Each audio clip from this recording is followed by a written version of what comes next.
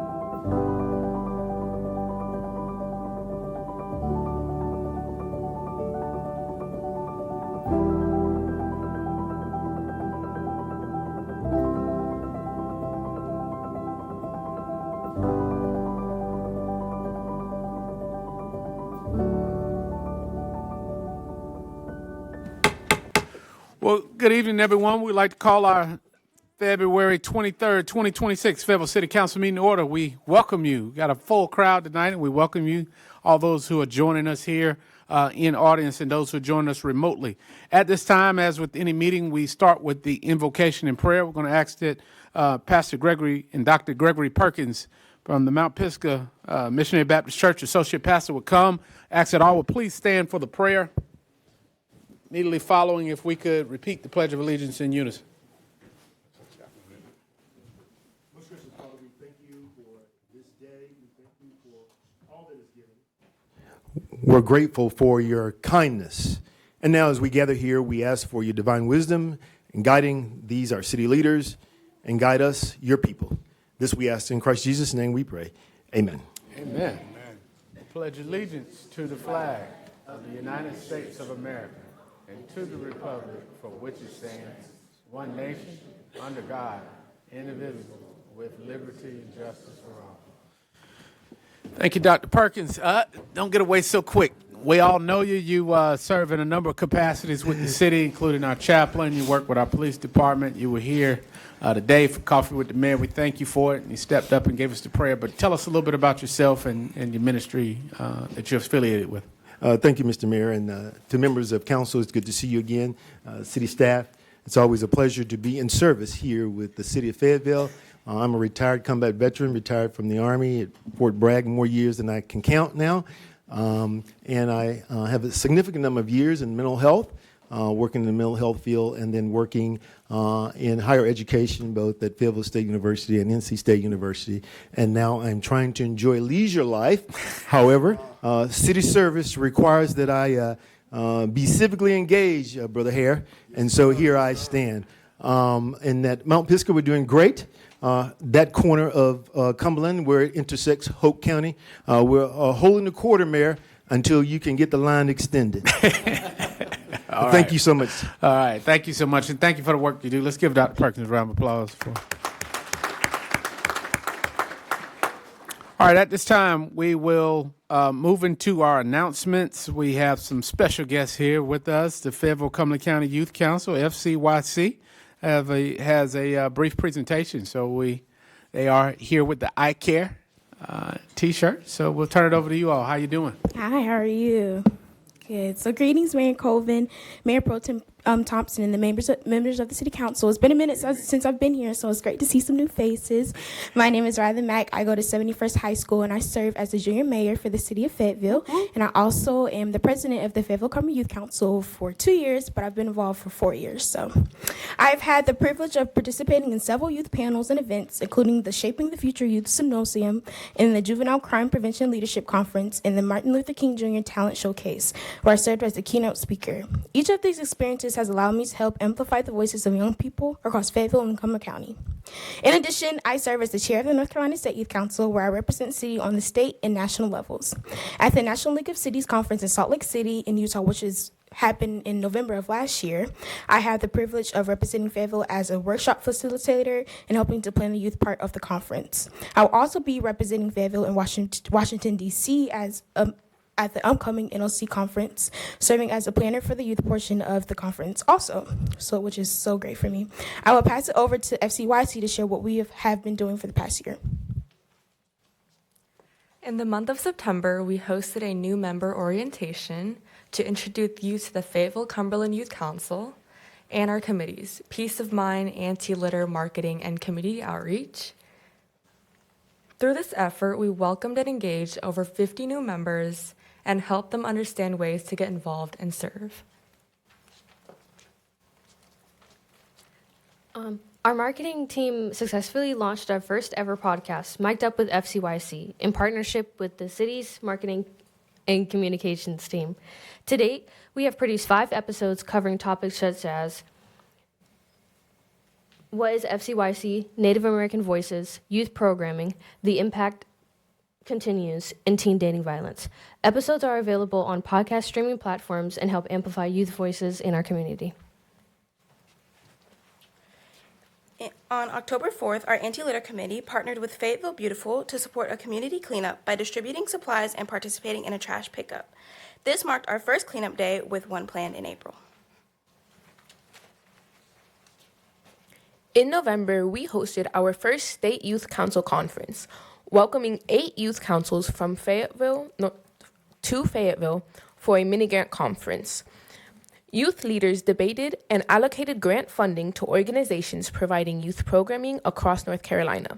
The weekend focused on leadership, financial literacy, and civic engagement and collaboration.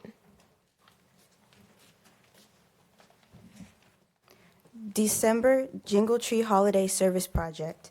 Through our Jingle Tree initiative, we raised funds and collected gifts for 13 teenagers in foster care and 1 middle school student.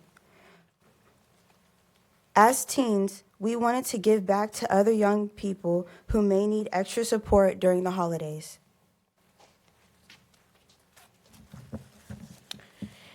In January, we volunteered with Fayetteville Urban Ministries on MLK Day, sorting clothing and food for distribution, reinforcing the message that it is not just a day off, but a day on.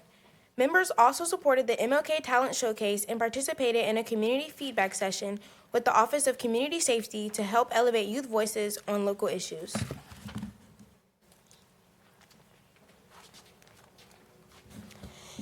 In February, we focused on kindness matters and healthy relationships.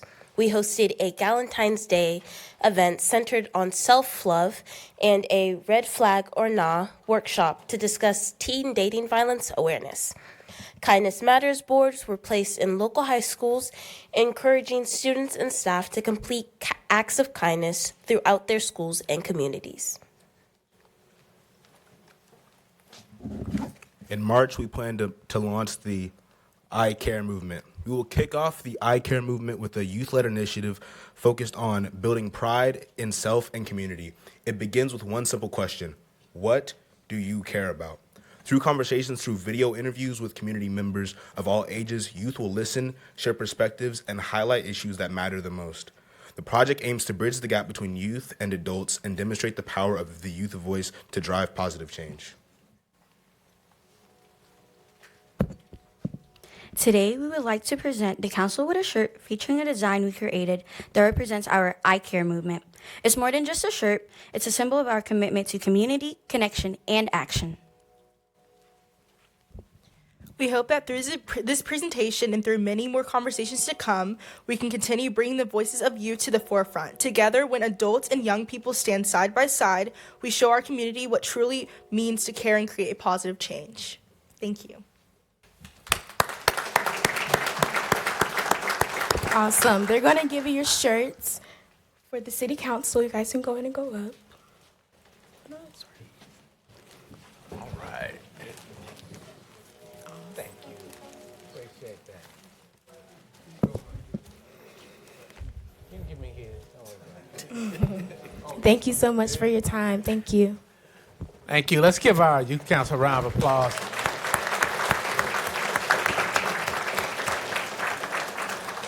Thank you to our Madam Junior Mayor. Thank you to the Youth Council. Thank you for the great work you're doing in representing our community. And indeed, I care. It's a beautiful theme. So we look forward to supporting you in that. Council, with that, we do have some recognitions. We have a proclamation for the Government Communicators Day. And I would ask that members of the communication team would meet me at the podium at this time, please.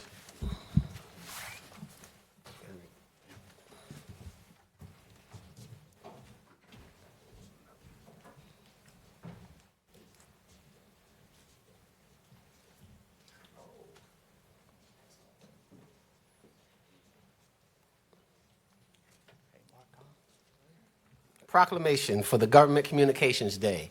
Whereas the role of the government communications professions is to inform, educate, and engage their communities.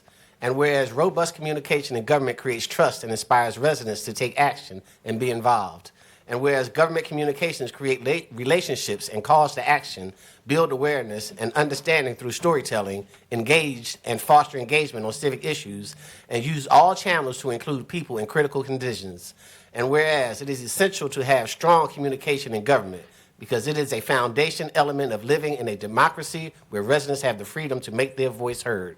And whereas the city of Fayetteville is proud and deep gratitude and recognition for government communications professionalism, dedication, and hard work, commitment, enthusiasm, and sacrifice. Now, therefore, I, thee, Mitch Colvin, City of Fayetteville, North Carolina, on behalf of the City of Council and more than 208,000 citizens, do hereby honorably proclaim the 20th day of February in this year, 2026, as Government Communications Day in Fayetteville, North Carolina, and encourage all residents to thank the members of the Marketing and Communications Department who have dedicated their careers to ensure Fayetteville has effective, impactful, and successful communication strategies that resonate and that are relevant. in witness whereof I here do unset my hand and cause this great seal of the city of Fayetteville on this affixed day. This is the 23rd of February, 2026. Signed, Mayor Mitch Colvin. Let's give him a round of applause.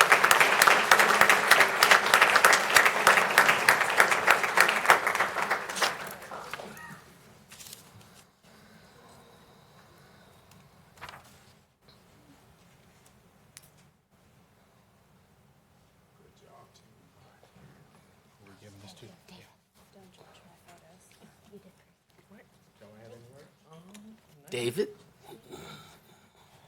Well, the marketing communications team here is a great team. We work hard every day to make sure our residents, you all, and our visitors are always informed. I can't tell you how proud I am of this team, and I'm still looking forward to working with them. Thank you. Thank you. Next, we have a proclamation for National Engineers Week. Our engineering department. That's public service. All right. All right, Brian. Whereas engineers utilize their scientific and technical expertise to innovate and address both the current and future needs of Fayetteville citizens. And whereas engineers face the significant technological challenges of our time, from rebuilding communities devastated by natural disasters and cleaning up the environment, to develop and maintain safe, sustainable, and efficient infrastructure, roads, bridges, dams, sidewalks, stormwater systems, environmental improvements, and traffic solutions that will drive our city's future progress. And whereas engineers inspire the next generation of local talent to explore technical fields, realize the practical impact of their knowledge, and consider the valuable opportunity to serve the community through municipal careers. And whereas we will increasingly look to engineers and their knowledge and skills to meet the challenges of the 21st century. And whereas the week of Sunday, 22 February 2026 through Saturday, 28 February 2026 will be celebrated nationwide as National Engineer Week. Now therefore, I, Mitch Colvin, Mayor of the City of Fayetteville, North Carolina, on behalf of the City Council, and do hereby proclaim February 22nd through 28th, 2026 as National Engineers Week. I witness, wherefore I hereunto set my hand and have great cause the official seal of the Fayetteville, North Carolina, to be affixed this day, the 23rd of February, 2026. Signed, Mayor Mitch Colvin.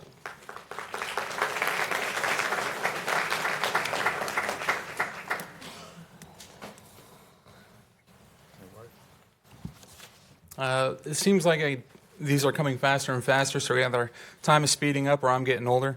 That being said, thank you all for this recognition, and also we couldn't do this without the residents of the city. So residents, if you have any concerns or you see anything out there in the city, please use Fayfix or let us know, and we'll be happy to help. Thank you.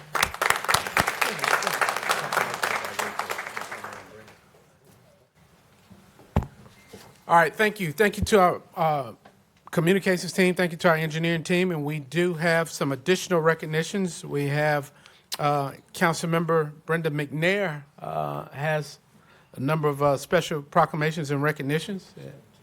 Count. She said 17.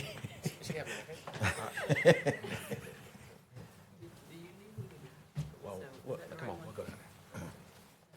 This is not it.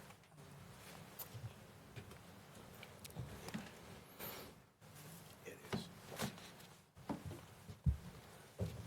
Ferguson is going to read something first. Yeah, just give me the cue.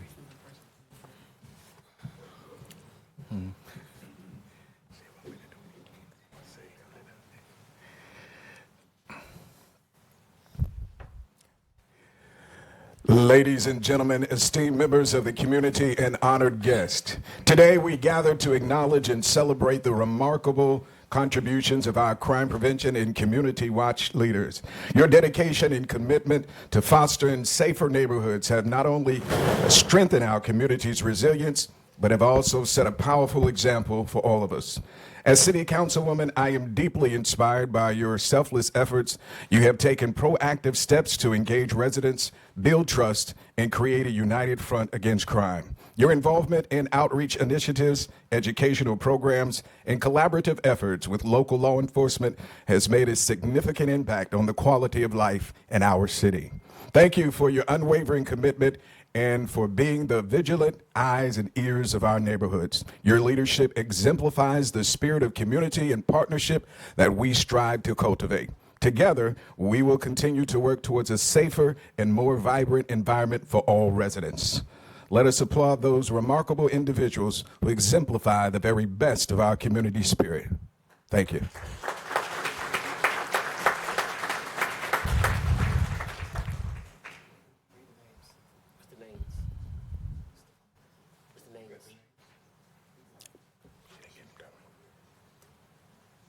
So I want to read this proclamation, and then I will step to the side. It's for Councilmember McNair, who has done a tremendous job of acknowledging a lot of our community leaders who work day in and day out. And the proclamation reads as follows: whereas the strength of our community is built upon active participation of its residents, promoting safety and security. And whereas the collaboration between community watches and local law enforcement strengthens community relations and enhances public safety efforts. And whereas Ms. Marina Sullivan, a crime prevention specialist for Cross Creek District, has demonstrated outstanding leadership and organizational skills and a commitment to enhancing community safety. And whereas she has worked diligently to inspire the residents of District 7 to actively participate in crime prevention initiatives, fostering a spirit of cooperation and vigilance throughout the neighborhood. Whereas Ms. Sullivan has successfully organized meetings and training sessions, promoted awareness of safety protocols, and encouraging community involvement. And whereas her dedication to monitoring and reporting suspicious activity has contributed significantly to maintaining a safe environment for all the residents. Whereas the role of a crime prevention specialist is vital in facilitating communication, collaboration, and engagement amongst residents and law enforcement. Now, therefore, I, Mitch Colvin, Mayor of the City of Fayetteville, North Carolina, on behalf of the City Council and more than 208,000 citizens, do hereby proclaim February 23rd, 2026 as Community Watch Leader Day in the City of Fayetteville. Let's give our specialists a round of applause.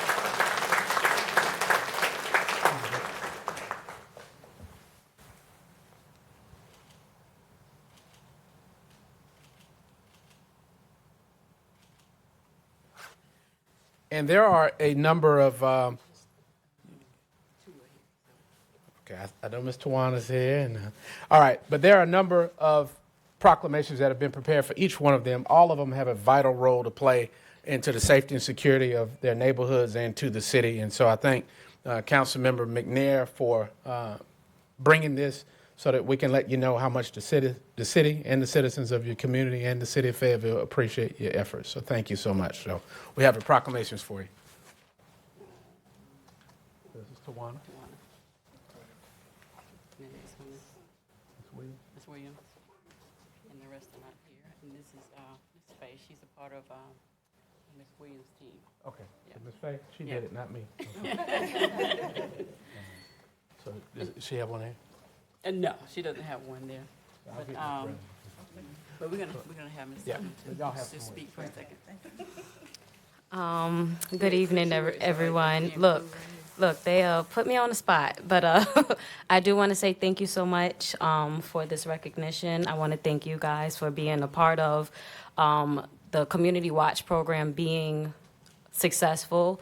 And if anybody is interested in having a Community Watch program, let me know.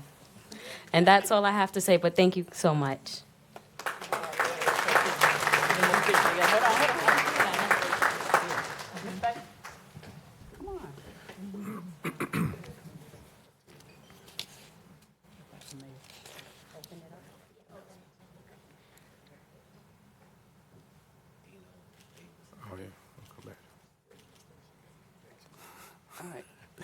All right. Thank you. All right, let's give another round of applause for our citizens. All right, councilors, we move to the next recognition. We have E.E. Smith Golden Bulls in the house, and we have our E.E. Smith boys varsity team, and we'll ask that Councilmember Jones has a number of certificates of excellence that he would like to present to the 2025 winners and champions of the Cumberland County Holiday Classic Championship. So let's give them a round of applause.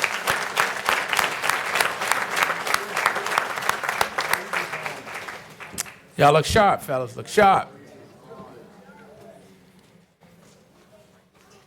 Love it. I love it. Basketball. Let me see which one I can take home. You got a game for that.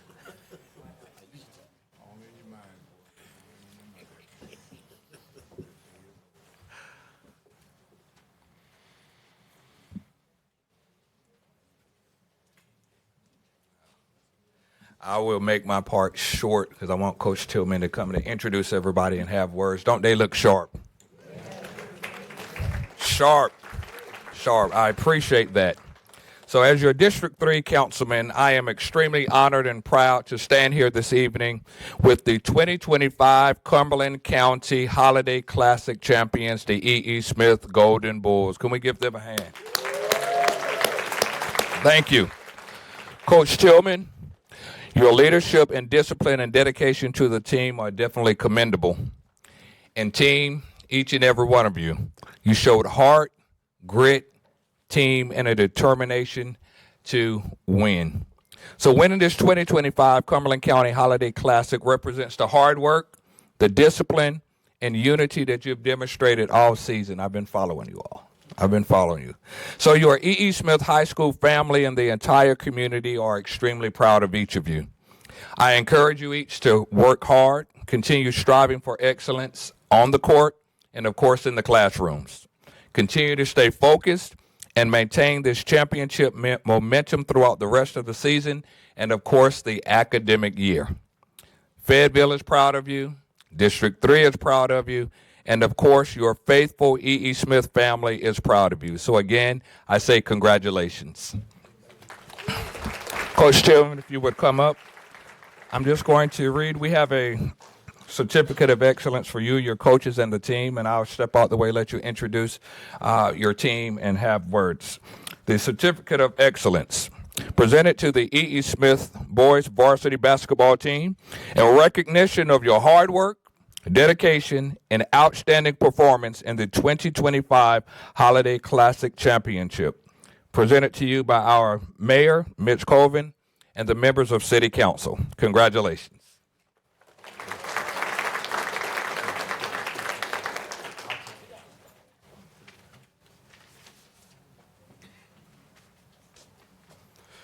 Well, thank you, Dr. Jones. Thank you, Mayor Colvin, City Council. It is indeed an honor to be here today or this evening. I'm very proud of these distinguished student athletes. And so I'm going to go down the line real quick, introduce everybody to you. Before I do so, I want to give recognition to my principal and our athletic director. Mr. Larry Parker is our principal. Could you raise your hand? Give him a hand clap, please. And our athletic director, Mr. Darryl Purcell. I want to mention real quick, not only were we the Holiday Classic champions, God has blessed us. We were able to win the Eastern Sandhills Athletic Conference Championship as well. So I'm really, really proud of these young men.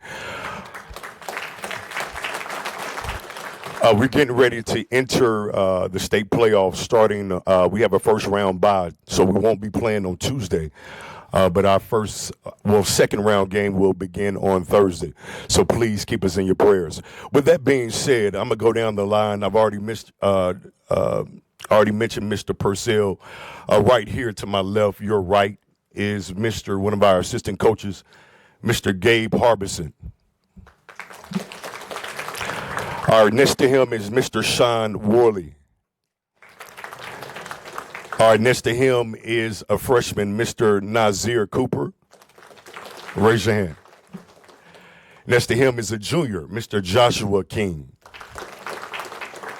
We have another junior, Mr. Solomon Townsend. And one of our only two seniors, Mr. David Hickman. He's one of our captains as well. Mr. Owen, another freshman, Mr. Owen Berdales. Next to him, Mr. Zion Wells. Next coming up, another junior, Mr. Kenneth Richardson. Another junior, Mr. DeLon Parker Elliott. Next to him is our last senior. We only have two seniors. So next to him is Mr. Patrick Barber. Coming up next is another one of our captains, another junior, Mr. Jackson Williams. Y'all pray for me on this one. He's one of our sophomores, Mr. Nicholas Smith. Next to him is another junior, Mr. Carnell Davis.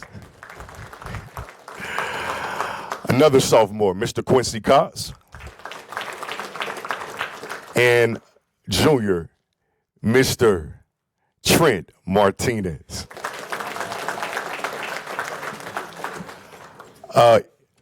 This young man right here played ball with me at E. Smith, and he's another one of our assistant coaches, Mr. Brendan Holmes. Another assistant coach, Mr. Timothy Haley. And last but certainly not least, this young man, this young gentleman, he was a coach when I was playing ball at E. Smith. Please give it up to Mr. Tommy McAllister. With that being said, we just want to say thank you again. We appreciate the recognition. Please keep us in your prayers, and go Golden Bulls.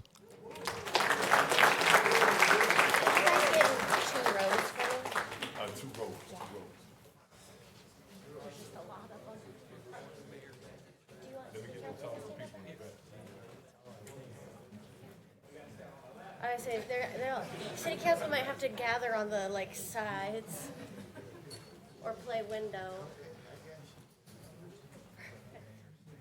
Yeah.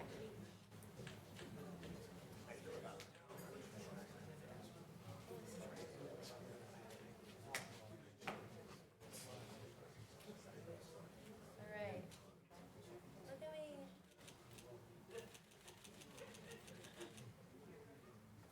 I think I got everybody. Oh.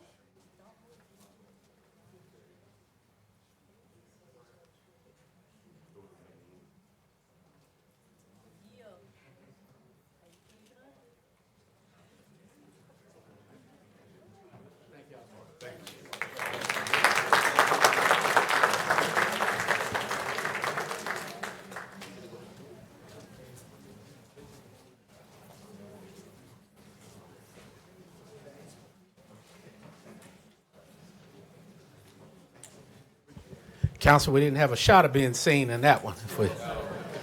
But thank you to the coaches. Thank you, Coach Tillman. Thank you to my classmate, Dr. Larry Parker over there, who's doing a magnificent job as the principal. Thank you to all the team members.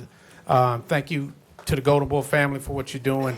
Thank you, audience, for indulging us and allowing us to highlight some of the good in our community and those who are doing good. And with that being said, we do have one final presentation from the Primetime Elite Bulldogs, also champions in our community. And so we asked representatives from Primetime Elite Bulldogs to please meet us at the podium for something special.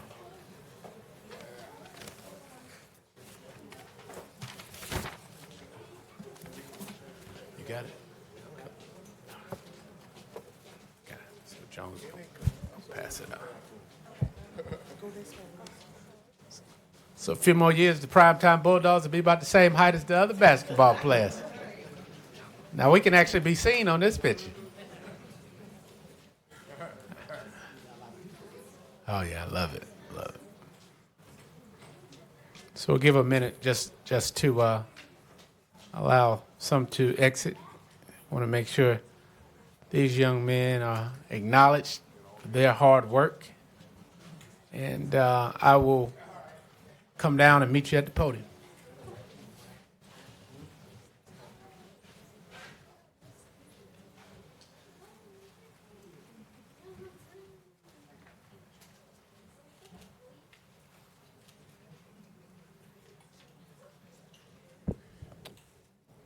Well, at this time, we would like to acknowledge, and we have a proclamation prepared for the Primetime Elite Bulldogs Youth Football Organization. And it reads as follows: whereas Primetime Elite Bulldogs Youth Football Organization is based in Fayetteville, North Carolina, and is committed to the youth development, leadership, and community pride. Whereas the Primetime Elite Bulldogs achieved extraordinary success by winning conference championships across all age groups from 6U through 11U. And whereas the 6U and 7U teams won the North Carolina State Championship, and with the 6U team advancing to win the Atlantic Coast Regional Championship and the AYF Division II National Championship in Naples, Florida. Whereas the Primetime Elite Bulldogs have represented Fayetteville, North Carolina on a national stage for 3 consecutive years, bringing positive recognition to the city. It is my honor, now therefore, I, Mitch Colvin, Mayor of the City of Fayetteville, North Carolina, on behalf of the City Council and the 208,000 citizens we represent, to hereby proclaim the 9th day of January 2026 in your honor as Primetime Elite Bulldogs Day, Youth Football Organization Day in the City of Fayetteville. Whereas I have set my hand and caused the great seal of the City of Fayetteville to be affixed on this day. So let's give them a round of applause. State, national champions.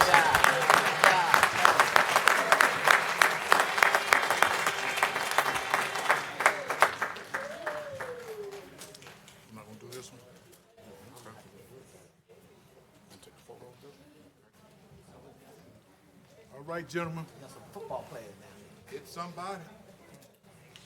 Hit somebody. Right. He say hit somebody. So Councilman Jones is going to help me give you some special plaques from the City of Fayetteville. So as we, I don't know if we have my names so if y'all can just line up right here,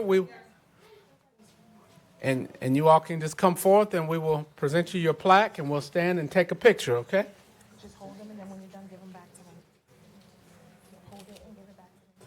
Hold it and give it back to them. Hold it back to me. Tavi. And Noah.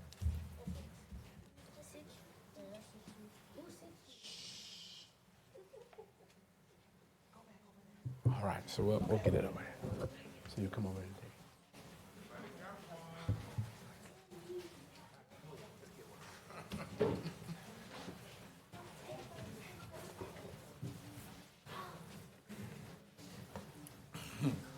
Everybody got one. This way it was.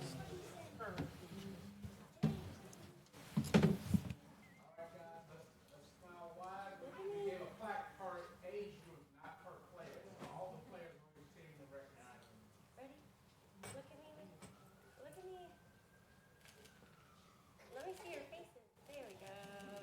Can you make a silly face for me? I know you want to do it. Yeah.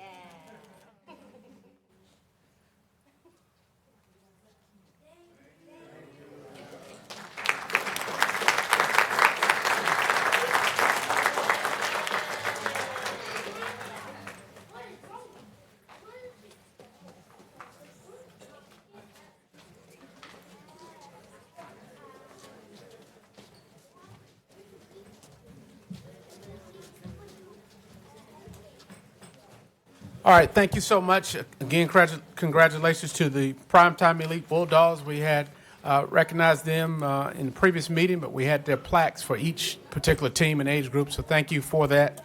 Look forward to great things from all of you and for all those who were recognized.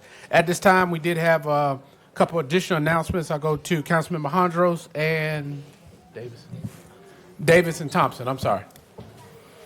Thank you, Mr. Mayor. February's American Heart Health Month, a critical time to raise awareness for cardiovascular health and to prevent heart disease, which is still the leading cause of death in the U.S. So adopt healthy habits. Some recommendations: regular exercise. You can go for a walk in one of our great trails, go to the gym, or go to one of our rec centers. A nutritional diet: eat olive oil, salmon, avocados, those good fats. Quit smoking if you indulge.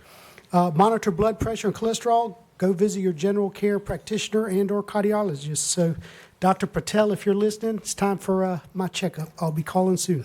Thank you. All right. Thank you, Councilman Hondros. Mayor Pro Tem Thompson. Thank you, Mr. Mayor. We are still celebrating Black History Month. This Friday, the AARP Chapter 855 will hold a Black History Month African attire celebration at the Bill Chris Center at 7560 Rayford Road. You need to be 55 and older. This is a free event.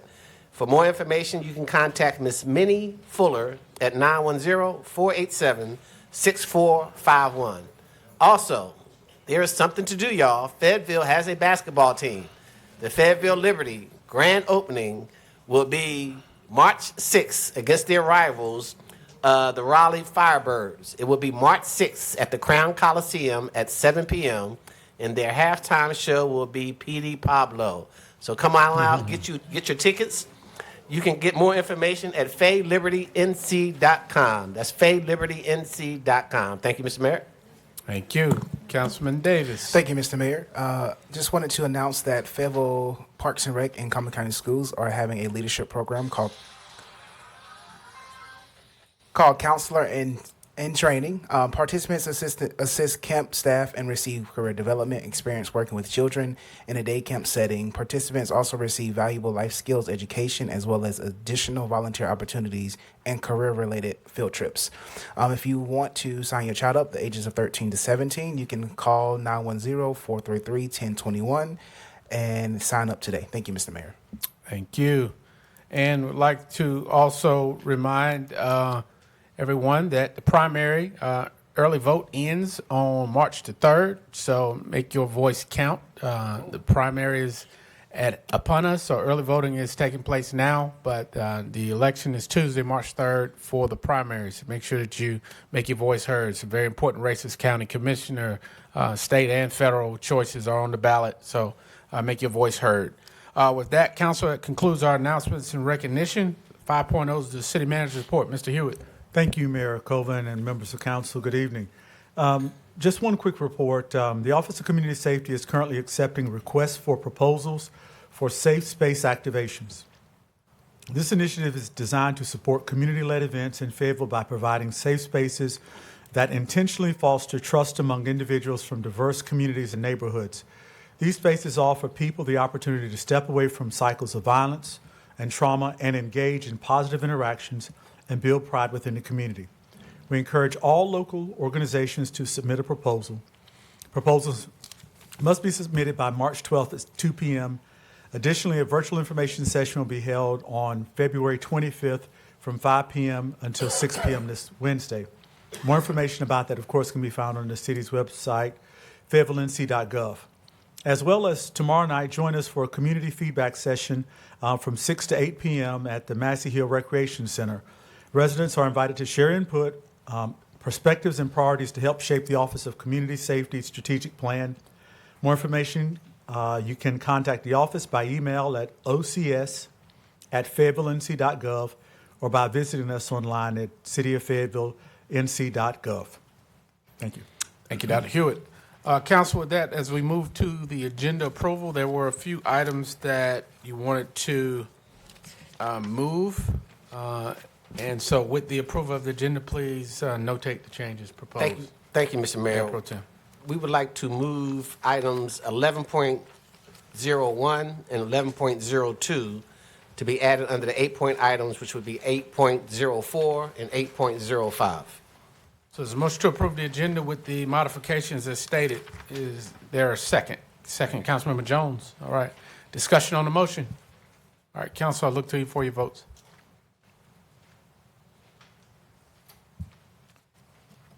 All right, Madam Clerk, it's unanimous. Motion carries.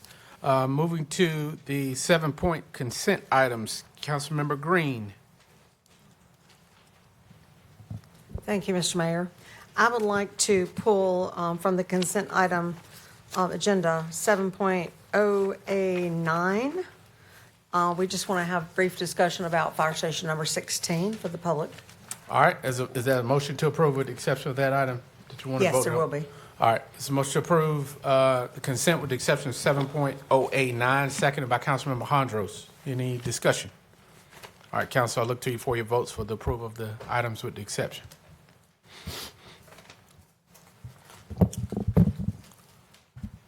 Madam Clerk, who we missing? Oh. Wake up, Mayor. All right. All right, motion carries.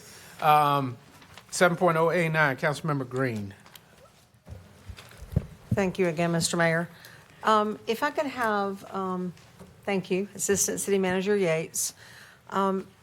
This is on the consent agenda for us to, was on the consent agenda for us to discuss about Fire Station number 16 and the timeline and the things that are in place at this moment.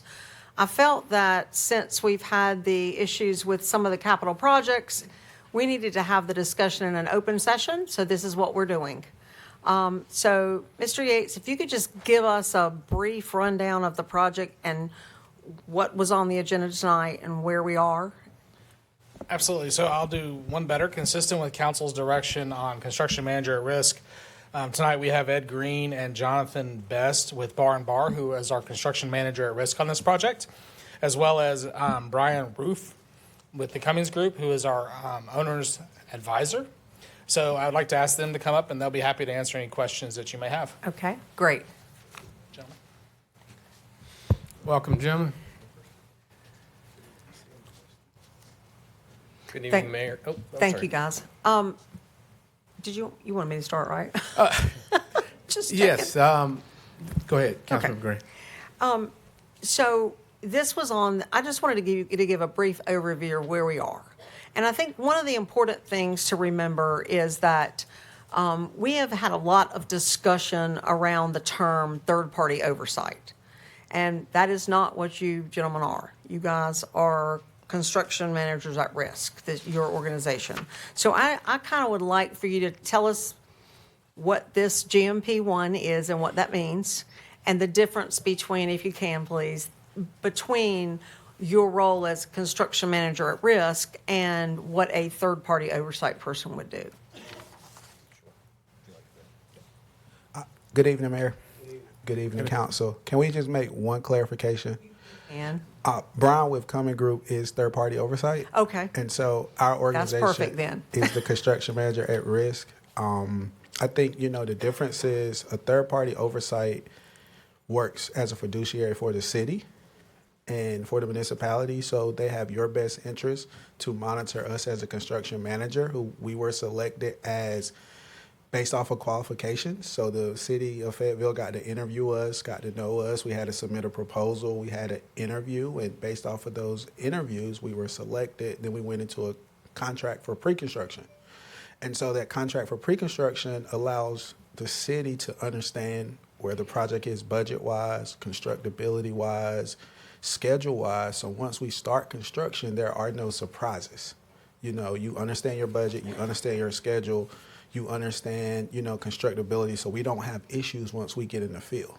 And another great thing about construction manager at risk, we're able to pre-qualify all of the subcontractors who will work on the project. We literally just finished that today. So all the subcontractors who have an opportunity to bid on the project have been pre-qualified for financial, past performance, safety, and those things. And that process isn't to not include. So if there are a couple people that seem like they need a little help, we may put a financial risk management plan in place that says, hey, we got to joint check all of your sub-tiers up under you. And that's just a risk management plan to be inclusive and not be exclusive. Thank you. You want to hear from our third party? Sure. What your role is? Sure. So thank you. I'm Brian Roof with the Cumming Group. We serve as the owner's representative on the project. As Jonathan just mentioned, protecting the city's best interest. So our role is really to set the stage for best practices in the project and to put the scopes of work together and govern that through the lens of the city's, like I said, the city's best interest. So applying that to the design element, applying that with our construction partners, as well as the city stakeholders. So it's really to establish the best practice and the boundaries of the project, protect the overall project budget, the schedule, and make sure the city's interest is met with all parties through best practices. Thank you. Sure. I appreciate that clarification. Thank you. And in addition to that, we have established a capital projects committee that consists of 3 to 4 council members that will hear regular updates and reports about this project and other capital projects as it progresses. So we've got oversight over the oversight over the oversight. So we look forward to no issues and no surprises. Unlike Valentine's Day, we don't want any surprises on this. And so we look forward to it. Bar and Bar, we've seen some of your work in the community with Fayetteville State and some of the other projects that you've done. And so we look forward to a good project, and thank you for that. Council, any other questions? I want to. Mayor Pro Tem. Thank you, Mr. Mayor. I was just going to comment. I'm going to ask you some questions that I already know the answers to, but you guys got a lot of your subcontractors out of the hub at FSU, correct? Yes, sir. We And do a that lot is, of and that is keeping our money here in the city of Fayetteville. And Yes. also, you are also doing another fire station. Was it Fire Station 12 or?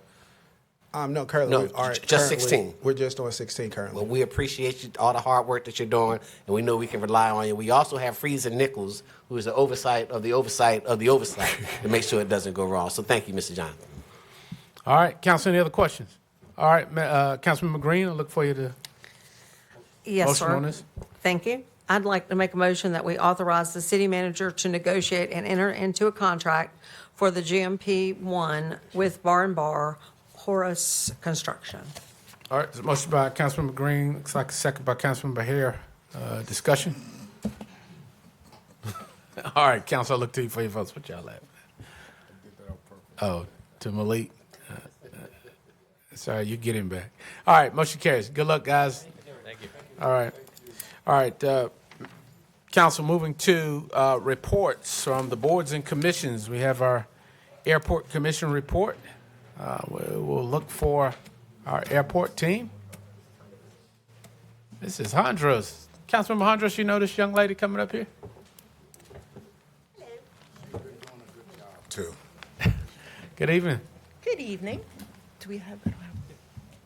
To advance the slides, we'll just redo it. Councilmember Hondros, she said if you ask any questions, you're sleeping outside. We already had that discussion. Good. All righty. Good evening, Mayor, Council. My name is Liza Hondros, and I'm here to give the Airport Commission managerial update. Can you speak into the mic for me, Slice? Or just pull it over to you, however you want to do it. All right. Yep.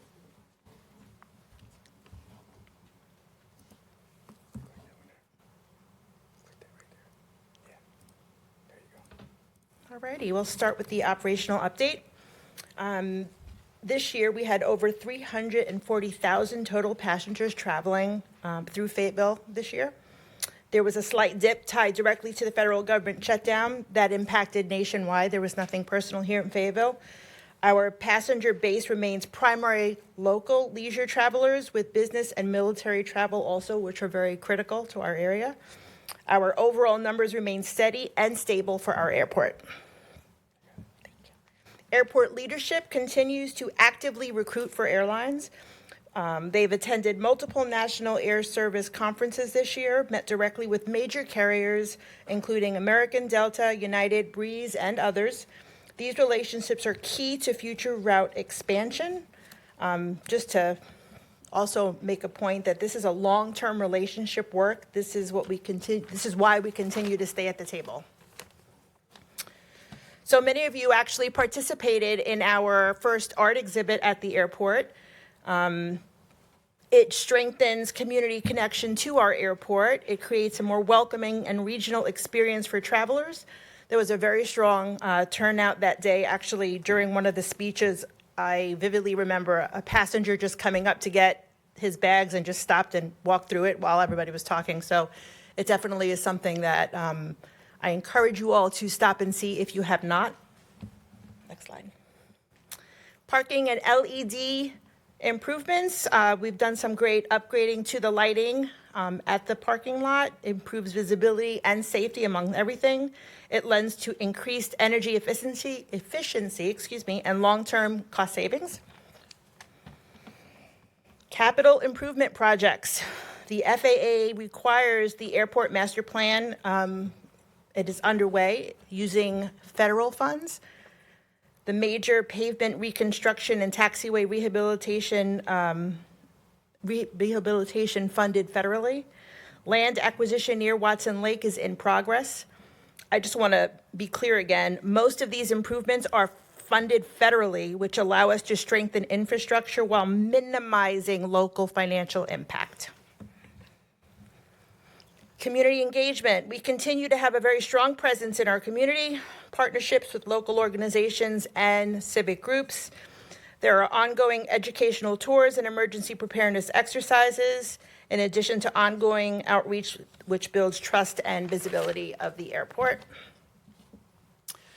Looking ahead, we continue updating the airport master plan. There's ongoing airline recruitment efforts going on as we speak.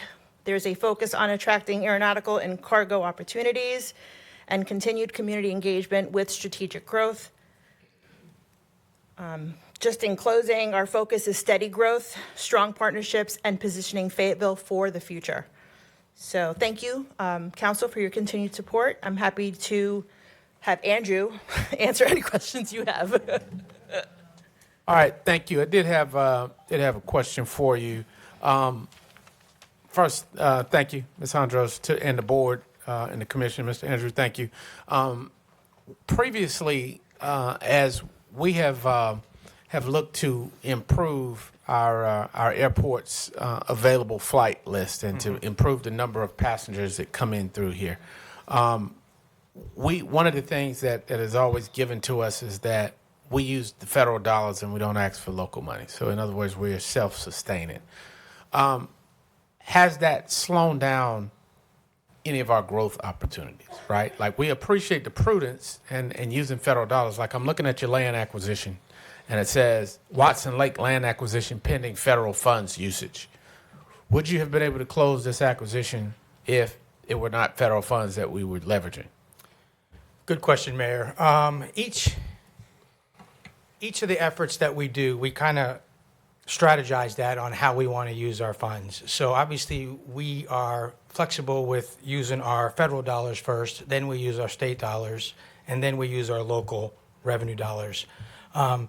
Depending on what the business is on the transaction, like for instance, this, acquiring this property would be really for airspace protection. So there's really no rush effort to get this. So then we'd want to use that as federal dollars. But we have options on how we want to use those funds and our buckets, which one we use, depending on what the business strategy is for whatever it is. To another point would be like for additional airline service, right? So I couldn't use airport dollars for that, right? Because that's federally restricted. So then we try to use corporations or other investments, if we could, into moving the airport forward when it comes to the business strategy. But again, to your question, depending on how fast we want to move on business transactions is depending on how we use our money. Okay, and the last follow-up I have to that is the master plan, will it give any actionable steps as to how we grow this? And then the city council had appropriated maybe $400,000 for recruiting another airline. Where are we on those two things? Yeah, very good question. So yes, to that point, the master plan will take about 12 to 18 months. Once it's completed, the way it works is it identifies areas of revenue producing. Like for instance, if there's a shortage of corporate hangar development that we need to do, that'll be mentioned in the report, as well as the strategy for additional airline service, terminal improvements if it comes to international arrivals. I mean, all these items are all packed into the master plan. And then there's steps of recommendation on how to move forward for each of those. Now, of course, all of those would require funding, which we can go back to your first point of using either federal dollars, state dollars, or local dollars. Now, to your point on airline service, first and foremost, thank you, Council, last year for definitely giving us the $400,000. That definitely gave us a seat at the table when we're talking with these airlines. I'm expanding that with working with the Alliance, the Business Alliance, along with the TDA, the Tourism Development Authority as well. So I've already had a presentation with them, and they'll be in a position to vote here soon on additional matching dollars, if you would. In addition to that, there's other resources that we're using in the community right now that we're talking with those partners as well. So to answer your question, yes, I'm getting us to $1.5 million really shooting for $1.75 million. I think I'm almost there. I just can't present that right now. But once we're at that point, I think we're in a strong position to talk with airlines. Of course, I couldn't commit. The airlines do the committing. So, All right. Thank you, sir. Yep. Councilman Davis. Thank you, Mr. Mayor. I just want to ask you a question. I know there was a lot of talk about getting us a direct flight to Washington, D.C. Where are we at with that? Yeah, great question. Thank you, sir.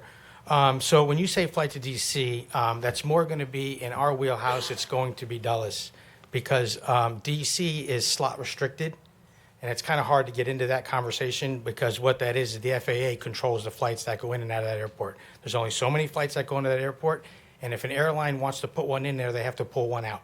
Not to say that we wouldn't get it. I'm not going to say it that way. I'm just saying it's a slot-restricted airport, so you can't just add flights to that airport. It doesn't work that way. Those are assigned, if you would. However, the Metropolitan Washington Airport Authority, MWA, owns both those airports, Dulles and D.C., and they do have that train that goes in between those two. So that's why the MWA is trying to push Dulles right now, because that is not only their key connection to that region, but it's also for international traffic as well. But to your point, too, the airlines we are talking to, that is one of the destinations that's on the radar. Awesome. Thank you, sir. Yes, sir. Mayor Pro Tem. Thank you, Mr. Mayor. Mr. Legalo, we talked earlier as I was traveling to the airport on a Saturday, and I noticed the controlled burn that you had over there. And you talked about collaboration quite a few times as you was talking. Tell me, how did you collaborate with the fire department and Chief Dove on how to get that controlled burn and that training for those officers in the county and to city to engage in that property? Yeah, thank you, Mayor Pro Tem Thompson. So that was kind of a collaborative effort. So as you know, we're working with the master plan, and part of the master plan, that corridor is what the airport wants to improve, looking into the future. And last year, I believe it was, that particular residence the airport did acquire, so then we can clear it out and then for future development. But rather than just tear down that property, we worked with Chief Dove to see if we can do some fire training. Because we've already have it slated for, demolition. It's already in the budget to do that. But if we can get some training out of it, because that is a practice that you can't really get with your fire training teams other than real live events, right? Correct. And that's not when you want to train. You want to.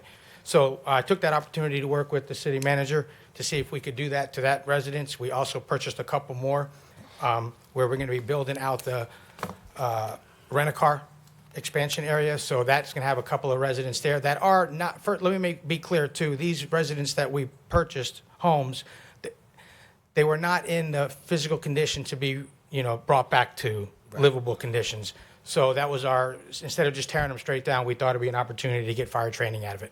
The second part of that question is you talked about collaboration again. How are you using your land use plan to collaborate with the county? Because most of that property belongs to the county to revitalize Airport Boulevard, as you was just talking about. Yes, sir. So part of our airport master plan, we are meeting with all stakeholders, and one of the stakeholders is the county. So the city is collaborating with the county along with our airport consultant who's doing our airport master plan. So we'll talk to them about how we see the airport growing in the next 10 to 20 years, and also what is the county planning to do on that corridor there at the airport as well. And then we're going to collaborate together to see how we can advance that going in the next 5 or 10 years. I'm excited about the direction that you're going in, and I can't wait to see what it's going to look like a few years from now. Thank you, Mr. Mayor. Thank you. All right, thank you. Councilmember McNair. Thank you, Mr. Mayor. If there are no more questions, I would like to make a motion to receive the report. All right, it's a motion by Councilmember McNair to receive the report, seconded by Councilmember Davis. Discussion? All right, Council, I look to you for your votes. All right, Madam Clerk, that's unanimous. Ms. Hondros, don't go too far. We need you to keep Dina online like that for the next few votes. But thank you. Council. Thank you. Thank you all. Thank you. All right, Council, moving to item 8.02 is the Fayetteville Cumberland Human Relations Department Annual Report. Ms. Shamil, come on down.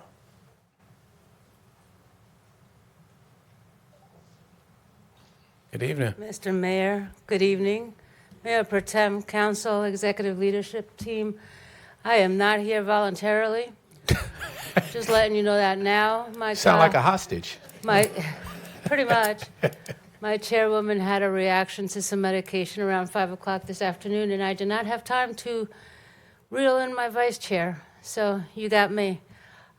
Is the presentation up here somewhere?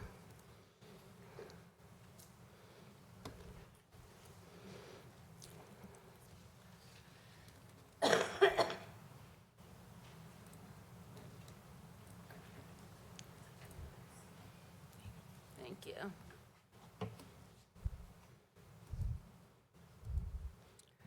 So the way I would like to start this is to tell you that the primary mission of the commission is to heighten people's awareness around cultural issues.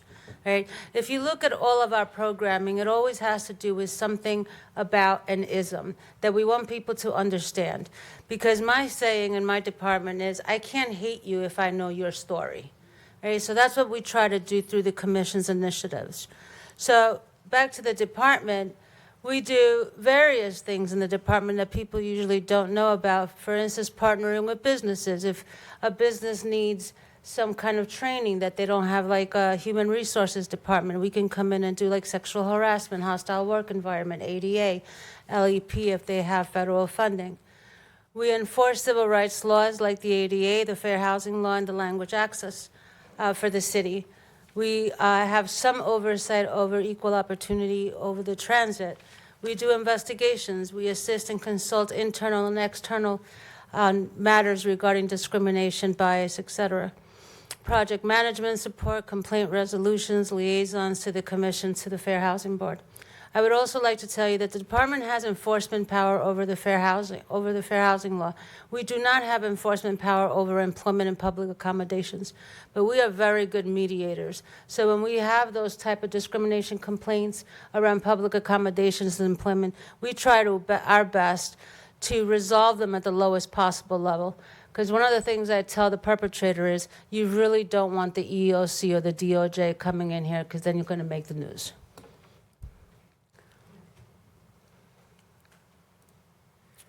This is our current board, all of our commissioners.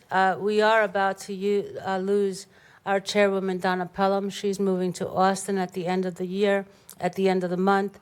And then so Mr. Bradley will step in, who is a local principal.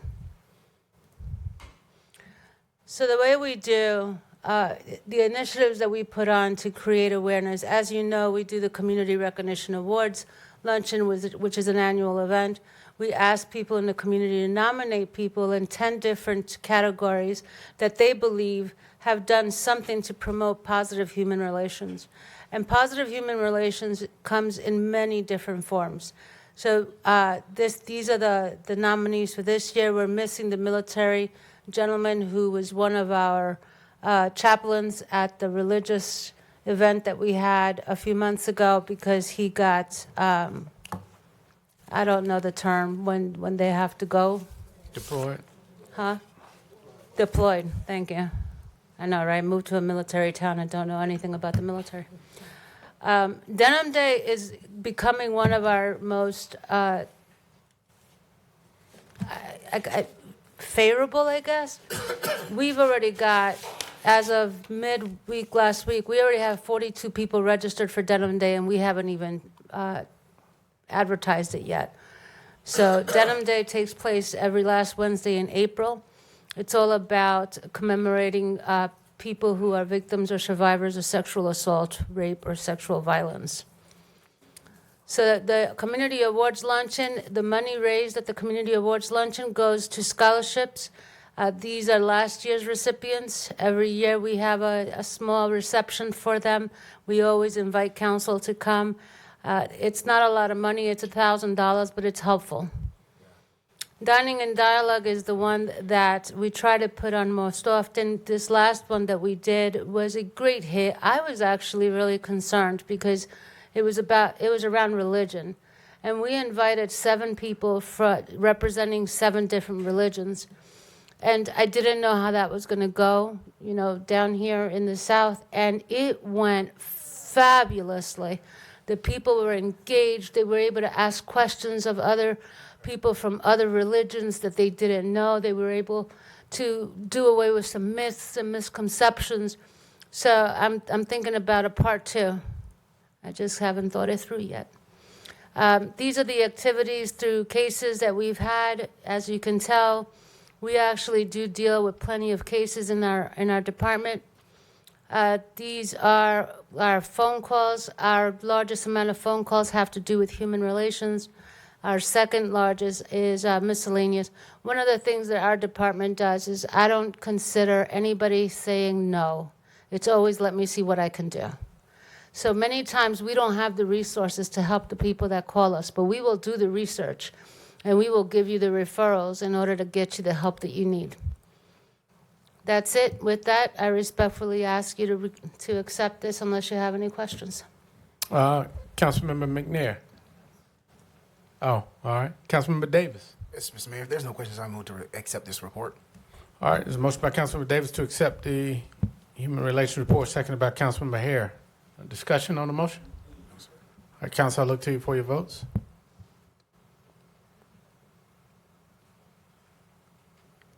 All right, motion carries. Ms. Shamir? Ms. Shamir, happy belated birthday. Thank you. All right, Council, moving to the next item, 8.03.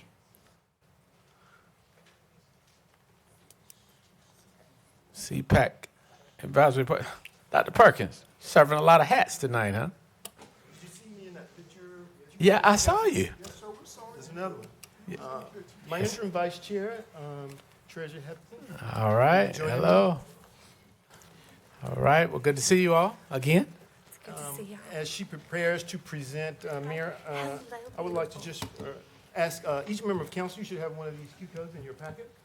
This is a point-in-time survey, which means we can give the same survey 1,000,000 times because your attitudes and beliefs change it. So I'm going to ask you to take this survey at this time. And members of the audience, if you didn't pick one of these up, please grab one on your way out. This is a I think we public have one, service survey. Dr. Perkins. You didn't get one? I don't think so. Mr. Yates, they said they didn't get one. I have plenty.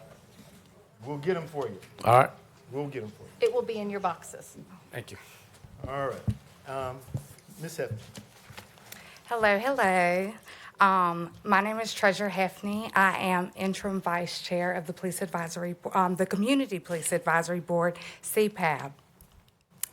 I have been a member since 2024, and not only am I passionate about community safety, I also recognize the importance of having a healthy relationship between the community and our police department.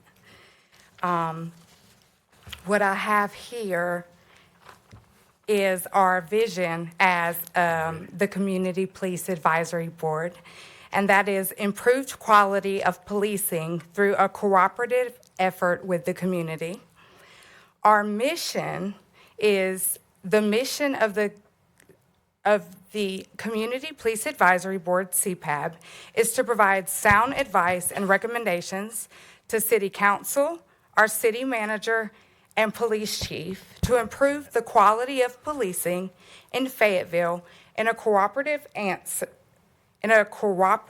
effort between the community and the police by providing and support a training curriculum that allows for police and community experiences to be shared, to be understood with greater context and analyzing existing public records, all of which results in an improved perception of procedural justice and enhanced trust of the police. So one thing I have here is just to give you guys an outlook on some of our goals and how we're meeting those goals. The first one is to provide a venue for residents of Fayetteville to address issues and concerns related to public safety. And one way that we have done that, and we have met that goal, is the goal was to find a venue for these surveys so that the public can be very transparent about their experiences with our police department. We have 2 partnerships in place for these surveys right now that serve as a venue. The first one is Fitness Connection, which is located at 1937 Skyborough Road. And this partnership was approved through the district manager of Fitness Connection on January the 9th of 2025. And they're allowing the space for us to complete surveys. They've given us the opportunity to,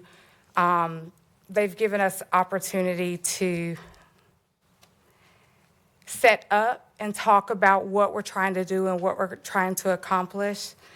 The other venue is Freedom Sportsplex. That is a place where we are also it serves a venue for surveys. Recently, I think this past week, we were able to get maybe about 39, 40 surveys one day, and then about 17 just this week alone. We are very transparent about the surveys and how it's a really quick survey. We want the citizens to be completely honest in their experiences. And I will tell y'all, I have spoke to hundreds of people in the past 2 years about how they feel about our police department, and I always get how amazing they are, how they're treated with kindness and respect. And so it's just a really good way for us to continue to get those in so you guys have an accurate view of how the citizens feel. So these are one of the goals that we have met.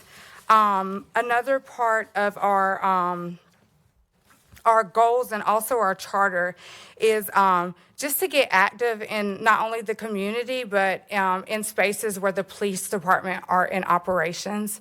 One way we've been able to do that is to attend assemblies, to attend hiring events, the ride-alongs, which is important. I have been on one ride-along. It was really interesting to see that perspective and that side. It has allowed us to see areas where we can ask the right questions when we're sitting with the chief of police and the police department, and just get a good view of how they feel about the inner workings of everything going on. So with that being said, we have set these goals and we have met these goals.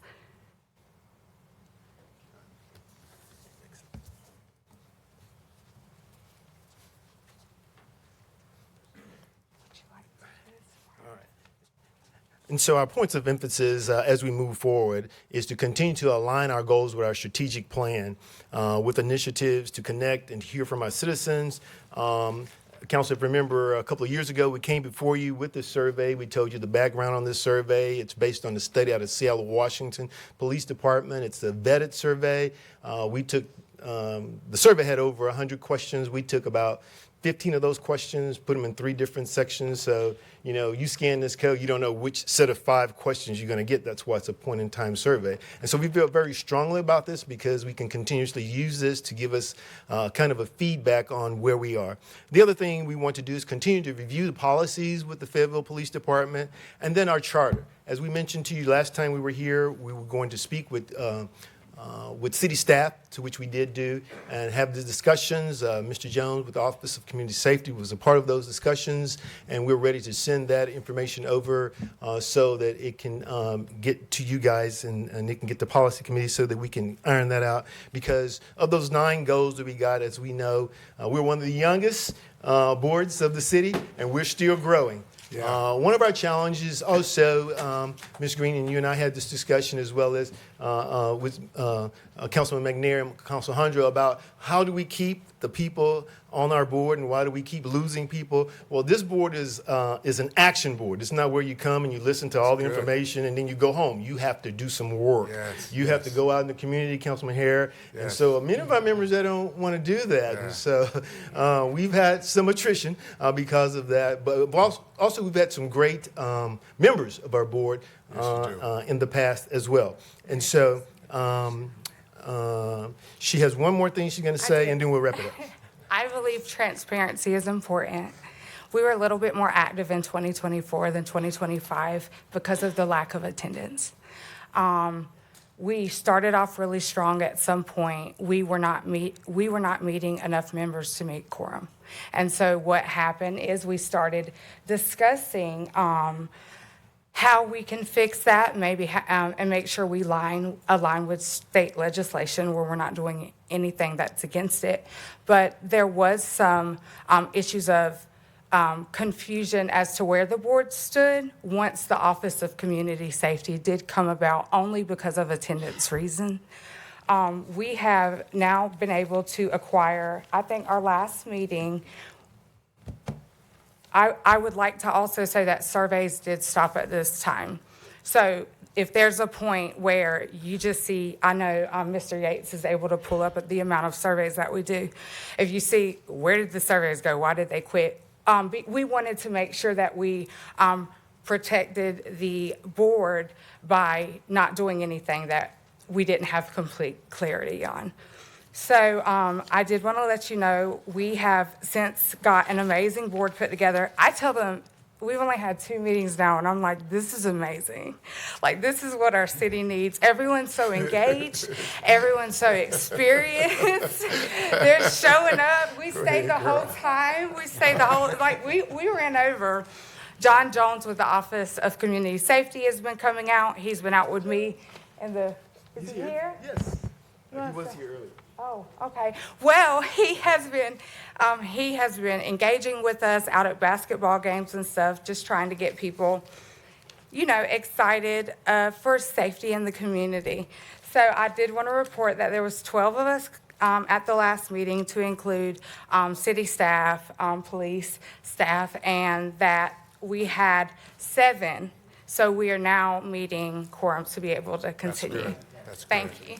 And so in my closing remarks, before we take questions from council, Dr. Hewitt and I have had several conversations over the years in my service to citizens of Fayetteville and the community in a volunteer capacity. I have been actively engaged with every police chief going back to Chief Bergamot when we started community policing to rectify some of the areas. When we were a young city manager then, not as much gray, and all the way now through Chief Bryant. And let me tell you that with each chief, there's been a benchmark between me and that chief.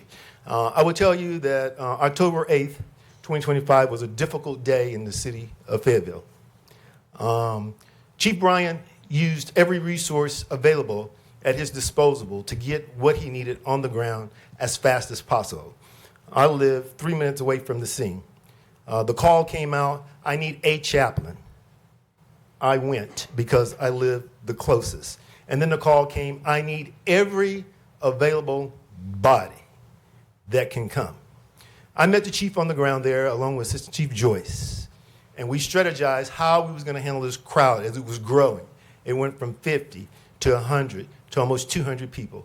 They were very agitated because, for those of you who don't know the whole story, there was one particular vehicle that it took almost 2 hours to get it up and to get the last victim so that we could do positive identification. In the process of that, the crowd became very agitated.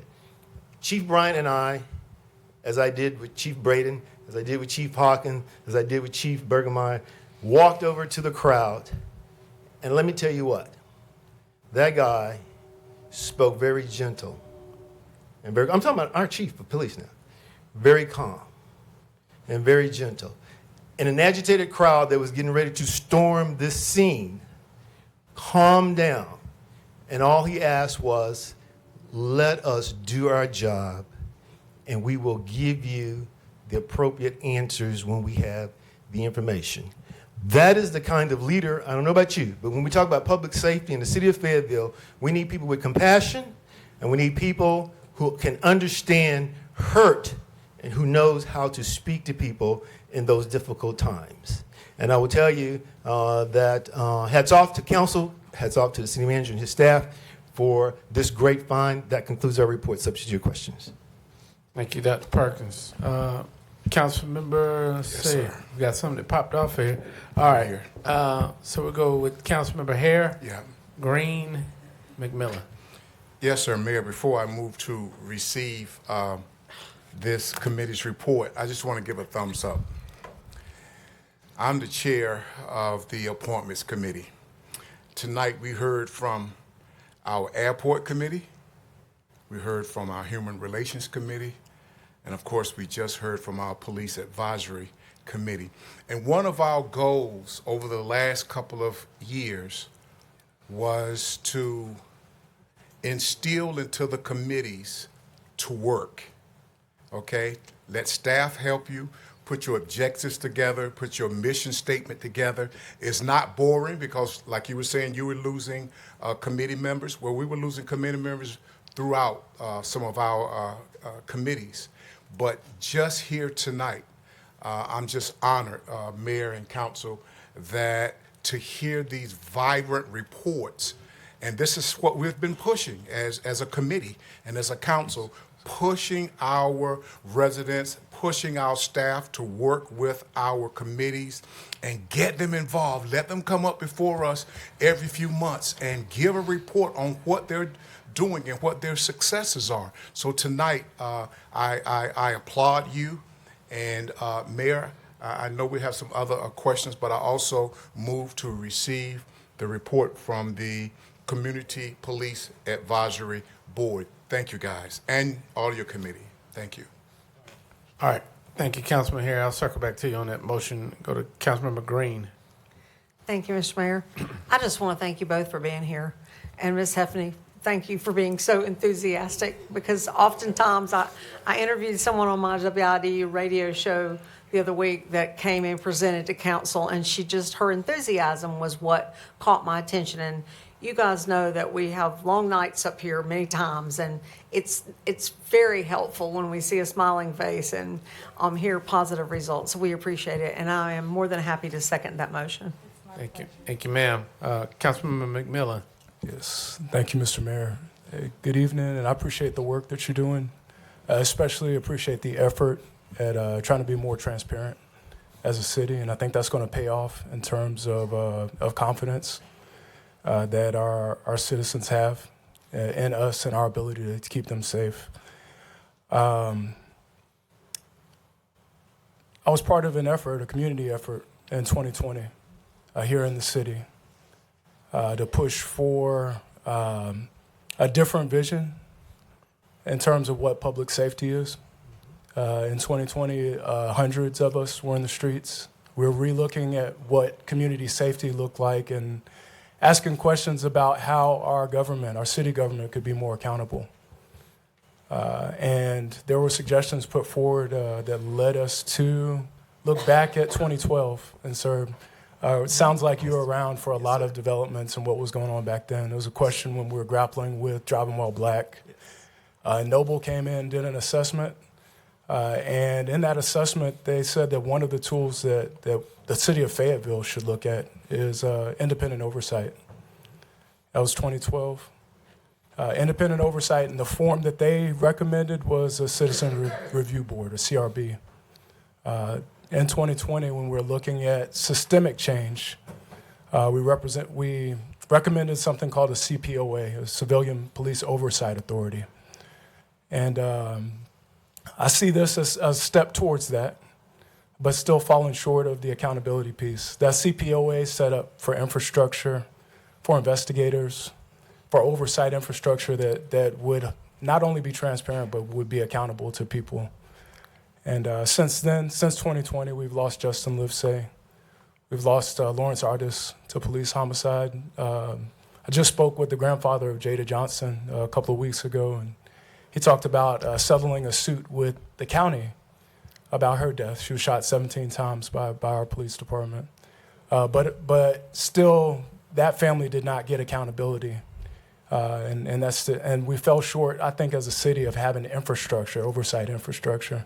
So I know this is serious. I know this gets away from the good work that's being done to move towards transparency.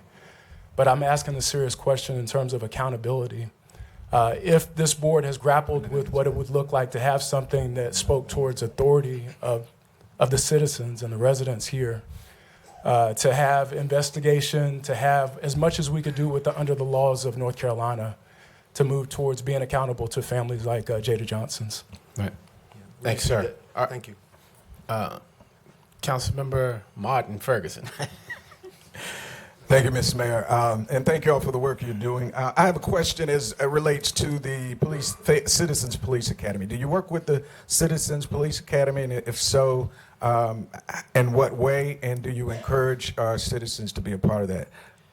And so we don't work directly with the Citizens Police Academy. We're required to attend it so that we know what goes on there, and so that we could have a better idea of what the operational aspects of the police department are. Okay. So great. we would defer that to the chief. All right, thank you. So with that, we had a motion by Councilmember Hare to accept report, as seconded by Councilmember Green. Mayor, I wanted to add something to that, To your motion? Yes. I would also like for us to, let's just bring this summary and their objectives. We move to accept, but to bring their summary and objectives back to the committee also, so that we could. To the policy? To the policy committee, and look over and review them to make sure that we can make sure everything is in order. All right, Support it as much as possible. All right, is that seconded, okay, that amendment? All right, so motion as stated to accept the report, to bring this back to policy to review of some of the bylaws and structure of it for the purposes of, Dr. Perkins, I guess you had spoken to us about how you believe the effectiveness would be better received if it was not just necessarily focused on police advisor, but expanded somewhat to community safety advisory, since we now have an Office of Community Safety. Is that Absolutely, correct? Mayor. So the idea was that those 9 objectives that the VP read off to you are very broad, and we spent years, the first 2 years, trying to figure out how we're going to make those measurable. We went through extensive training with Assistant City Manager Yates on developing a strategic plan, and part of that was, as council's goals and objectives, public safety goals and objectives remain your number 1 priority, then it needs to be our number 1 priority as well, and not just the police department, because public safety, when you look at it, it encompasses fire, police, first responders of all nature, and the Office of Community Safety, to which we advocated for and supported the city on building. And so it needs to be relooked, and a new model needs to come from that, so that we can be more objective and more transparent, as my colleague has mentioned here, and accountable to the city council. All right, so thank you. There's a motion. It's properly seconded by Councilmember Green. Discussion, is that you? Mr. McMillan, you had discussion? No, I appreciate you. Is that, all right. So with that, I do want to, I do want to say this during the discussion phase. We got a history lesson tonight about what was happening in 2012, what was going on in 2020. I was not the mayor in 2012, was in 2020, when our communities went through this tough time. I wanted to be clear that when this board was established, it was to improve the working relationship between the community and the police. It was not a one-all, fix-all, catch-all silver bullet, but it was to be an advocacy or a bridge between the community and the police to improve relationships, which were strained in 2020, not only here but nationally. And the city council made numerous resolutions and requests to the state legislature to allow more of an oversight role. Right now, then, as is today in the current law, it is not allowed for the municipalities to oversee the police department's actions in an accountability. So we want to make sure that the community has a good relationship. There are laws in the state of North Carolina that exist for behavior or conduct to be reviewed, but right now that's not under the purview of a local government, according to the law of North Carolina. And so we want to clear that up, that it wasn't lack of an effort. There are 5 resolutions that ask for that, not only by Fayetteville, but other cities. And as of right now, in the state of North Carolina, it's not allowed for this body to do that. But I do thank you for your enthusiasm. And the police, I see your light. Do thank you for that. We want to bottle up that energy and that enthusiasm. Dr. Perkins, we thank you for that, because we know it is not easy work to come in an unpaid capacity, to put your time and efforts into improving relationships, particularly in sensitive areas like law enforcement. So we thank you for that. And that was a great story that you shared, that Chief Bryan, and how you all handled that very tragic day in August. But with that, I'll go to Councilmember McMillan for discussion. Yeah, appreciate the willingness of the board or the commission to relook the basis and some of the structures. I think that will lead us closer to accountability. Just want to take what the mayor said a little bit further, even though it's not the purview or not the full authority of this board to pass local legislation on oversight. It is something that we have had for years, the ability to work with the state delegation at the General Assembly to do. Absolutely. And I think it will just take the moral courage of this board I think we could do it also with working with your commission to make that happen. And I look forward to us working together to do that. Thank you. All right, council, look to you for your votes.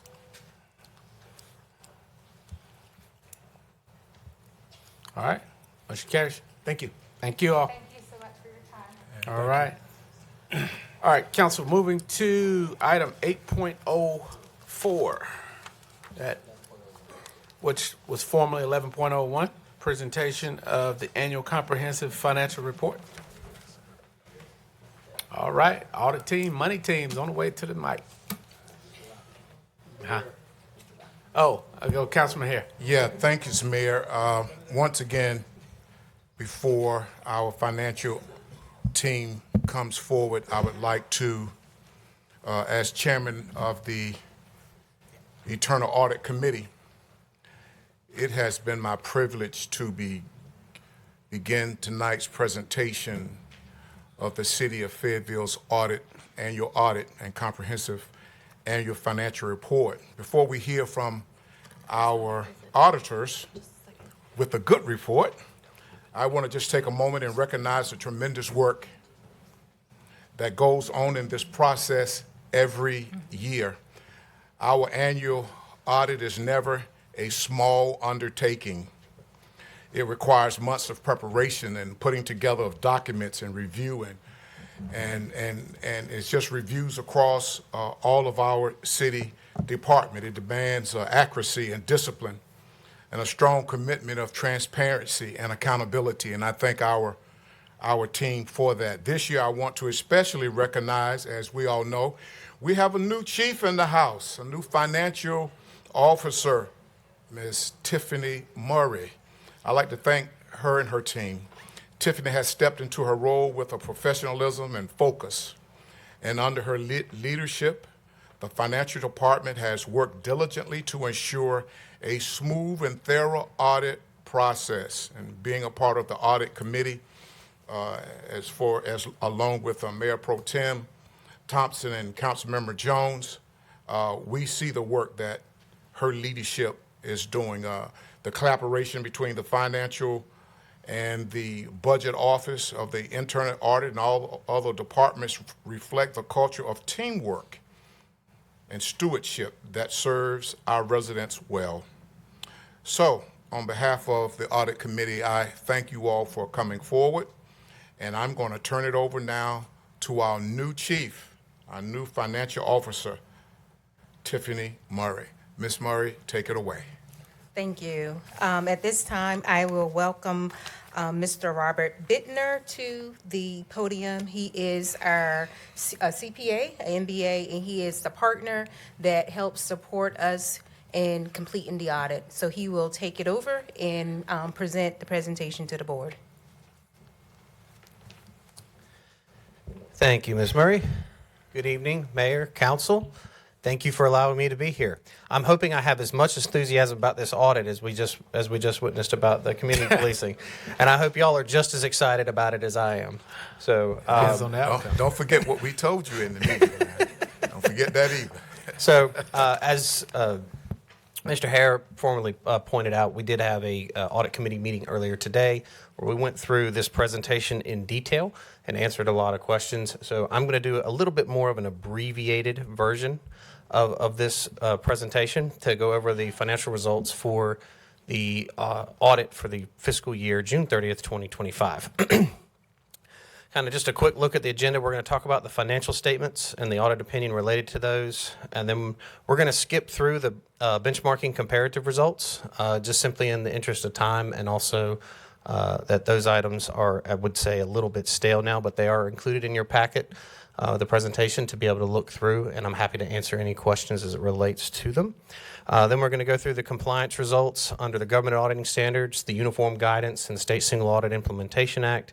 Last thing we'll touch on is the performance indicators of concern as they related to there that come directly from input in the Local Government Commission's Logos website. So components of the financial report, you start with your annual comprehensive financial report. As Mr. Hare mentioned, it is quite long, it's quite robust. The it really goes from your MD&A, government-wide financials, the fund statements, notes to the financial statements, required supplemental information, other supplemental, and then the compliance. Really going from broad-based comparative down to granular level budget to actuals for each of your individual funds and projects. As you can see on here, we have 4 different types of opinions that we can issue. I'm going to skip to the chase and say that the highest level of assurance that we can provide as external auditors is the unmodified or clean opinion, and the city did receive a clean opinion on the financial statements this year. So, as I mentioned, we're going to skip through the financial results and go straight into the compliance results. So one of the things that you're seeing here is I'm standing in front of you in February and not in November or December. So the OMB compliance supplement that is we are required to audit under was not released until after the government shutdown ended back in November, and we received that supplement towards the end of November. With that, we were not allowed to issue our audit opinion in accordance with the uniform guidance prior to that being released. So that is the primary cause of the delay.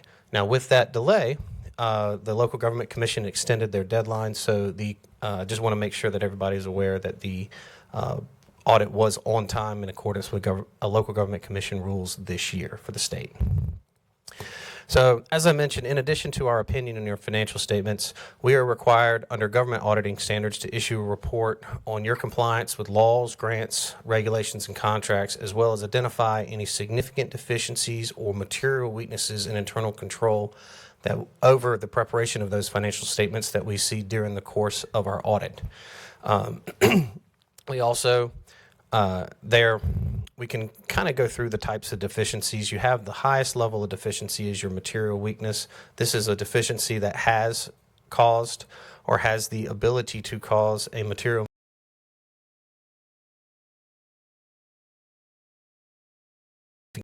is the item that is not as severe as a material weakness, but still warrants attention by those charged with governance, in this case being City Council. We did have 2 material weaknesses in internal control. I know that's a little small and probably hard to read there. They are outlined in the report, in the compliance section of our report. The first one relates to really just a year-end journal entry and the classification of the accounts that journal entry went into. The second one relates to really a system setup as it relates to how the Oracle system for the financial software is capturing information and presenting it out. I want to make sure that everybody understands we didn't find any malfeasance. We didn't have any type of issues whatsoever. These are just simply items as it relates to just the preparation of the financial statements at the end of the year. So with those 2 material weaknesses, management has provided in the compliance section the corrective action plan, where they have outlined what their next steps are, as well as an implementation date of those items. Here you can see the update on the prior year deficiencies, and both of those items have been corrected at this time. In addition to our report on internal control and compliance in accordance with government auditing standards, we also issue 2 separate reports, one on our opinion as to whether or not you're in compliance with your federal grants as well as your state grants, so one for the federal, one for the state. And in those reports, we would also identify any significant deficiencies or material weaknesses in internal control over that compliance that we see. Here on the screen now, you'll see these are the major federal programs that we tested this year, along with the major state program that follows the federal and state guidelines and how to determine those programs. Happy to say that we did not have any instances of material noncompliance or noncompliance identified, nor did we identify any significant deficiencies or material weaknesses in internal control over that compliance. After the end of each audit, we are required to also issue to you what's called an AUC 260 letter, or auditor's communication to those charged with governance. Each of you have a copy of this letter, and I'm going to the slides go through some of the items, but I'm just going to highlight a few things. The first one here is really this just outlines our responsibilities and what we are supposed to be doing as auditors and how we are independent. want to say that within here, we did not have any significant or unusual transactions identified, and we also agree with all of management's judgments and analysis as it relates to the accounting estimates that are used in the financial statements.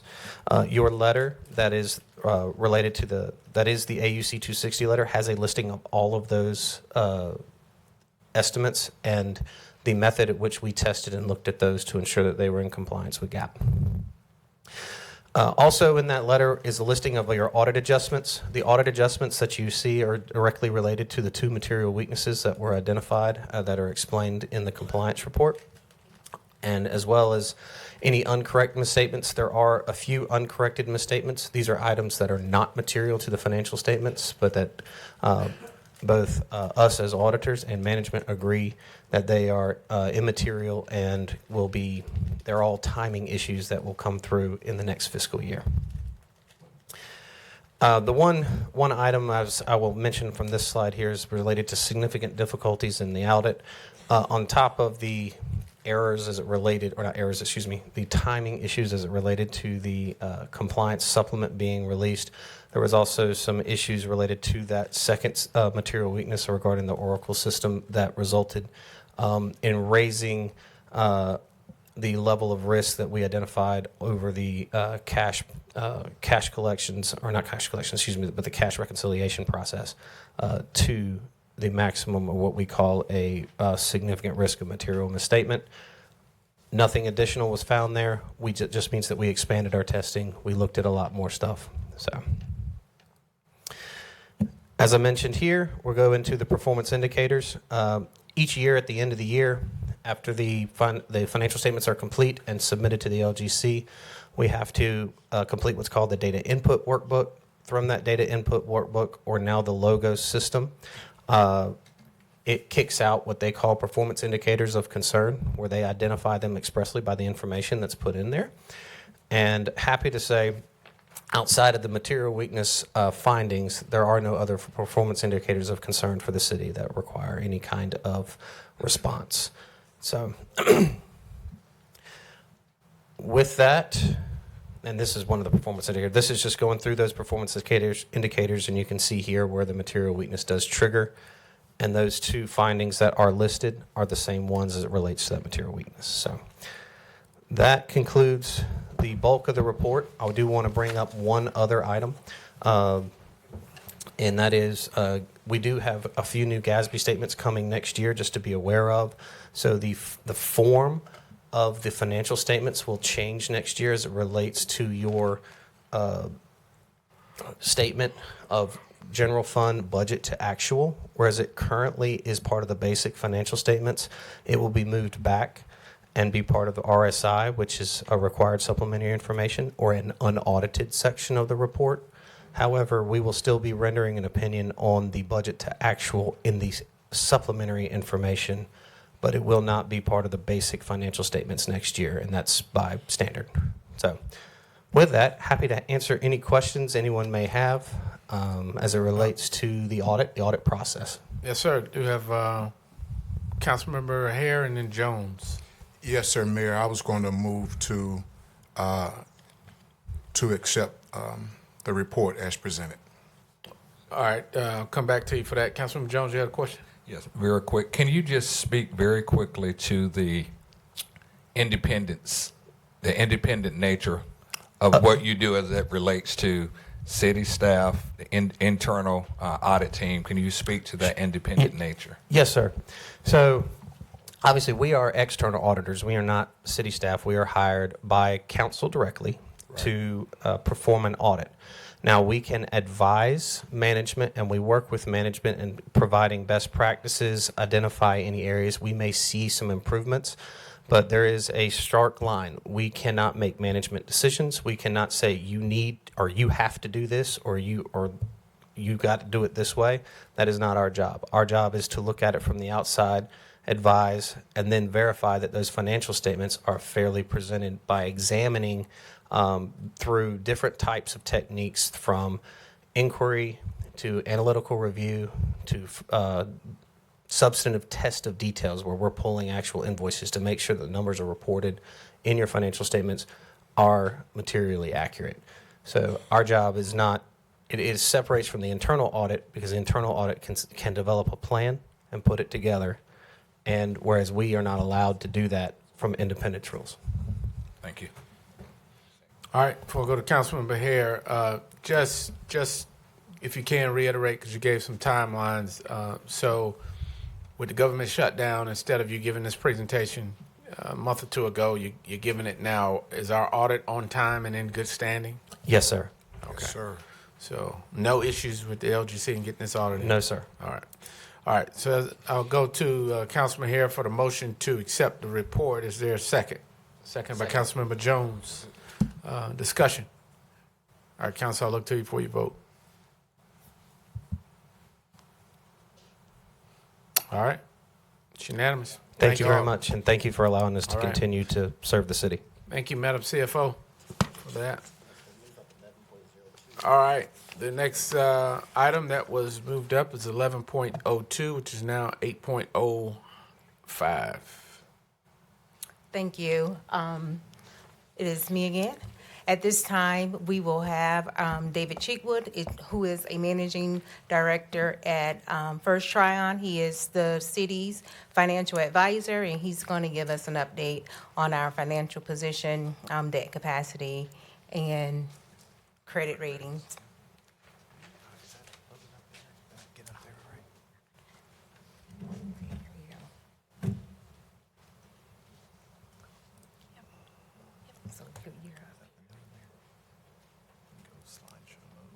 Yeah, 17 pages. Okay, perfect. Either one, yeah. Great, thank you. All right, thank you, Ms. Murray. Mayor Colvin, Mayor Pro Tem Thompson, council members, good evening. Thanks very much for having me here. As Ms. Murray said, my name is David Cheetwood. I work at a firm called First Tryon Advisors. We serve as the city's financial advisor, and we've served in that capacity for the past 7 years or so. And as financial advisor, we help the city with long-term financial planning. And then when you all have a bond issue or a borrowing need, we take you through that process as well. We're based in Charlotte. I'm based in Charlotte, although I always like to reference my roots. I'm born and raised in Fayetteville. My family still lives here, so it's always... Thank you. So it's always good to be back. So thank you for having me here tonight. As Ms. Murray said, your management team invited me here tonight just to give you an update on your upcoming general obligation bond issue, and then as a part of that, talk about the credit ratings that the city just received, actually this past Friday. I'll give you a quick market and interest rate update, and then talk about some future borrowing needs you'll have on the horizon and your capacity to issue that. And there's a lot of information in here. I will say I'm not going to go through it all tonight. Ms. Green, I know as you mentioned, you've got a long night here, and so I'll jump through and hit the highlights. So starting off, as council will remember, back in 2022, voters approved $97 million worth of general obligation bonds to support 3 different initiatives. Voters approved $60 million for public safety improvements.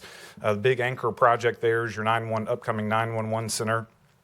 $25 million for public infrastructure improvements, and then $12 million for affordable housing initiatives.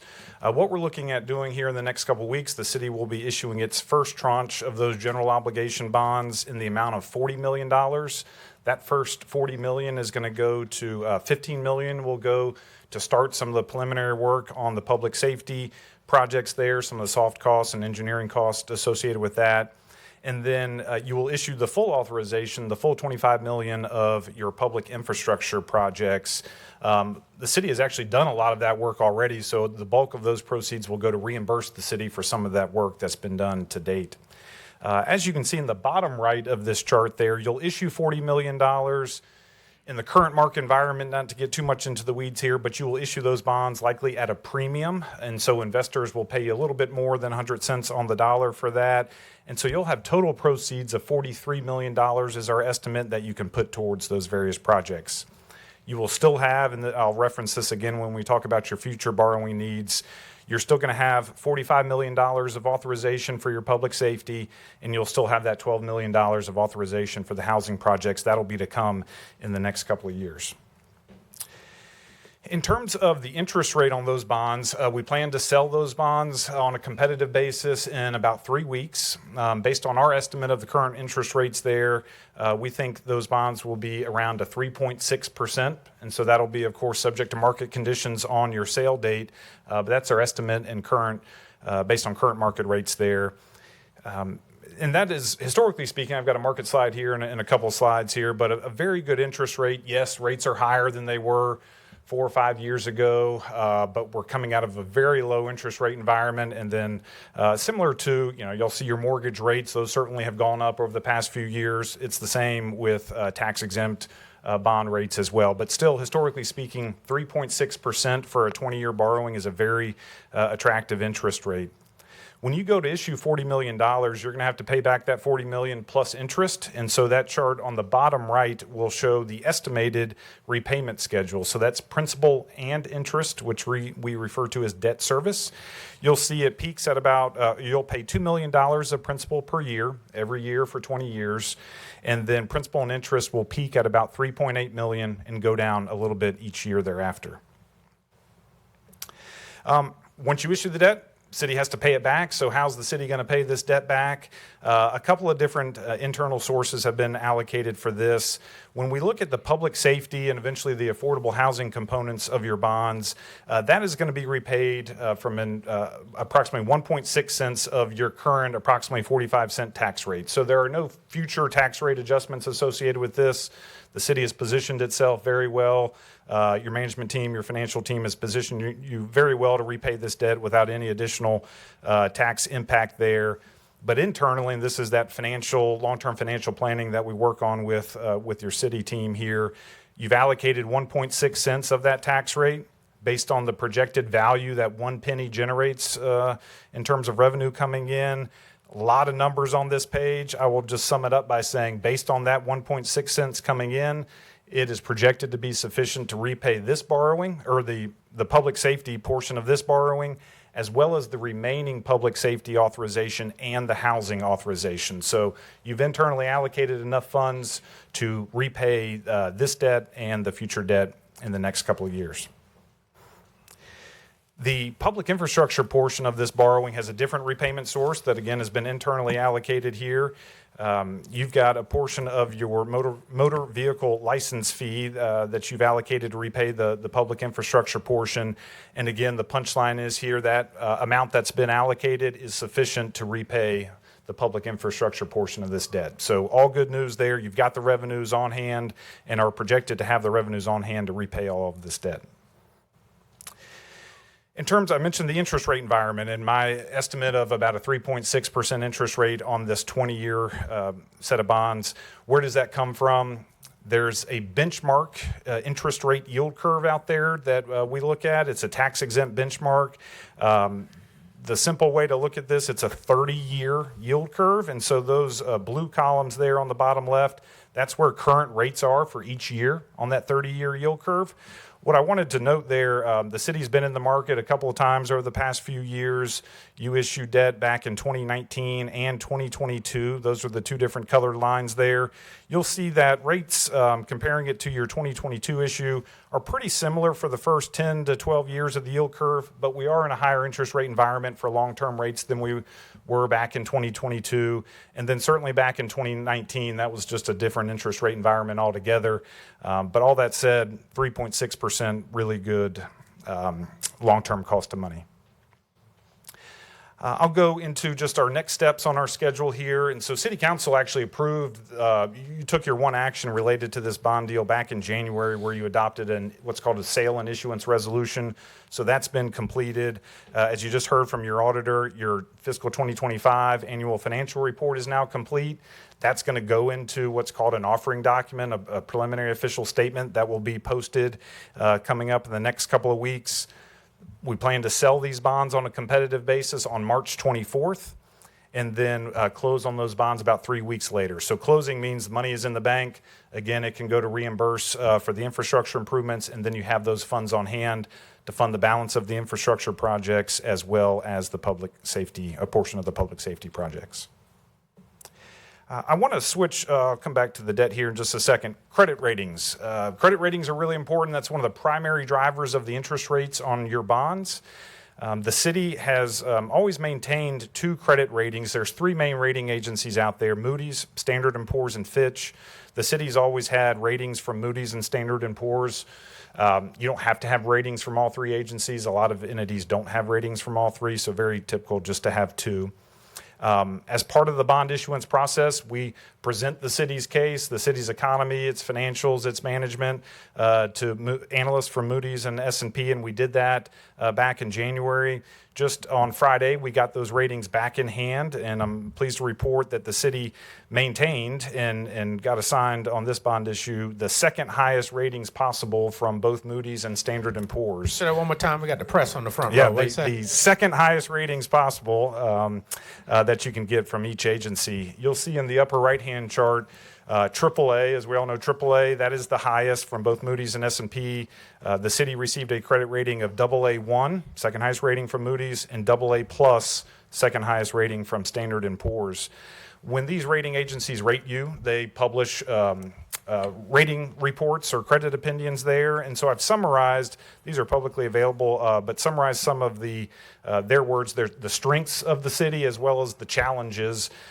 As a second highest rated entity, there's not many challenges there, but I'd like to point out, because this really pats you all on the back as elected officials, certainly your management team, Dr. Hewitt, Mr. Yates, and Ms. Murray here, the robust management policies and practices, solid reserve levels, strong financial positions supported by prudent financial management, low long-term liabilities, those institutional presence of Fort Bragg, not my words, those are their words there. And so very glowing reports from each agency. They also offer upside scenarios and downside scenarios. And this will make more sense when I turn the page here, because one thing Dr. Hewitt asked is just to pull back the curtain a little bit on how these rating agencies rate you. What are the factors they look at when they're coming up with these each of these ratings? So they each have what they call a rating scorecard. With this scorecard, it very clearly highlights the different factors they look at and the weighting they assign to each factor. And they're a little bit different for each agency, but they're largely focused on your economy, your financial position, your management, and your debt or other liabilities. And the way to look at this is, this is the Moody's rating scorecard here that highlights the different factors and the weighting assigned to each factor.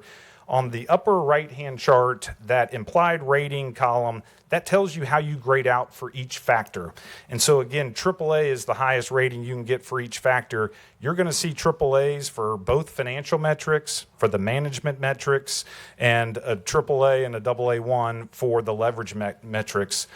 The economy, which consists of resident income levels, they just look at median family income, they look at the full value per capita, and then economic growth versus the U.S., which the city grades out very well. A couple of the economic factors, specifically the income levels, full value per capita, those are your lower ratings of all the ones that are out there. But what I like to point out here, and this is the case with Standard & Poor's as well, the things that you all as elected officials and your management team have direct control over, y'all are getting the highest marks you can get in that regard. Yes, as the economic metrics, you all can help. Those are longer term things, bringing industries that have higher paying jobs to the area, things like that. But that takes a while to get going. The things that you all can control directly, top marks across the board for that. So I commend you on that. And that's the. Again, sir, that first part, I just quite hear it. Real close to the mic, please. Sorry. Push that word out one more time. I commend you. You are getting top marks on all the things that you have direct control over as elected officials and a management team. So congratulations on that. The same with Standard & Poor's. I'll quickly highlight on the left-hand side, those are the different factors. Same thing, economy, financials, reserves. Lower score is actually better in this case, and you'll see the best scores you have are on those same categories, financials, management, et cetera. So great job on the credit ratings. That's going to lead to a very good result on your bond sale, and you'll expect a very strong reception from the different underwriting firms and investment banks that will bid on your bonds in a couple of weeks. Last but not least, going back to your outstanding debt. So once you issue this $40 million of general obligation bonds, the city will have about $120 million of total debt outstanding. Of that $120 million, a little bit more than half is in the form of general obligation bonds. In addition to this series, this $40 million, the city has issued debt in the past for the various parks and recreation improvements that you've done that were approved by voters several years ago. So that makes up all of your general obligation bonds. You have various limited obligation bonds or installment financings, about $50 million worth there. Those are for vehicles, equipment, buildings. Also, the baseball stadium parking garage is in that number as well. And then you've got a little bit of stormwater debt out there. Repaying all that debt, this is getting back to principal and interest or debt service. And you'll see you have a nice declining debt service structure, which is great. That gives you capacity to issue additional debt as that existing debt rolls off. So a very good picture on that front.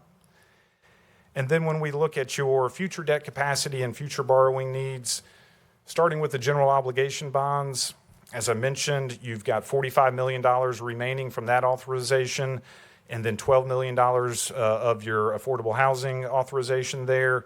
The plan is to issue the affordable housing component in about a year. Spring of 2027 is the current plan, and then issue the remaining public safety authorization by spring of 2029. In North Carolina, you have 7 years to issue general obligation bonds once voters approve it. You can actually extend it to 10 with LGC approval, but 7 years. And so that takes you to November of 2029. So the plan is to issue all of that authorization prior to that date. But that'll cover your general obligation bonds. And as I mentioned, you've got the current capacity there from your internally identified sources to pay that debt back without any impact on your tax rate. There's a couple other borrowings on the horizon. The city's looking at potentially a project for MacArthur Park, as well as purchasing a new fire truck. That'll be in the form of a limited obligation bond or installment financing, which is a form the city's used before. As you all know, talking about the property tax rate, you all allocate 4 cents on your property tax rate to fund various capital needs and to pay debt service that funded various capital projects. Those borrowings will fall under that 4 cents. So we've worked with the city team to model out that 4 cents and all the existing debt that's paid out of that and this new debt, and that's projected to be sufficient as well. So you've got the capacity within that 4 cents to fund those projects when the time is right. And then on the stormwater side, there is a projected borrowing maybe in the second half of this calendar year. Those would not be secured by property taxes. Those would be secured by stormwater fees that you currently have in place. And so working with the city team just to project those out, ensure those are sufficient to repay that debt. So that's what the city has from upcoming projects and borrowing needs over the next couple of years. And the capacity is there to, as I said, service all of that debt. So happy to take, I know it bounced around a little bit there, but happy to take any questions you have on that. Did have one or two. It was this is good to hear. So in the last 2 presentations we heard, audit was clean, got the highest marks in our audit. We heard our credit rating is good, our finances are strong. We just want to make sure we reiterate that.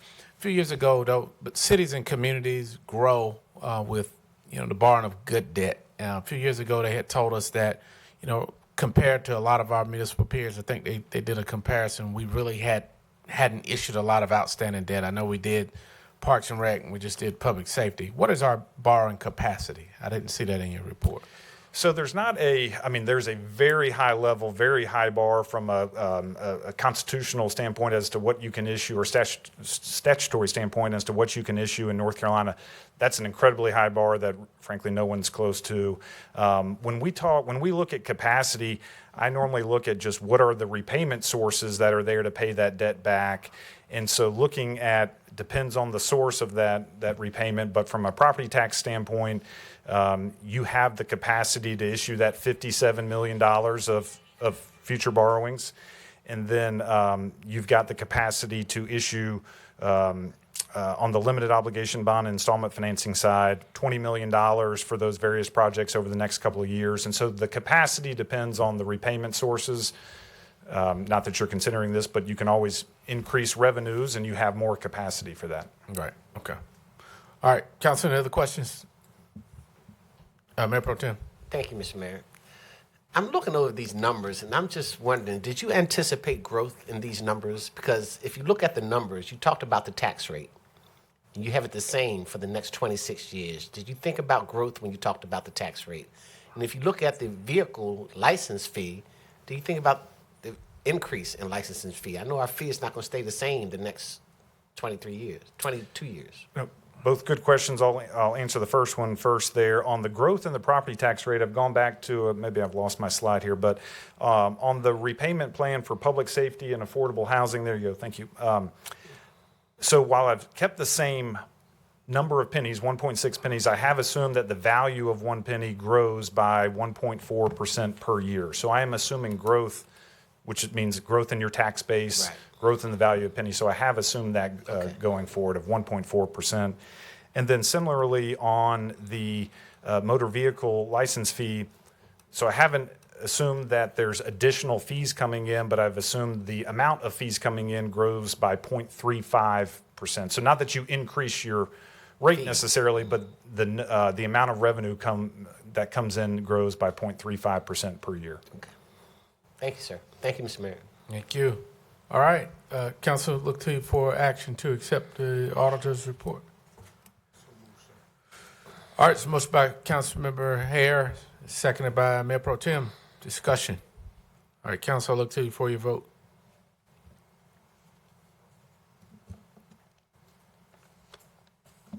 All right, thank you, sir. Great, thank you. Yes, sir.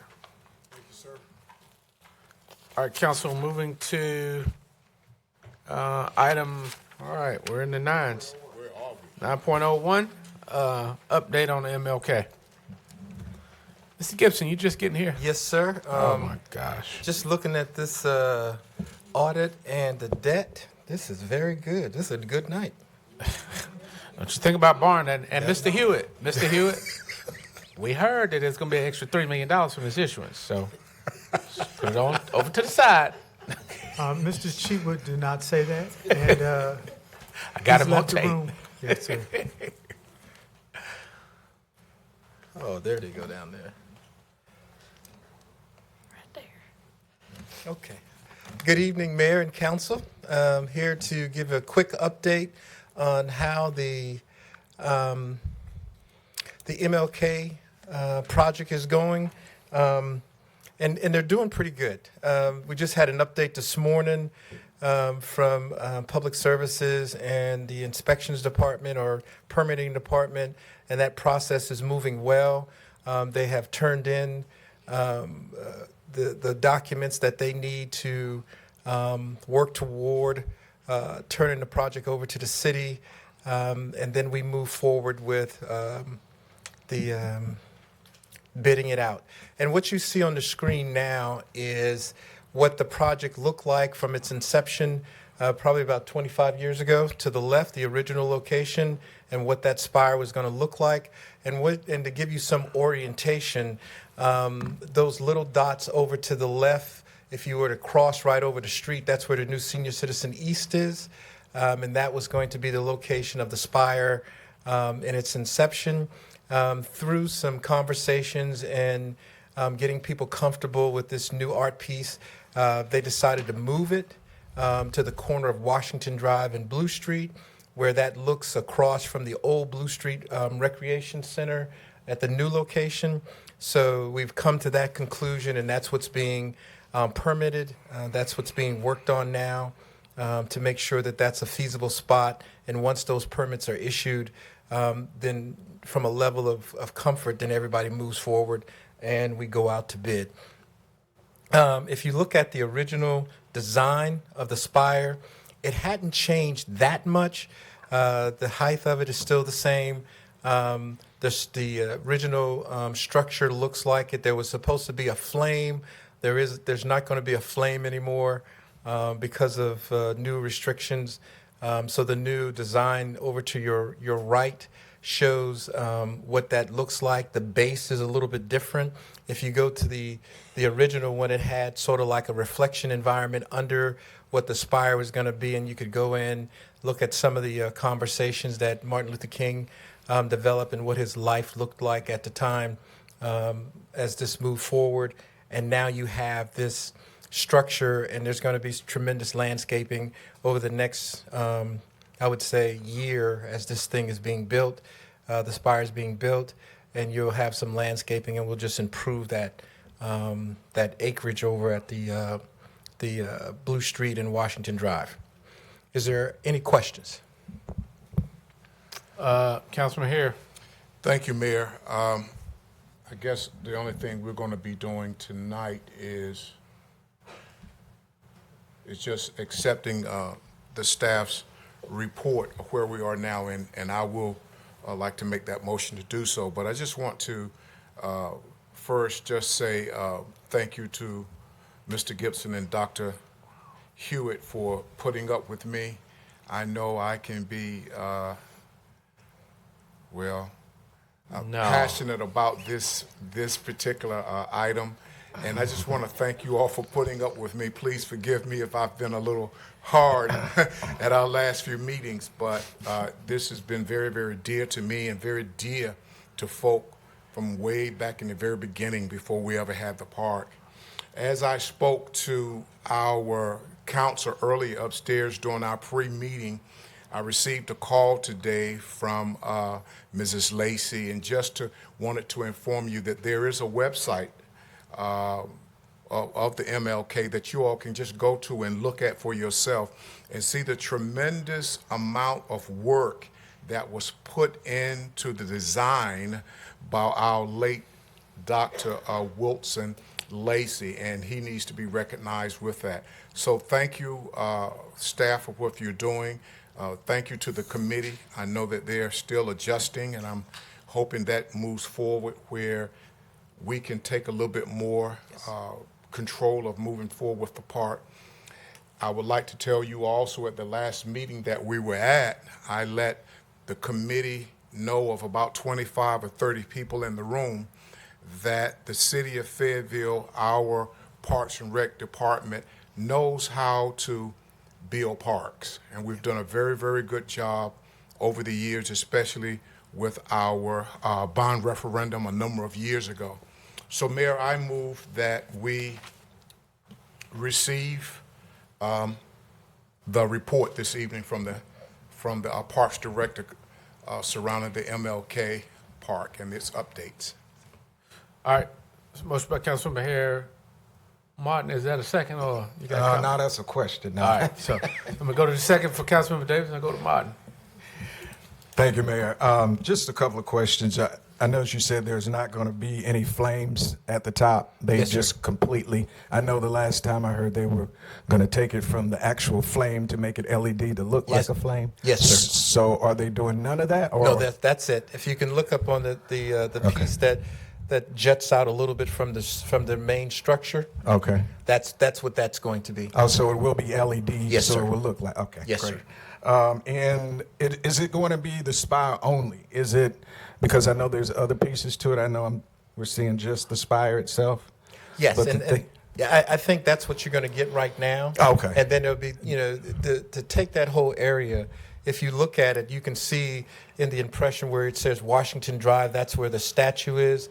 So what it does is it'll give us an opportunity to then landscape the whole environment. Okay. And then build that in so that you can always have a second phase and a third phase until you get to the place where it is complete. Gotcha. Okay. Yes, sir. And last question: where are we? How far are we from the beginning of construction? I know y'all were waiting on that final design. You said you received that. Once we get from Public Services that all permits have been met, then we'll have a conversation with our purchasing department on what that looks like. Okay. Once that's done, and then we can turn this over to the manager, and then it comes to council, and then that's when we'll set that timeline to make sure that we do something that's realistic, because putting 140 feet of steel in the air could be a little bit challenging. Right. So we want to make sure that we give a realistic timeline.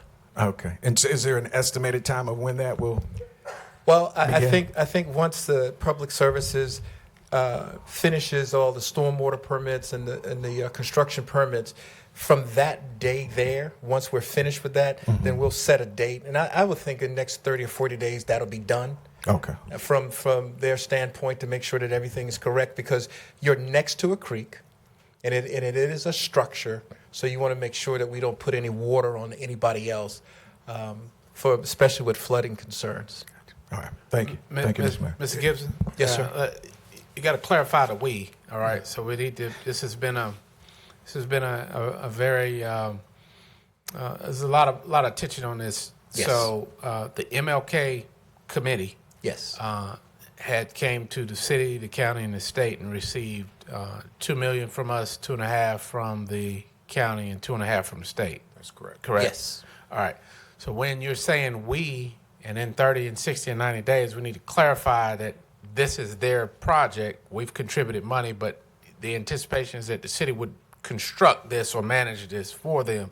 Can you clarify that? Okay. Because we don't want to be getting these emails saying that Michael Gibson said we were going to start this in 30 days. And when it's not started, now we're looking like I can clear it. I Yeah, can clear it up. please. Good, sir. What happens is, and with the MOU that we signed with the committee, is that they're supposed to give us permittable, constructible information or design. Buildable, permitted plans. Yes, sir.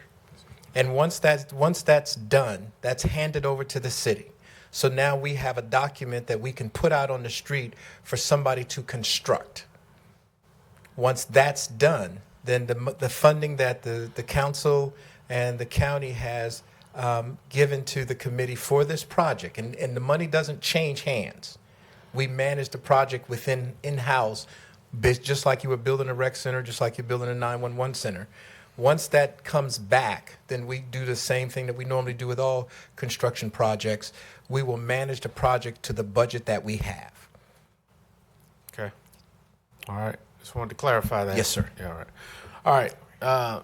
So, Councilman here? Yes, sir. Just want to, and Mayor, I'm glad that you asked that because that's what my follow-up question was. But also for those that are listening and those that are around the diocese with me, let's also take into knowledge of understanding this is going to be also a full walking park. It's going to be walking from our hopefully soon construction of the Glenville Lake Park. So it would be a walking park that's going to begin back there by, what is it, Mary McDonald? Yes, sir. By the Mary McDonald Park, there off of Essex Place, run through the Seabrook Hills community, on around, come down behind Midtown, or for those of you that may know the name of Bronco Square in the past, it is now Midtown. So we would go through there and connect, then we move right on over to the MLK. And if I'm not mistaken, please correct me, Mr. Director, will also be a connection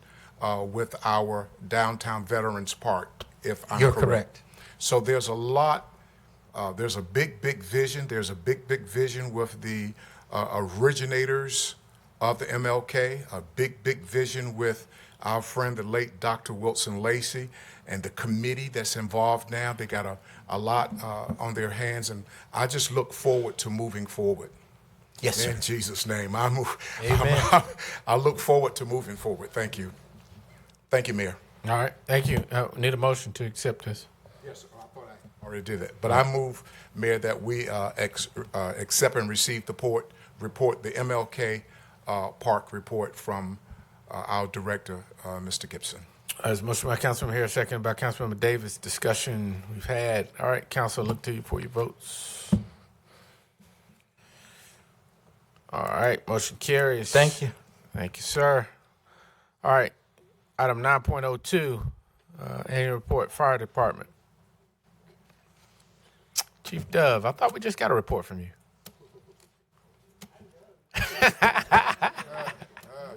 It's always good to see you. But I know you and Chief were up here for. Oh, that was a strategic plan. I'm sorry. No. Like Mr. Gibson, I also heard that they were ready to buy fire trucks from the financial guy earlier. So,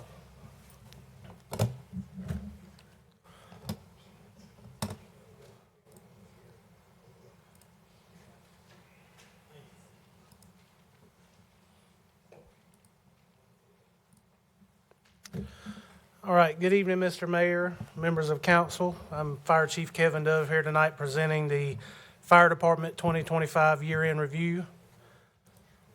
The first slide you'll see tonight is a snapshot of the fourth quarter 2025 numbers.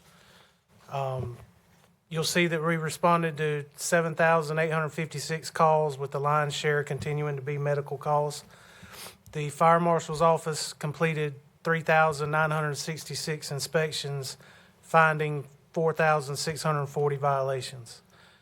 There were 12,861 folks engaged in some way, shape, or form. Our folks installed 39 car seats, 314 smoke alarms, 89 CO alarms, and 1 visual vibrating alarm for the hearing impaired. All right, now we're going to transition into the 2025 year-end review. Some of our 2025 highlights: we received 245 applications for the 2026 hiring process that we did in the fall. 63% of those were from the underrepresented population, and that's a new goal for us. Our crisis response dog program is up and running with Griffith. We expect our second dog, Lucy, by the spring's end, and our third dog this summer. We increased staffing in the Fire Marshal's Office by 5 people, which reduced our backlog of inspections from 3,500 to only 368, which we project to have erased by May. We hosted the 6th annual Camp Ready Teen Summer Camp. And for our firefighter cancer prevention, we installed a rotodecon washer, offered the one-test cancer screening for all of our members for the first time ever, and installed 10 inline diesel particulate filters on apparatus that are housed in stations without the exhaust capturing equipment.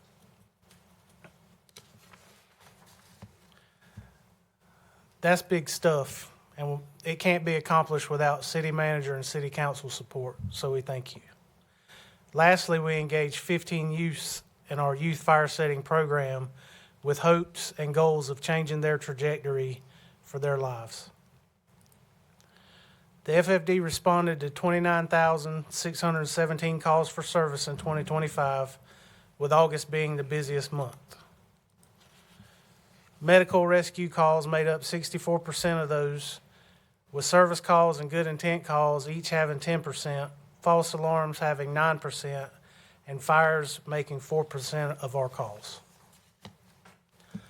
Something new, we've added some heat maps for both medical and fire responses to show you where the hot spots are.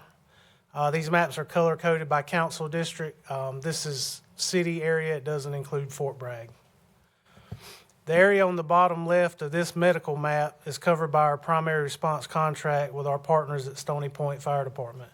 And those medical calls are collected on their records management system, so therefore they're not shown here. On the fire response maps, you'll see some responses in that area because, as you know, most fires require multiple units, so our units go, and then it's documented in our records management system.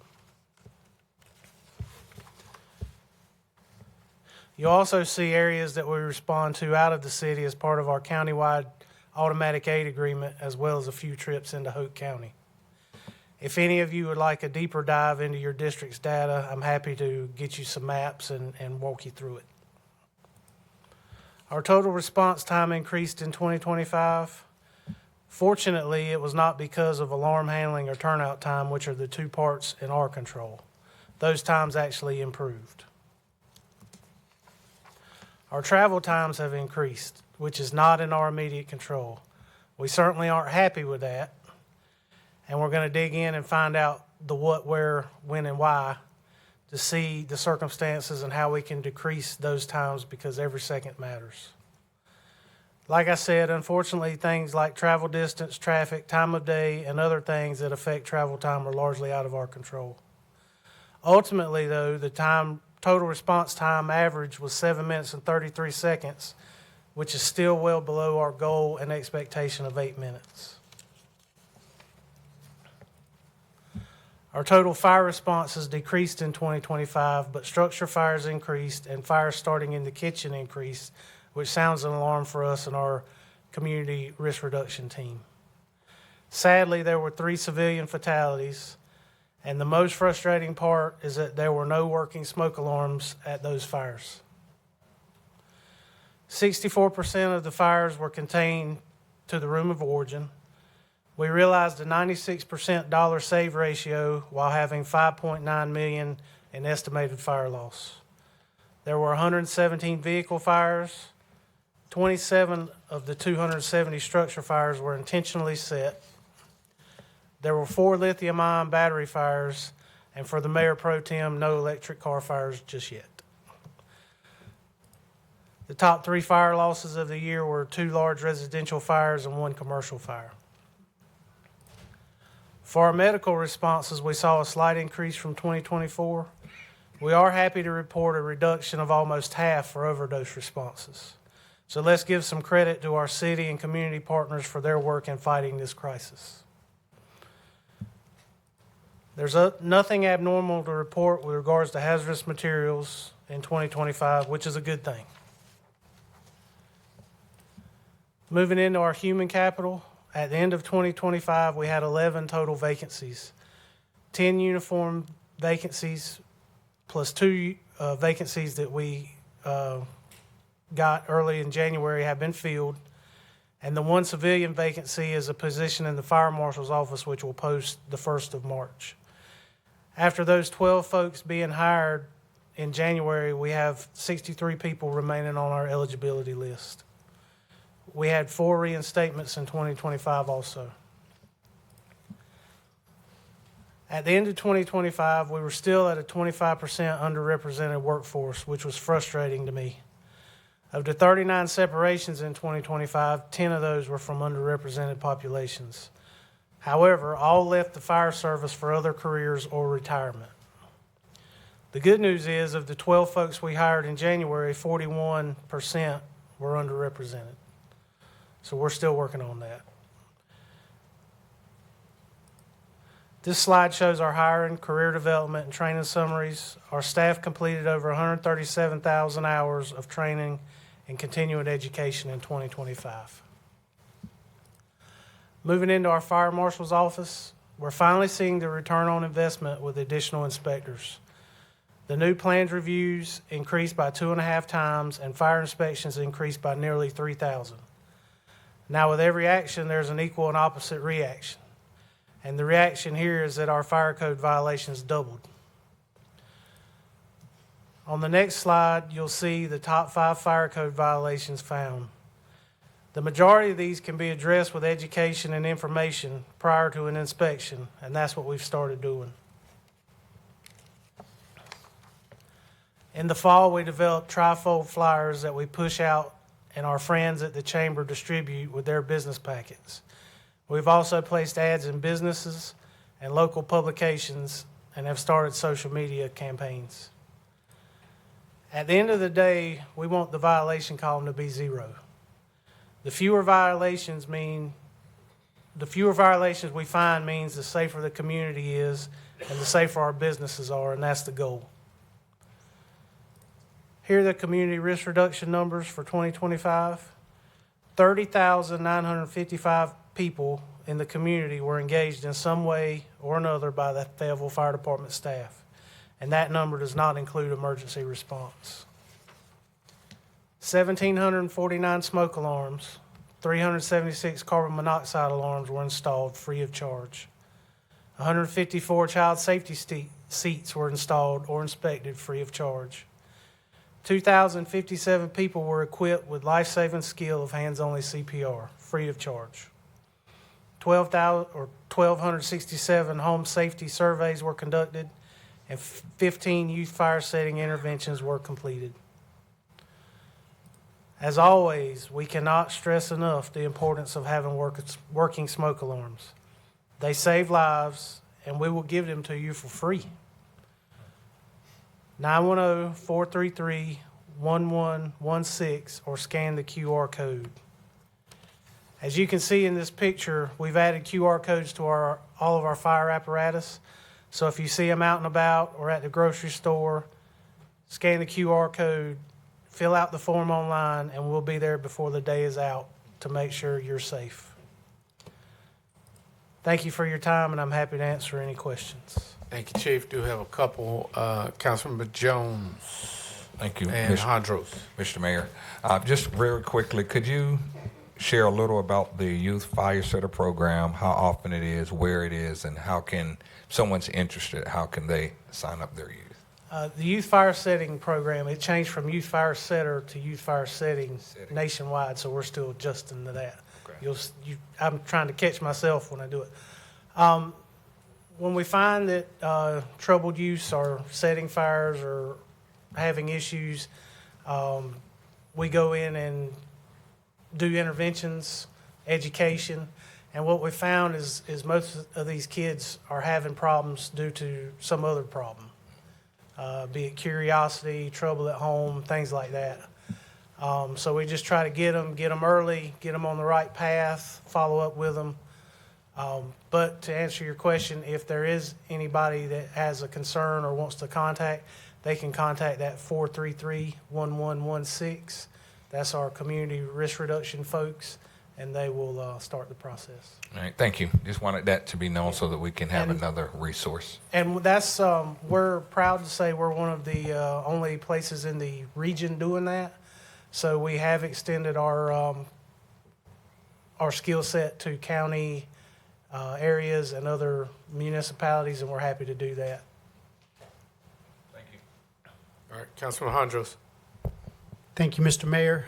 Thank you, Chief, for the report, and thank you also for that.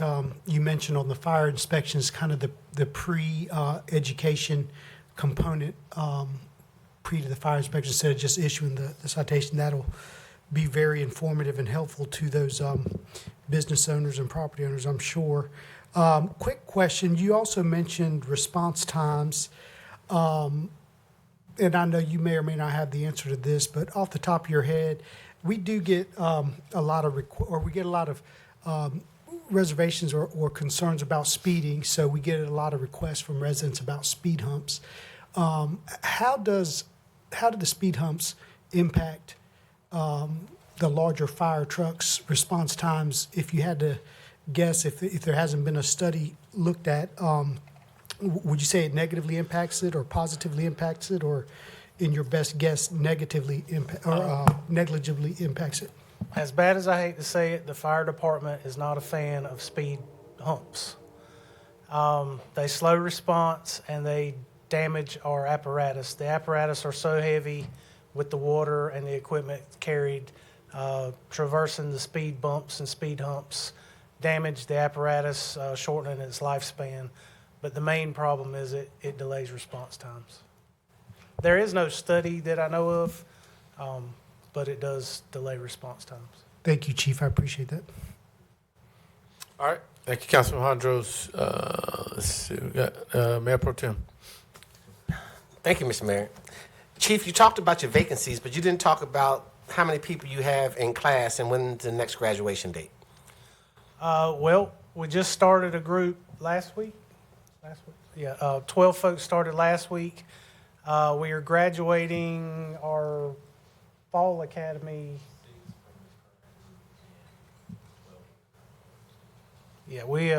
March 5th is our graduation. We'll be graduating 18 folks that are ready to go. 6 of the 12 folks we hired in January were certified and/or laterals, so we can get them right to work early. So once we get these 18 graduated, we'll have 6 left in class and 63 on the eligibility list. So knock on wood, we're doing well with our retention and recruitment. And you're also doing well with your training, with the new training facility out there and the training you just got finished doing on Airport Boulevard. You want to talk about that for a minute? There's a lot of simulations for fire, but there's no way to expose folks to how fire is, how fire acts, the sounds of fire without going in a real fire. So the training buildings at the training centers are great, but nothing can beat a real live structure burn. Now, those things aren't as often as they used to be. There are a lot of liabilities with that, a lot of environmental issues. Of course, we're exposing our folks to carcinogens once again when they don't have to be, but there is some benefit sometimes. So we try to take advantage of those with our partners. Awesome. I know Captain Shake Shaft is all over the place trying to put the message out, but how do we enhance our message by getting people to utilize these free smoke alarms? Because it should be unheard of for us to have 27 fires due to lack of smoke alarms. How do we combat that? Well, we had 3 fire fatalities in structures that didn't have working smoke alarms. Wow. I don't know. We're doing everything we can do. We've got it on billboards. We've got it on signs. We just put flyers. We gave some flyers to Miss Neal at Transit to put in the buses. We're pushing it as hard as we can. There's work to be done, but we're not stopping. Well, lastly, let me just say I'm thankful for our fire marshal and the staff that he has now fulfilled and catching up on all the lack of inspections that was done, because catching these violations saves lives. And I think that's more important than anything that we can do. So I appreciate that, and I appreciate the work that he's doing. I'm glad to see those numbers have doubled, and hopefully that will reduce the number of fires we have next year. So thank you, Chief. Thank you, Mr. Mayor. Thank you. Councilmember McNair. Thank you, Mr. Mayor. Thank you, sir. And also I want to thank you guys for coming out to my home, inspecting my fire, my smoke alarms. The question is, do you guys return for inspections if you're called out, or how does that work? For businesses or for homes? Both. Yes, ma'am. We follow up. For businesses, if they find whatever issues, they do a follow-up plan. They come back out, check to make sure. Some things they have to come put eyes on. Some things the business owner can call them and say, hey, I got this fixed, and then they check it off. For your house, we'll do whatever. If somebody wants us to come back, we've been, we put in 1 smoke alarm per house, but a lot of houses need more than 1. We just don't have the ability to put in, 5 or 10. So we'll tell the person if they'll go and get them, we'll put them in. So yes, ma'am, we're happy to come back as needed or when needed. Thank you. All right. Councilman Davis. Thank you, Mr. Mayor. At this time, I'd like to receive the report, sir. All right. Motion by Councilmember Davis to receive the report, seconded by Councilmember Ferguson. Discussion. All right, Council, I'll look to you for your votes. Thank you, Chief. Another great job. Thank you. Thank you, Chief. All right. Motion carries. All right, Council, moving to 9.03. Fayetteville Police Department fourth quarter report. Chief. How you doing? Good evening, Mayor, City Council. I am Chief Brian, here to have our fourth quarter or our annual report for the Fayetteville Police Department here. Let me see if we can get this slide.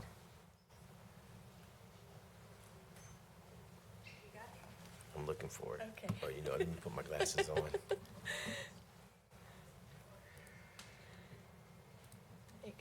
All right. Can everybody see? All right. So our first slide here, hoping to be as on time with Chief Dove here. As you see here, these are our numbers from January to December 2025. If you look at across all categories, total crime is down at an average of 7.2%. We're down persons against crimes here at 6.09. Our property crimes at 9.33. Something? Just a moment.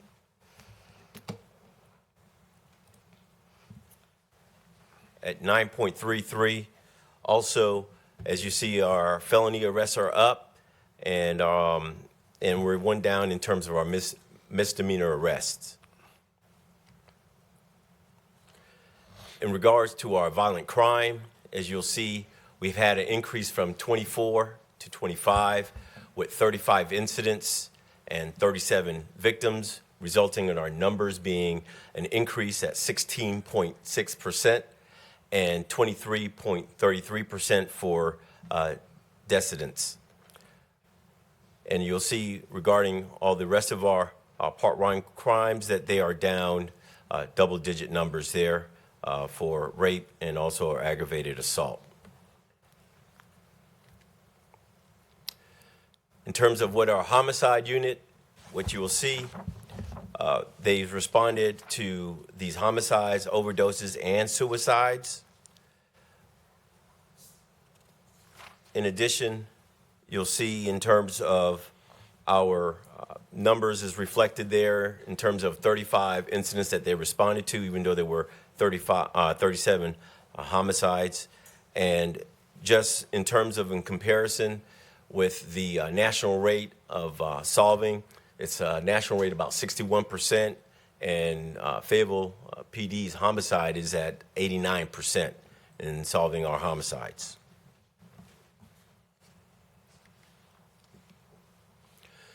Regards our domestic aggravated assaults for the 2025, as you'll see, our numbers have really decreased in terms of the misdemeanor aggravated assaults. What we attribute this significant decrease in that 25% is our officers, when they respond, they're making sure that those victims are getting the necessary services, that we partner with the Phoenix Center, and that we have a follow-up that has taken place with those victims to make sure that they are receiving any follow-up to make sure that they're confident that we will be there in terms of they have any other issues with whoever is assaulting them. Next slide is our sound thinking, or everyone knows as Shot Spotter. As you see, we had 478 alerts for this time period here, with 18 weapons recovered, also 14 arrests. As you'll see, we've had 509 casings recovered. As we all know, we recover these casings and we put them into the database so that in the event that we recover a weapon and when we do the test fire on that particular weapon, then we can link that particular weapon with some shell casings that we've had at other incidents. In regards to our property crime, as you see, we've had all our numbers are down in terms of burglary. Most notably, I would say regarding our motor vehicle theft, we have a 12% reduction. At one time during the year, we actually had a 30% increase, and our leadership determined that there was something that needed to be done. So there was a task force that was put together, and they made significant efforts in reducing the motor vehicle theft in the city. So that's why you see those numbers now at a negative 12.11% in regards to the motor vehicle thefts. Next is our juvenile crimes. As you see, we've had a 62% increase in contacts with juveniles from 24 to 25. But you will also see there has been a significant import in terms of reporting, in terms of assaults with juveniles, and also robbery. Most significant, you're talking about a 100% increase.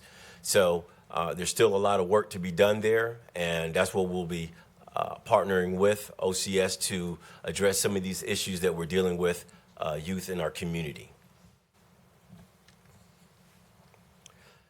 In terms of crimes committed by or regarding our juveniles under the age of 17, and you'll see that we have our field contacts and the incidents reported for our time period in terms of our curfew, and this is focusing on from 11 p.m. till 6 a.m.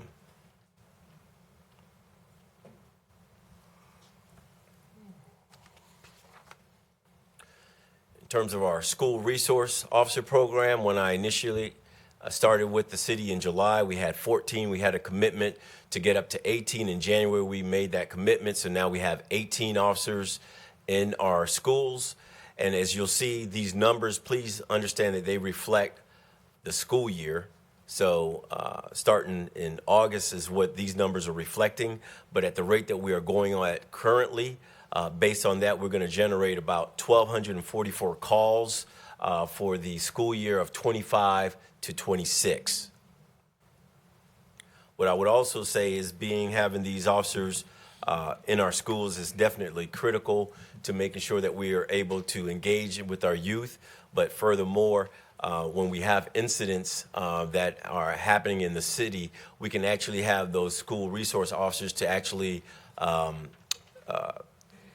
respond to the area that we're dealing with, and those SROs can actually help and assist those students in any situation that we may be dealing with at a household.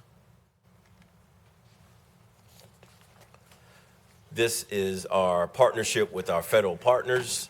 As you see, we have a very productive partnership in terms with when you see the indictments, also those that are also sentenced. And if you notice, we have a significant seizure of almost $2 million in assets and currency when we're partner with our federal partners, and over 104 weapons seized and taken off the streets. For 2025, you see we had a almost double in the seizure of cocaine. Our meth numbers have reduced, as well as fentanyl.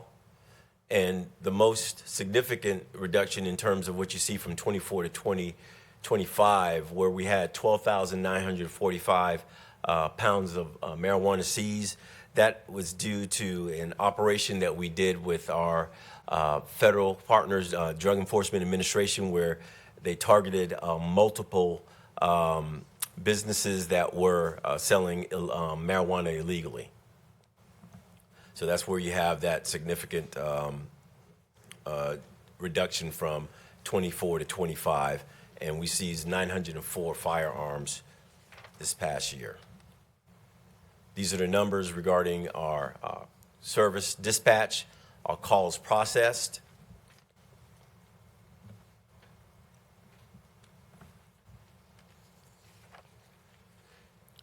And here we are in terms of our traffic enforcement. I know there's a lot of buzz regarding our traffic enforcement. As I stated to the citizens when we encounter them at our community watch meetings, we have multiple complaints regarding the careless and reckless driving, those that are speeding and running the red lights. So we have definitely stepped up our enforcement. As you'll see here from the numbers from 24 to 25, we've had a small reduction in terms of crashing. Also in numbers killed, we had one. We definitely want to make sure that we reduce this by double digits. Our goal is to reduce this by double digits, and our efforts to enforce the law and the traffic laws and making sure that our officers are out there, and that's how we feel that we're going to be able to do this. In terms of the pedestrians, there's been a significant reduction in pedestrian fatalities since 24 to this year. So I would definitely say we continue to have to do more work on that particular field. And if you notice, out of the 28 crashes that occurred in 25, 14 of them was the contributing factor was speeding. So obviously speeding is still a major factor in many of the fatalities that we're seeing here in the city. Now we come to our traffic stops. As you see, the numbers are increasing from 24 to 25. We have over 52,000 traffic stops during this past year. As you'll see here, wait, did I miss a slide? Okay, sorry. So as you see here in terms of the traffic stops by race, and you'll see there's an increase in 24 225 in all categories as well.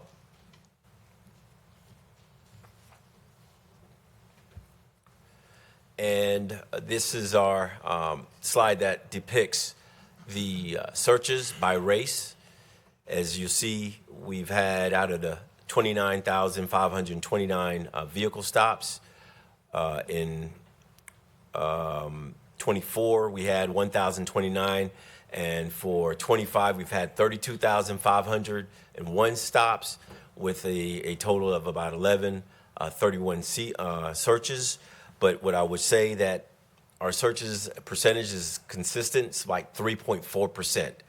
The searches across the nation ranges between 3% to 5%. So I would say we're on the lower end of the searches in terms of black searches on vehicles. As you see here, the numbers from 24 to 25, we're having a significant in terms of out of the 1131 vehicle searches, we're seizing 707 incidents where we're seizing drugs and 294 incidents where we're seizing weapons.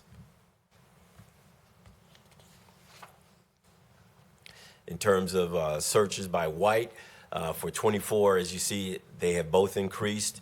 And again, we still have the same percentage that is consistent from 24 to 25 with 1.3 in 24 and 1.5 in 2025.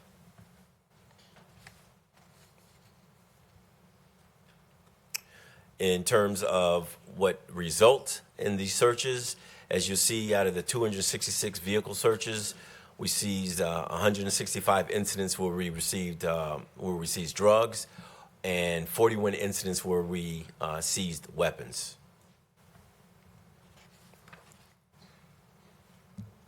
In the other category, again, an increase where we had from 24 to 25, and what you will see here, our numbers break down as 54 searches, and the results of those searches are out of the 54, we seized 40 incidents where we seized drugs, and another 13 incidents where we seized weapons. For our internal affairs, you'll see the numbers from 24 to 25. Regarding our use of force, our department internal investigations, citizens' complaints, as you see, those are reduced from 24 to 25, from 47 to 32. Positive comments, we received the same amount of positive comments in 24 to 25. And in terms of our dispositions, I want to treat here in terms of our dispositions here, you have about 121 exonerations, 122 sustained allegations, 5 sustained what we call VOTC's violation other than the complaint, and those that are not sustained, which would be 8, and then 22 unfounded allegations.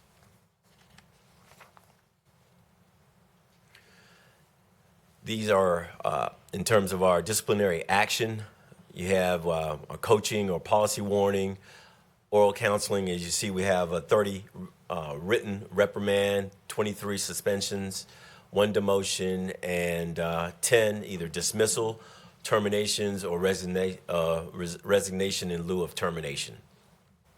So we are holding our personnel accountable. As you'll see these numbers here, departmental staffing. Of course, this is through December 31st, 2025. As you see here, it says 47 vacancies. Actually, those numbers today is 23. And furthermore, we're gonna Way to go, sir. Yes, sir. We're at 23 active positions that are vacant, and we're on track to fill all 23 of those positions by April of this year. So our team has worked diligently to fill these vacancies. Again, with the good job, the raise in the salary and some of the other incentives that city manager and city council has also approved, is helping us, and we're retaining our people. Actually, we're actually attracting officers that left that are coming back to our department because they see what's going on. So we're tracking in the right direction, and so much that we are ready to discuss some of those unfrozen some of those frozen positions that have been frozen for the last 10 years. So we're tracking in the right direction. Yes. We'll give it to you. Okay. Yeah. Again, this is another snapshot in terms of the departures, our retirement, dismissed, and resignations across our professional staff and our sworn. And our community engagement. So one of the big programs, and I know Chief Hawkins and Chief Braden both had the Faith in Action community engagement activities here. For this year, we had 983 community residents contacted in these events, where we provided 240 Narcan to individuals. We provided, with our partners, food to over 1,300 individuals. Groceries provided to 640 individuals, and hygiene supplied to over 630. So, in partnership with our community and our faith-based community, we're able to provide these services to those that need these services. Here are snapshots of our year in terms of the different events. This is our blessing of the badge that we had, and numerous other activities where we teamed up with our SROs and did a coat drive for the kids in the schools. And our annual shred event, which is very popular. I think we're going to try to see if we can do at least 2 this year. Then also our Christmas parade. And this is our vision statement, mission statement. At this time, I will entertain your questions. Thank you. All right, Chief, thank you. Good report. Councilman Hare. Thank you, Mayor. Chief, before I make some observance here, very good job on bringing some of our men and women back that left. That's very good. Yes, sir. Very good job on taking us down to 23. 23 active positions. 23. So I applaud you there. I also thank my colleagues for our STEP program and our improved program for the police department as far as their wages go. So thumbs up there. Yeah, that was major as well. Yes, sir. Yes, that's very, very major. I wasn't able to pull this up in my cam, so I was following you on my monitor here, but I couldn't pull it up on my computer. But you had some very, I thought, very useful numbers for the curfew. I'll say it this way. You know, there were concerns, and it's okay to have the concerns. We had some concerns about the curfew, and we had public hearings about that. We had concerns about a shot spotter, and we have public hearings for that. And then we had a report from a group that was about a shot spotter. I don't know where they came from, because the report that they gave did no matching of support of what it's saying right here of what the shot spotter could do. Like I said, I'm not back there. That number, I know you had, what was it, 478 or over 400?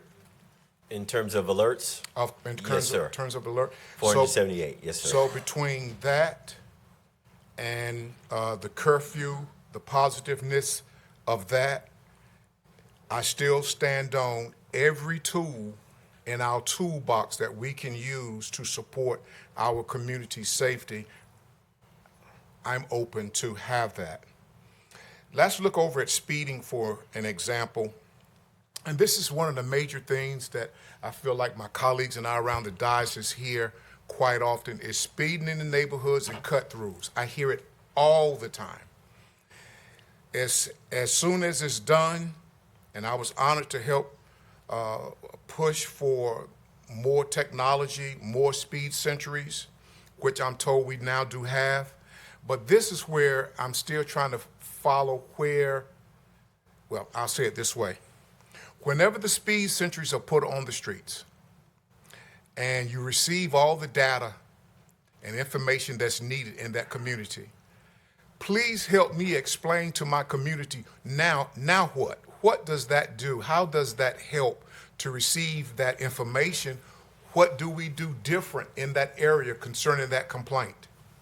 So whenever there's a request for a speed sentry, they're deployed and we post it out so many days, or 30 days, 15 days, and then Yes, we sir. get that data. Now, that data is going to be able to provide us indication if there's actually a problem.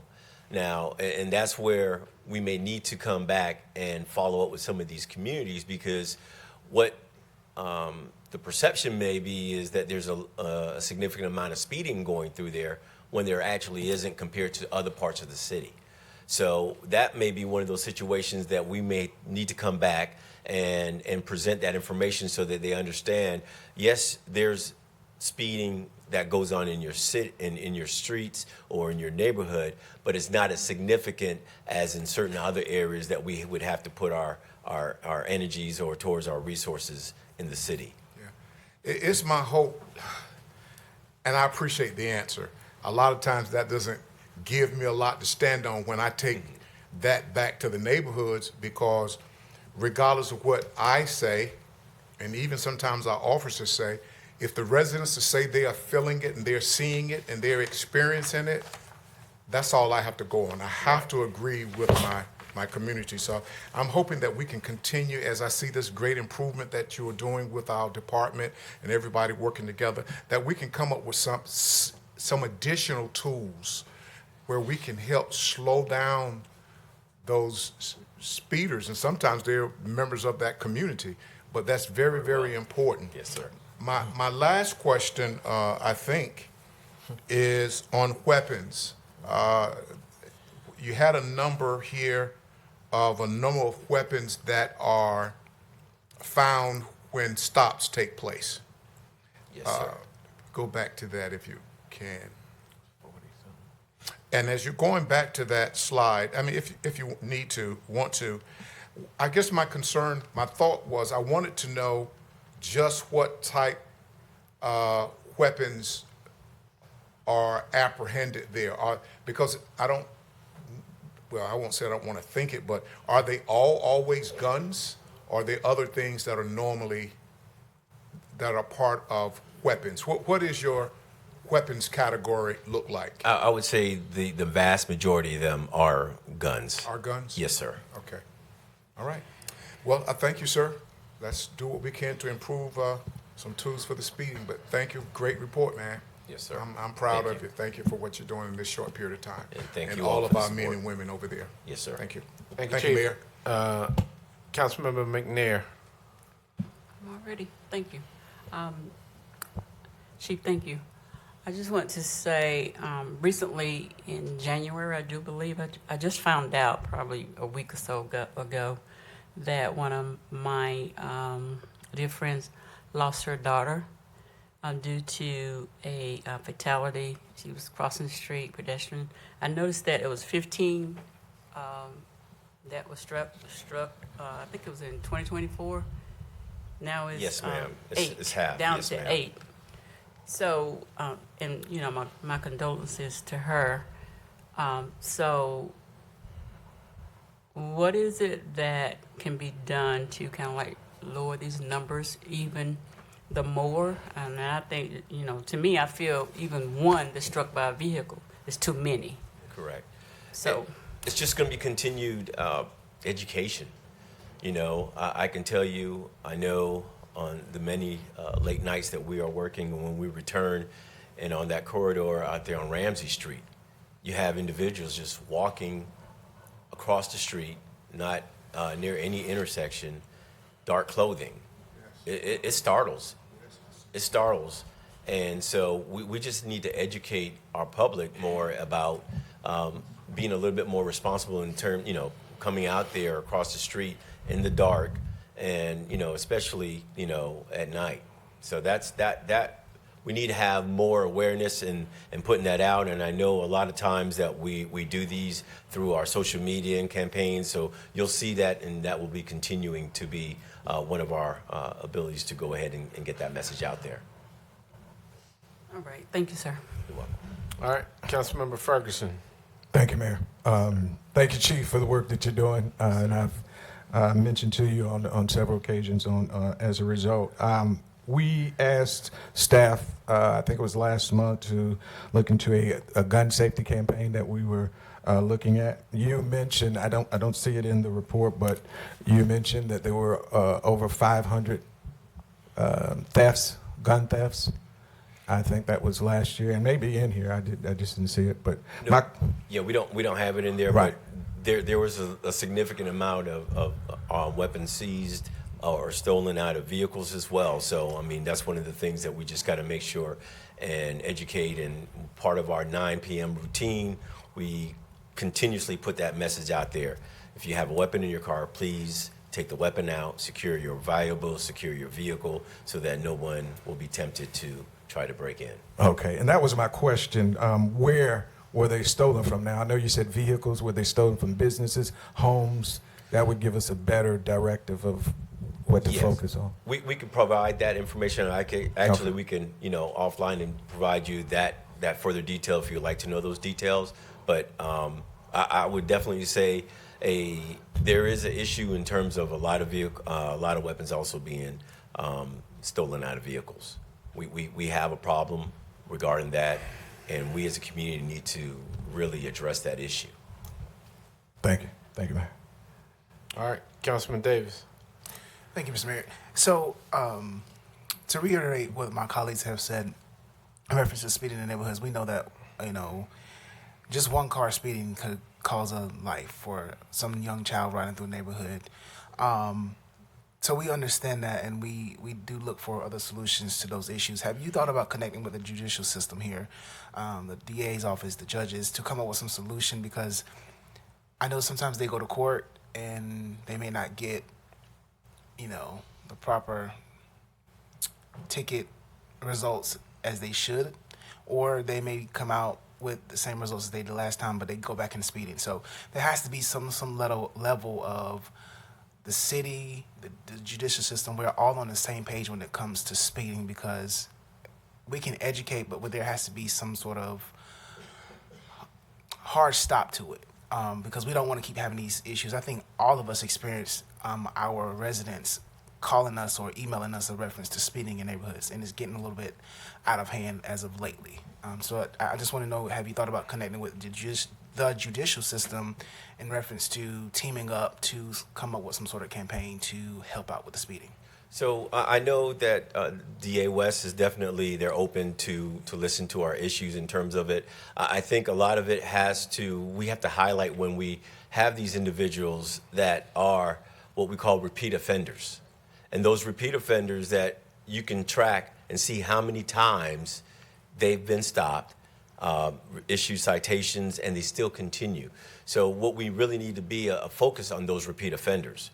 So as far as the police department, we are out there in terms of making sure that we are enforcing these doing the traffic enforcement, and we're going to be able to determine and see what's going to happen in terms of what we're doing and what's happening in the court system. Of course, there's the judicial system, so we can't impact that, but they're going to have their own ways in terms of when they get their lawyer may have that, pled down to a lesser charge, and that's just the way our system is set up.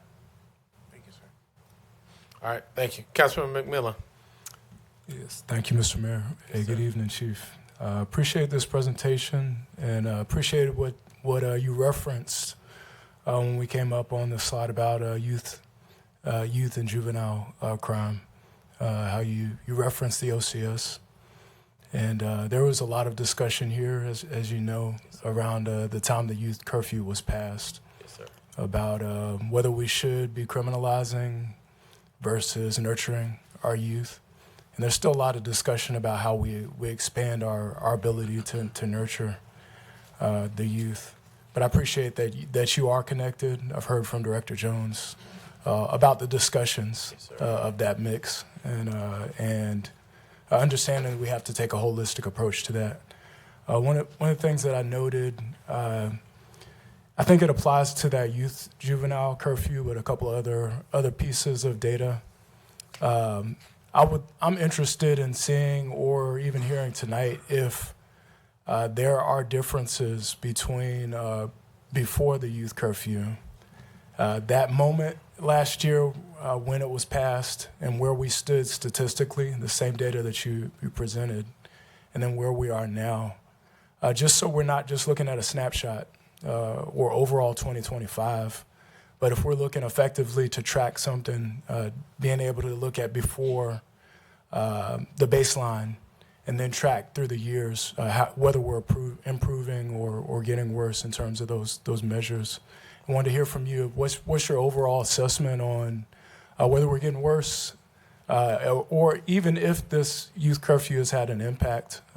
We couldn't see it based on the slide, but there was also a discussion about how this had been passed in many other cities without any statistical data to support it actually doing anything. So in terms of the curfew, and I think I've spoken about this previously, you know, when if the numbers reflect it in terms of what we're doing, I would say is we're encountering these individuals when we have a 911 call or suspicious activity to actually able to approach these individuals or these juveniles, because it doesn't put our officers and the community in a good position when we're just randomly approaching individuals that we think that may be a juvenile. That right there is not a positive encounter that I want our officers to have, and I don't believe that our community wants that to have as well. When we have a justified reason as seeing individuals pulling a car handle, right, then we have a reasonable suspicion to go ahead and approach that individual. But right, just randomly because you look young, we're not doing that, sir. Okay. We're not doing that. It's good to hear that that's not being done. That was the fear and the concern overall of the community at that time. We're not doing that, sir. All right. I also wanted to address disaggregation of data. I have a lot of questions. We need to talk. Yes, sir. But have looked at what it would mean for us to not just look at zip codes. 28314 covers a lot of ground, a few of our districts, but what it would mean to actually have disaggregated data that pointed us towards what's going on in our districts. And then, I'm from the same district Ted Moen was from. He was a fan of the heat map. He was a fan of using topographical data in order to help us focus on issues. And I'm wondering if that's something that we're working towards, or if you think that's something that's possible with the tools that you have. So currently we are implementing a new data platform that is actually going to be able to converge all the information that we have and have it in one particular platform so we can actually deduct that information. And then now we can kind of be a little bit more intentional in terms of seeing what is actually happening in each section. So we are moving towards that direction. That's part of our technological advancement that we're doing right now. So that is part of it. So actually a software called Force Metrics that we're looking to implement. And we're actually onboarding as we're speaking right now. That's good to hear. Yes, sir. I think matched with what was discussed during that cost of gun violence analysis, the propensity scores. Yes, sir. If we could start to do things where we're zeroing in on the root causes, some of the things they talked about, poverty in those same areas. Correct. What the makeup was, that some of the things that predisposed Yes, sir. Folks to have those issues, then I think we're on to something, really, when we can get to that level of analysis. And I can tell you, in terms of all those issues, I know Director Jones and ourselves, we're continuously discussing these items. We've gone to several community events where we're discussing these issues with our youth, and we have folks that's been in the system that are coming back and talking about it so that we can address the issues from from that perspective, but also speak to these youth so they can see the results of what happens when you continue going down this path. So we definitely are a huge partner with OCS and any other community organization that is moving in that direction so that we can educate our youth and deter them from committing these crimes. And of course, you have the social work aspect of it is that we're working as well with other partners in the nonprofit community.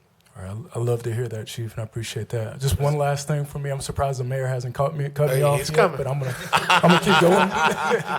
And last thing is just on AI surveillance. Hear concerns, and I have concerns about infringement on civil liberties with some of the tools that are either being used now or being proposed. There was an article in CityView last year about open source AI. OpenView AI, I'm forgetting the name of the actual program. Clearview AI is the name of it. Yes, sir. And then flock cameras. I've even taken note that I've seen some flock cameras come up, and I understand the technology is there. Can you speak to if there's going to be a moment of transparency in Fayetteville where there's a list of all these tools that we're using and some explanation to our citizens, our residents, on how we're using those tools and where the data is going? I definitely would say that there is transparency in terms because I speak on a lot of these things in our community or community meetings, but I would tell you in terms of the artificial intelligence and all these platforms and these softwares, we're not doing these just blindly.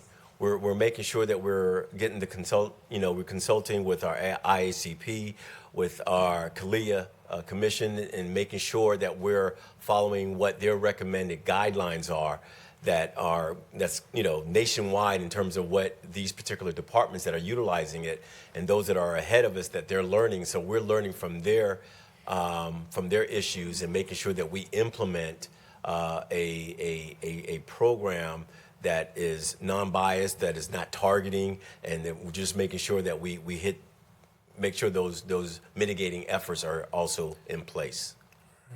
Appreciate All your right. time. Thank you, Council. All right, thank you. Councilmember Jones. Thank you. Quickly, thank you first for the report. On your first slide, you noted that crime is down. Yes, sir. It's down. Yes, sir. All right, and the reason I For say the last 10 years, it's right, been and down. that's where I was going at. The last two reports, and even consistently, there's been a trend of crimes going down. And I bring that up because sometimes, and I get why. Let me preface that. Sometimes when the community sees things that happen, and the first thing that's said is, "I thought crime was down." It is. Do we have our opportunities? Absolutely, but I really want to drive that home that the crime is going down. So you've addressed and showed us some areas of opportunity that we can attack. So I wanted to bring that out first. So thank you so much. So crime is down. We have our opportunities, and you're addressing those. So I do want to say that because again, I get the magnitude of sometimes of some things that are done. It just draws a lot of attention. So thank you there. Number two, as it relates to the disciplinary actions, you noted the policy warnings. Is there a specific area that you're seeing that those are clustered around? And the reason I'm asking that is just for opportunities for training around that particular item. So whenever we find that there's an uptick in a particular area, so what we will do, we will actually get with our training staff, and there will be actually training to specifically address those particular issues. So we are very intentional in terms of when we have these report our internal affairs, they would go ahead and get these numbers, and we'll make sure that if we see an uptick in a particular area, that we'll make sure and coordinate with our training staff to have training specifically to address these issues before it continues. All right, thank you. Next, the field contacts with the youth, just very quickly. Who or what other agencies are involved when you all have these contacts with the youth? What other agencies are involved, and what does that partnership look like as it relates to you all doing what you all need to do? So ideally, it would be great to have Department of Social Service involved, but quite frankly, they're not coming out when we're working out there. From 11 p.m. to 6 a.m., that's not happening. And it's unfortunate. We would love to have had that partnership, but it's not happening. So, and DJJ, we call them out, and and many times again, they're not coming out at that particular time. So, for the most part, what you see in terms of who's dealing with that, that's the men and women of Fayetteville PD. Okay, thank you. And I want to bring that up because we have some opportunities. If we're doing what we can do, it takes us all. It takes us all to do that. So I just wanted to show that we have some gaps to fill, that if we're doing whatever we can do, we just need some assistance. Lastly, first, let me preface this. I understand that you all can't be everywhere. We know speeding is definitely a problem. Part of that is human behavior. I mean, we can educate, enforce. We're going to have speeding. I do understand that. I'm not making light of it. What I do want to address, I'm thankful that we are increasing our number of officers. So to me, that also translates on the traffic side. I know that we'll have more officers there. So education and enforcement, I know we might not like it sometimes, but enforcement, if I get stopped, that's a pretty good deterrent for me to do that. And so I think all of that goes hand in hand. So thank you for those, because you all have been having some targeted speed enforcements. I know in District 3, you all have helped me out a lot. So I know you can't be everywhere. In an ideal world, if we could have everybody sitting on every street, we could.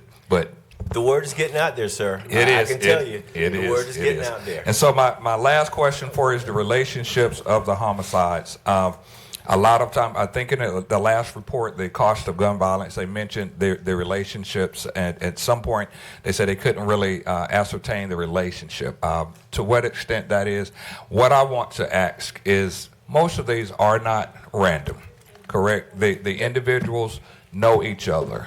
That's correct, sir. They know each other. So it becomes a little challenging for a law enforcement agency to combat that in and of itself. And the reason I'm going that, a lot of the neighborhood, I'm talking about, if I can speak quickly in 30 seconds before I can pass it over to the mayor. We need the community's assistance. We just can't do this ourselves. We just can't.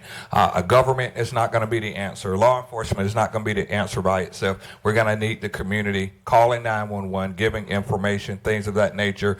If you know something, this is where I think an opportunity is also great for the violence interrupters to come in, because they may know someone. For example, if I'm somewhere with a friend and we get into an argument and one of us have a legal weapon and we get upset and pull it out, that's very challenging for law enforcement to do that. So I'm beckoning and hoping our community will also step up. We have a lot of great organizations out there, so I just want everyone to really know it takes all of us to do that, including the community. Thank you, Mr. Mayor. Yes, sir. Thank you. We have Councilmember Mayor Pro Tem Thompson. Yes. Thank you, Mr. Mayor. Sir. Chief, I know you're a humble man, but I'm going to give you some of the things that you didn't talk about. And I'm going to start off with the speeding campaign and your task force. I don't know how you come up with these task force, but they are efficient.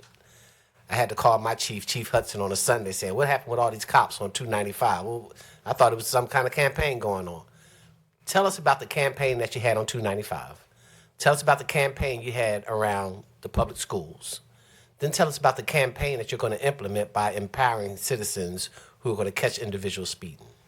Yes, sir. In terms of the 295, we have multiple reports. We all hear, the vehicles going at a high rate of speed on 295 all throughout, especially in the evening and during the day. So we are very much intentional in targeting specific areas that we know to be problem areas for speeding. So we have done multiple campaigns, and if you'll see that we are posting the results of those, and we're also partnering with the Highway Patrol, Cumberland County Sheriff's Office, Fort Bragg, Spring Lake, Fayetteville State. So it's one of those things where we know that we have to rely on all the resources that are here in this community to be able to go ahead and combat this, because those same speeders that are here in Fayetteville, they're going to be in Spring Lake, they're going to be in Hope Mills, so we're all working together on that. So that's how we're targeting that in a concerted effort in terms of that. In terms of the school zones, we have our traffic unit that are out there enforcing the speed zones in these school zones during those times, because right now, until we get those the speed sentries in those school zones where individuals can actually get a citation, we're still enforcing it through our traffic unit. Now we're still down 4, but we're gonna go ahead as soon as we can up those numbers. We're going to have additional 4 more full-time traffic officers as well that will assist on that. And lastly, in terms of what you're talking about, what we're planning to do, we have been meeting with vendors, different vendors, software vendors, to empower the citizens of Fayetteville to have to be able to be proactive in your own community. So when you see those speeders, those red light runners and careless and reckless drivers, we're working to develop an app that the average citizen can be able to record that incident, snap a picture of that vehicle, and send it back to police. So now what that does is, because the old saying is, where's the cop when you need one? Mm-hmm. So now, for me, instead of having 457 officers that's out there just enforcing, we're going to have 210,000 citizens making sure that we all keep our community safe. Good job, Chief. And speaking about keeping our community safe, I want to applaud Major Strapay about his effectivity rate on these homicides at 89%, which is above the United States average. So we can applaud him for doing a great job that he's doing. But on top of that, I want to talk about Major Hunt and our SROs. I didn't realize SRO Day was last Thursday or Friday until somebody put it across my timeline. You say we have 18, but we have 49 schools. When are we going to, and I think Sheriff Wright wanted us to have all schools to have SROs. When will we get to the number that's needed to at least we have all the high schools and maybe the middle schools covered? So we have all the high schools covered at this point. And so now the next step is looking at the middle schools. So as we increase our staffing, then there'll be, further discussion with Cumberland County Schools, and then we'll go ahead and be strategic as to where we put those additional officers as we move forward. Outstanding. And my last comment is, it was in reference to a comment made earlier about our curfew, and I was glad to see that youth engagement with officers has increased and incidents with youth has decreased. That's what we want. We want you to be engaged in the community, to let the kids know that you're not their enemy. You are their friend. Because if something happens, they're going to be calling 911 too. So thank you, Chief. Thank you. Thank you. Councilman McGreen. Thank you, Mayor. Thank you, Chief, for your report. I'd like to make a motion that we accept this report. All right, motion by Councilman McGreen to accept. I think I saw Councilmember Davis. Got seconds and thirds out here. All right. Just a second by Davis. All right. Discussion we've had it. Chief, I just had two quick pieces. One, or a question rather. The juvenile incidents that you have under the juvenile crime, the 1,275 versus 1,111 from the previous year. The question is, does that include, are the schools kept as a separate incident? No, they're also counted in there as well. So when you see that number pop up, so that includes the schools that we are now in? Correct. That is correct. Right. So you really can't look at that at face value, because we started the SRO program kind of at the beginning of the school year. And so you're going to see a natural increase because there were a number of those incidents that took place while at school. Correct. All right. And so that really took care of my other question. So as you look at this, when we did the curfew, we always said it was about data being driven, but you do have to look at school year starts in August.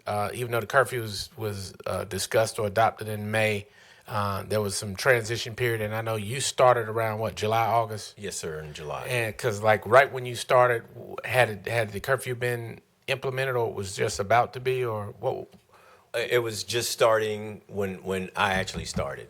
So the first month you were there, that's correct. We started. Correct. Right. And so I think you'll have to look at a period of time that really covers when those things started. But it's good to know that these incidents captured the schools as well. That's correct. All right. All right, so council, there's a motion that's been made and seconded, and we've had discussion with the chief. We've worn him out. He's been standing up for about an hour and a half. So, all right, we'll take a vote to receive this report. All right, motion carries. All right, council, we have some residents that have been sitting here for a bit now, very patiently. So we didn't want to prolong that. We will capture the public hearing 10.01, and council, if we need a break, I know we're pressing, we'll take it after 10.01 just to kind of clear the deck and get some of these residents that are here for this item. All right, Mr. Harmon. Good evening, Mr. Mayor and council. Good evening. Good morning. Is it morning? We're not quite there yet.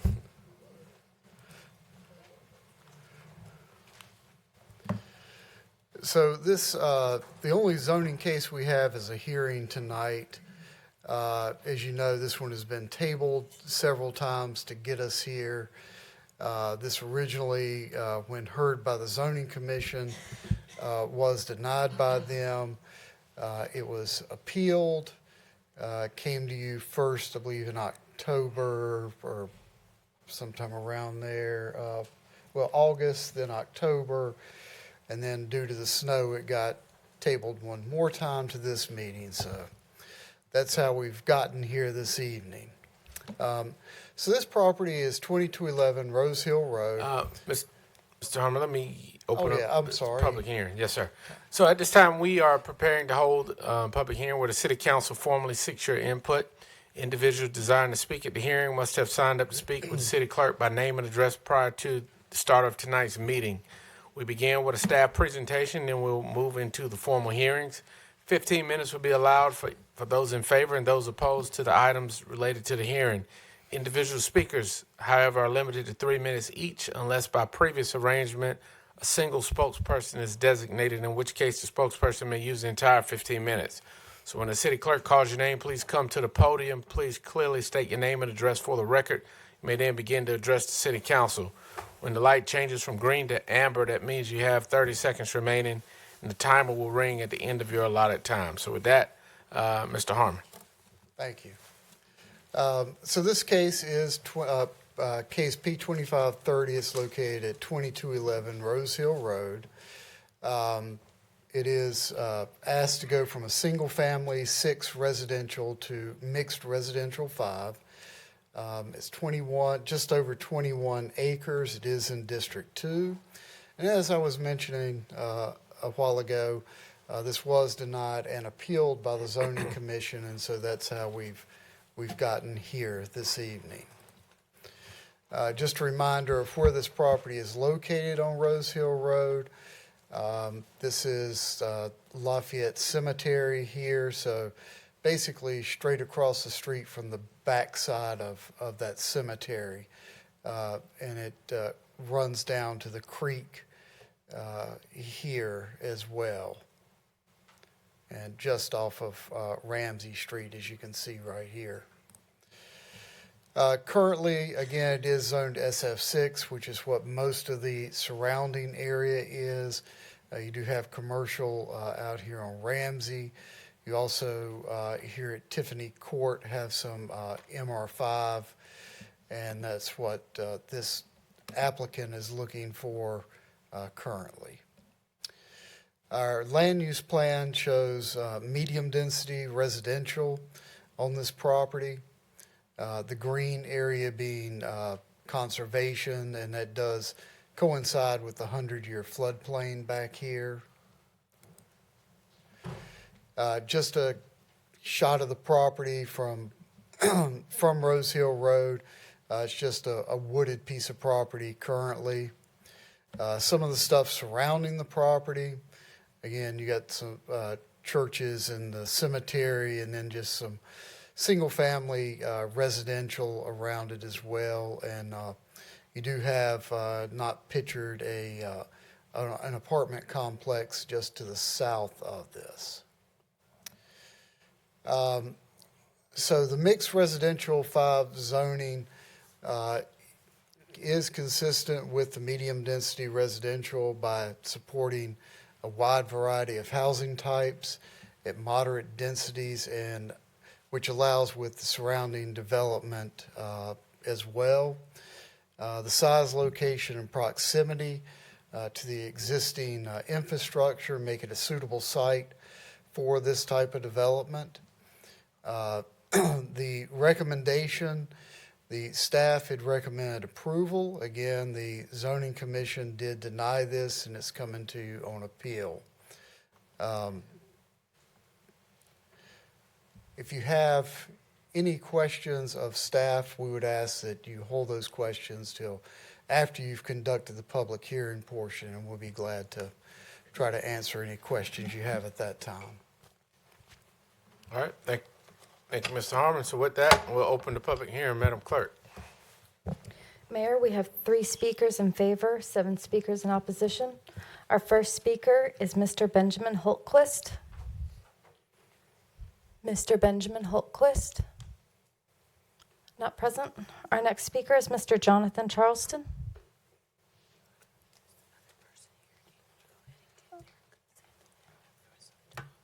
Good evening. I think that we have Mr. Claudio Sanchez. Right, and he's yielded his time to me. Is that for sure? Thank you, sir.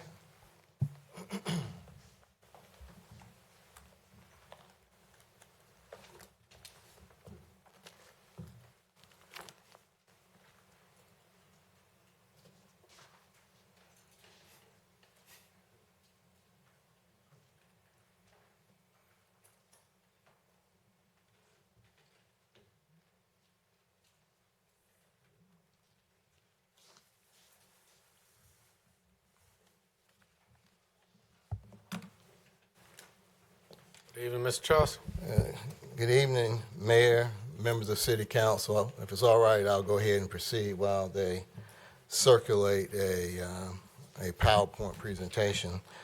My name is Jonathan Charleston. My address is 201 Hay Street, Suite 2000. I'm going to start out by saying I feel like this case has been like a family reunion. Last night I was on the phone to probably 1 in the morning with someone on the opposite side, and we didn't talk about the case. We talked about family and people we went to school with and all kinds of things like that. So I want to thank you guys for letting us come here tonight and deal with this. But I'm here tonight on behalf of the applicant. The applicant desires to rezone the subject property from SF6 to MR5. The subject site is approximately 21 acres, give or take. And of this amount, the applicant only plans to use 5 acres of Rose Hill Road frontage. And you will see that in the handout where it talks about the project. All right, 5 acres of Rose Hill Road frontage to develop 5 apartment buildings, leaving the remaining 17 acres in the rear of the site in its natural state, just like it is now. You saw the photos that Mr. Harmon put up. I must point out that the remaining 17 acres that's going to be left undisturbed is not conducive to efficient economical development because of the very challenging topography and the terrain.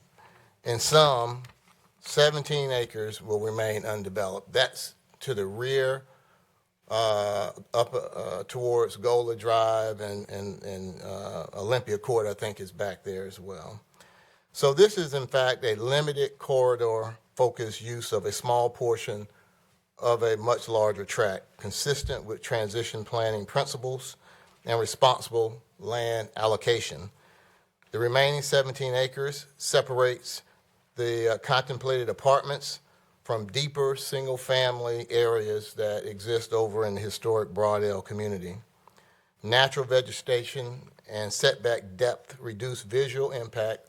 In other words, you won't see anything but the trees. It reduces noise, it reduces lighting impacts, all minimized by the physical distance between the units that will sit on Rose Hill Road and the communities that are further behind. This rezoning makes sense for the following reasons. One, The proposed rezoning aligns squarely with the city's future land use plan for this corridor. Second, the rezoning is reasonable and in the public interest. One, it's consistent with the land use plan, but Fayetteville continues to experience demand for additional housing options. Everybody knows that Fort Bragg is putting pressure on housing demands with the renovations of all the barracks. Everyone knows that because we have a shortage of available rental properties, that the prices are through the roof. The more units you put on the ground in service, prices come down. It's like during the pandemic when there weren't cars being made, the prices were through the roof. Same thing happens here. Third, the site is compatible with surrounding development patterns. As Mr. Harmon mentioned, just next door, there is MR5. You have apartment complexes, 2 on Rose Hill Road in the immediate vicinity of the proposed project, and then you have another one that's further down, and then another one that was on the consent agenda tonight, further down, that's being contemplated. And so we will say that the property's frontage and access characteristics make it more suitable for moderate density residential than continued single-family subdivision development. It is also important to emphasize that the rezoning approval does not, if the city council were to approve it, does not bypass technical review. Any future site development must still undergo full engineering review through the city's technical review committee process, including traffic, stormwater, utility, landscaping, buffering, and other compliance. So all applicable development standards imposed by the UDO will fully apply. 4, designating the property for MR5 zoning creates a more balanced and financially resilient development program than simply relying on SF6 single-family lots across the entire tract. Under MR5, the multifamily portion can support higher density housing types, allowing the project to deliver the proposed number of multifamily units we're talking about doing on the front end of the project where all of the utilities are located, the stormwater infrastructure is located, and access to the road frontage. And I might add, I was listening to the chief's report tonight, and one of the issues I heard many of the council folks talk about tonight is speeding. And the one thing about speeding, all the data shows that when there is not residential implements or commercial implements, people tend to speed. But when you have housing, pedestrians, and other things like that, folks slow down.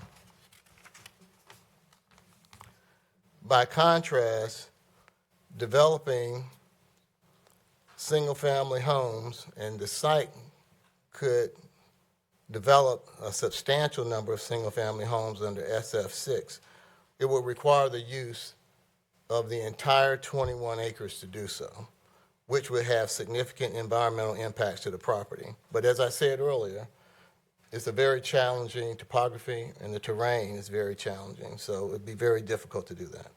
So a couple of things we'll say. Traffic, that's been one of the questions we've heard. All the indicators show that trip generation will not trigger any type of traffic impact analysis. Schools will not be adversely impacted. I believe the schools will be positively impacted. You've recently heard about the rebuilding of E.E. Smith. One of the problems that E.E. Smith had is that there weren't enough people to support the schools. Again, the target population are starter families, soldiers, first responders, and things of that nature. And I might add also, ladies and gentlemen, that we had a community meeting where we discussed the project and we're available to answer questions. We're certainly available to answer questions for you tonight. I would point out a couple of things. I've passed out handouts for you. One of the handouts shows the project. In particular, you'll see here, as was demonstrated by Mr. Harmon, the road frontage is where we're looking to put 5 buildings. The remainder of the property, the 17 acres back there, will be undisturbed. Nothing will go there. Why is that important? Because when you don't have hard surfaces, the natural ground continues to absorb stormwater, groundwater, and things of that nature. And the rule is you can't create any more stormwater than already exists. We believe that by leaving that property in its natural state, 17 acres of it, will not impact and dump water on the folks that live behind it. In addition, the location is important in that corridor, and one of the reasons we're interested in it, we look to attract veterans. You have a VA medical center. We're looking at folks that are interested in going to and furthering their education. You have Fayetteville State right around the corner. You have other recreational amenities around. You have the Orange Street School not far away, Clark Park. You have E.E. Smith that just, a stone's throw away, Dr. Martin Luther King Park that you talked about tonight, downtown Fayetteville and all the activities that the city council has invested in down here, hospital 5 miles away, and the reasonable access to Fort Bragg and Interstate 95 and Interstate 295. Finally, we'll say that these proposed units are affordable, and that's what's very important at this point in time. So I'll pause there, Madam Clerk, and reserve the balance of our time for rebuttal. All right, Mr. Charleston stops 5 minutes, 18 seconds remaining. All right, Madam Clerk. Mayor, our first speaker in opposition is Mr. Ariel Chapman.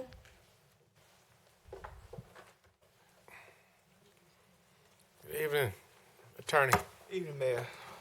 Good to see you, Mayor Pro Tem. Good evening, council members. Good evening. Mr. Floyd, please give it to the clerk. Yeah. Standing with me is Mr. Floyd passing out some pamphlets, Mayor. We are, first off, my address is 111 Person Street here in town, and I stand firmly with the residents in the Rose Hill area who are against the rezoning from the 2211 property from SF6 to the MR5. Reasons being, and I cite the agenda, it looks like there has been a recommendation made already. However, in part reads, no evidence indicates factors that would substantially harm public health, safety, morals, or the general welfare. And what we're passing to the council at this time is the evidence in support that it actually does harm the public welfare.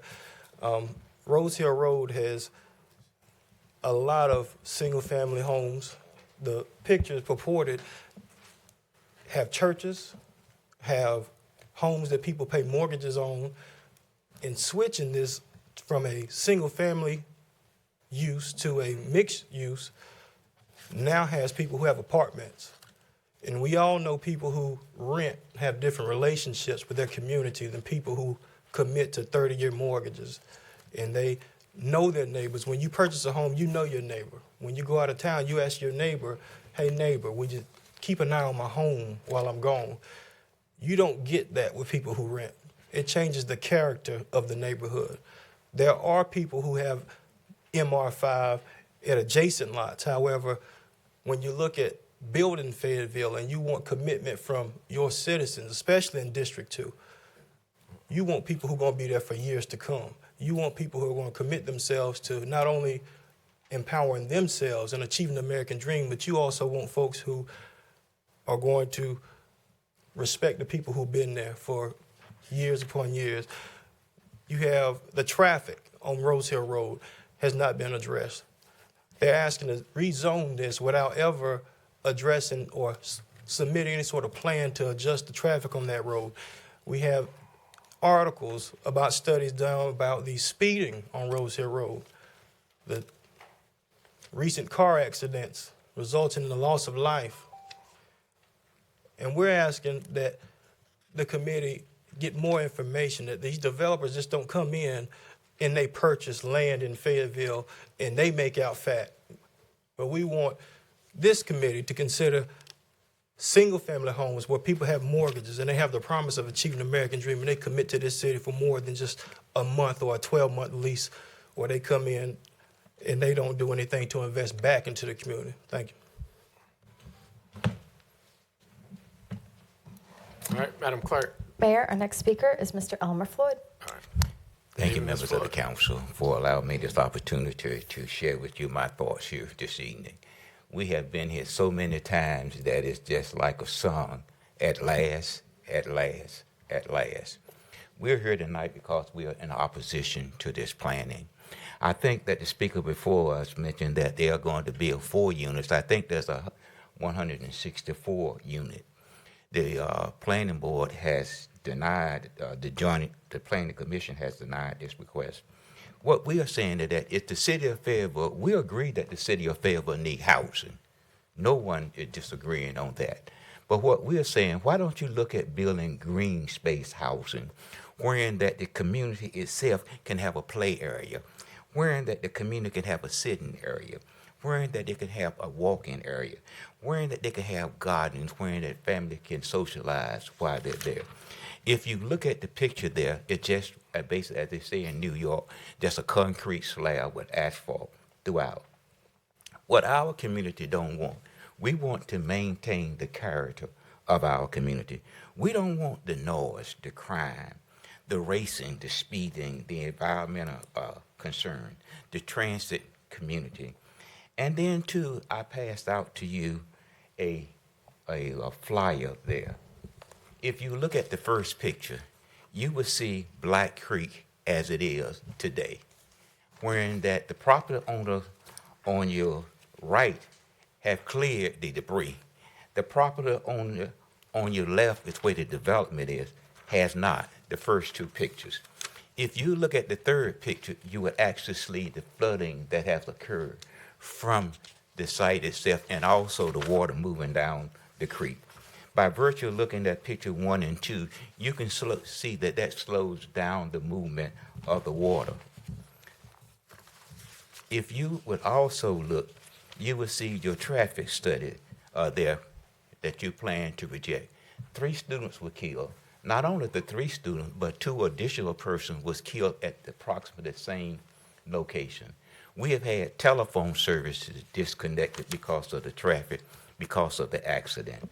If you look at the first picture there, after the traffic report, you will see how our community is used as a racetrack. If you look at the second picture, you will see the same. If you look at the third picture, you will see on Seneca Drive where there is racetrack mark. And also the picture that he's shown, you will see a donut hole. And if you look at the last 3 pictures, you will see how people are nice enough, and those pictures were taken in front of my house where they pass each other in a 2-block street. We're asking you to concur with the zoning commission request to deny this development. First of all, it was in a land. Mr. Floyd, time's up. Thank you. Madam Clerk. Mayor, our next speaker is Ms. Cynthia Leaks.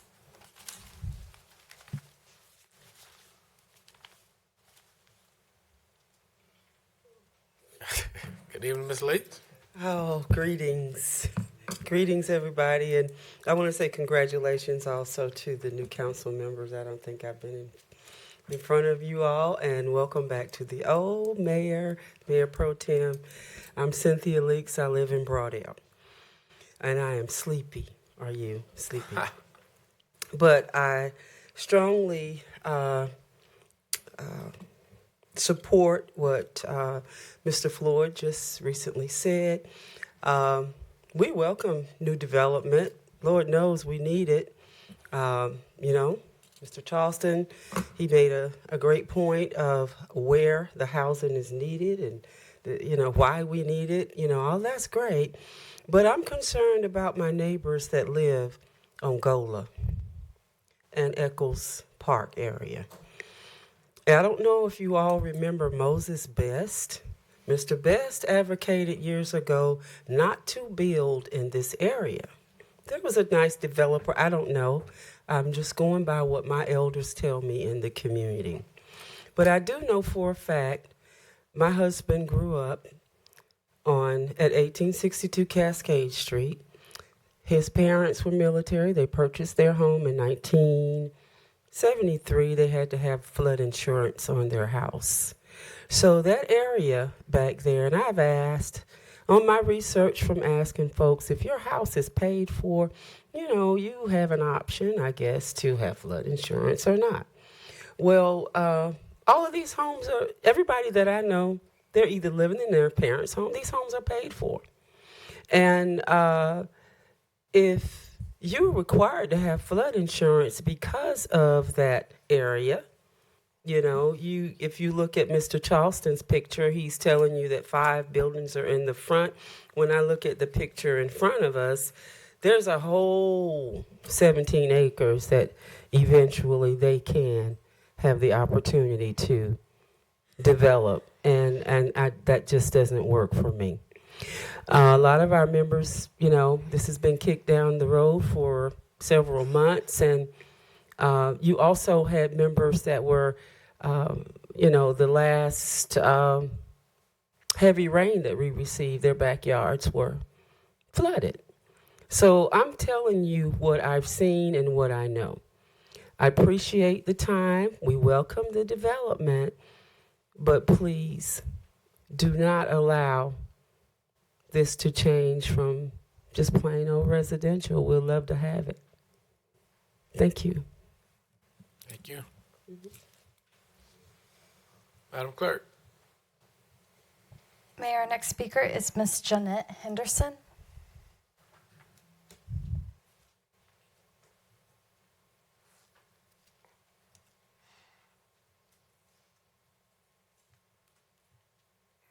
Good evening, Ms. Henderson. How are you? It's Johnette Henderson, and I live on 2072 Seneca Drive, which is really very close to the area that we're talking about tonight. My issue is with the speeding that's going on. So I heard Mr. Councilman Hare say earlier, health and safety are of concerns for the community. That is very true, and it's for us as well.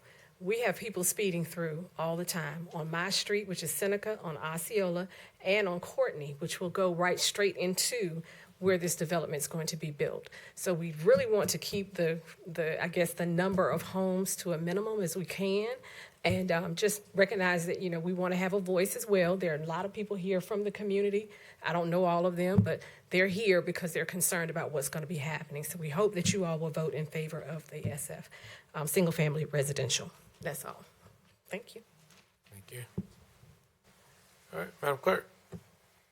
Mayor, our next speaker is Miss Benet Cathy. Miss Benet Cathy. Not present. Our next speaker is Miss Phoenicia Graham.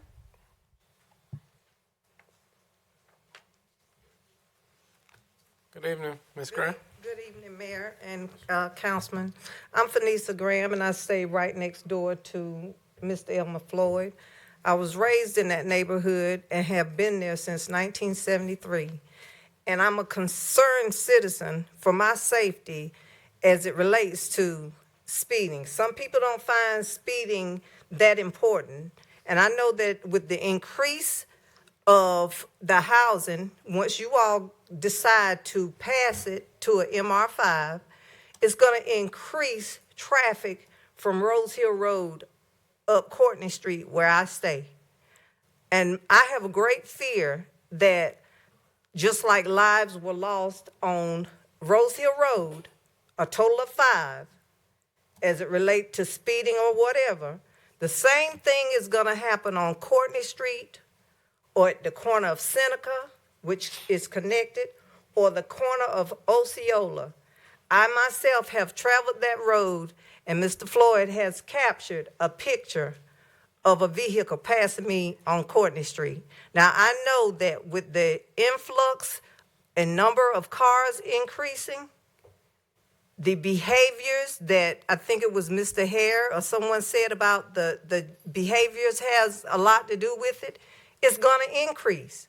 And if you guys agree to them having it, they can say 5 units, and they very well know, and who they have representing them know, that they can say 5 units, tell you all that, and it's not etched in stone, and that other 17 acres will have houses or units built on it. Just as soon as they start developing and put those 5, they're gonna go back there and it's gonna be a mess for the other side, Broadale, and everything that's adjacent, and it's gonna bring more traffic to that little narrow 4-lane Rose Hill Road, which will increase the chances of loss of life.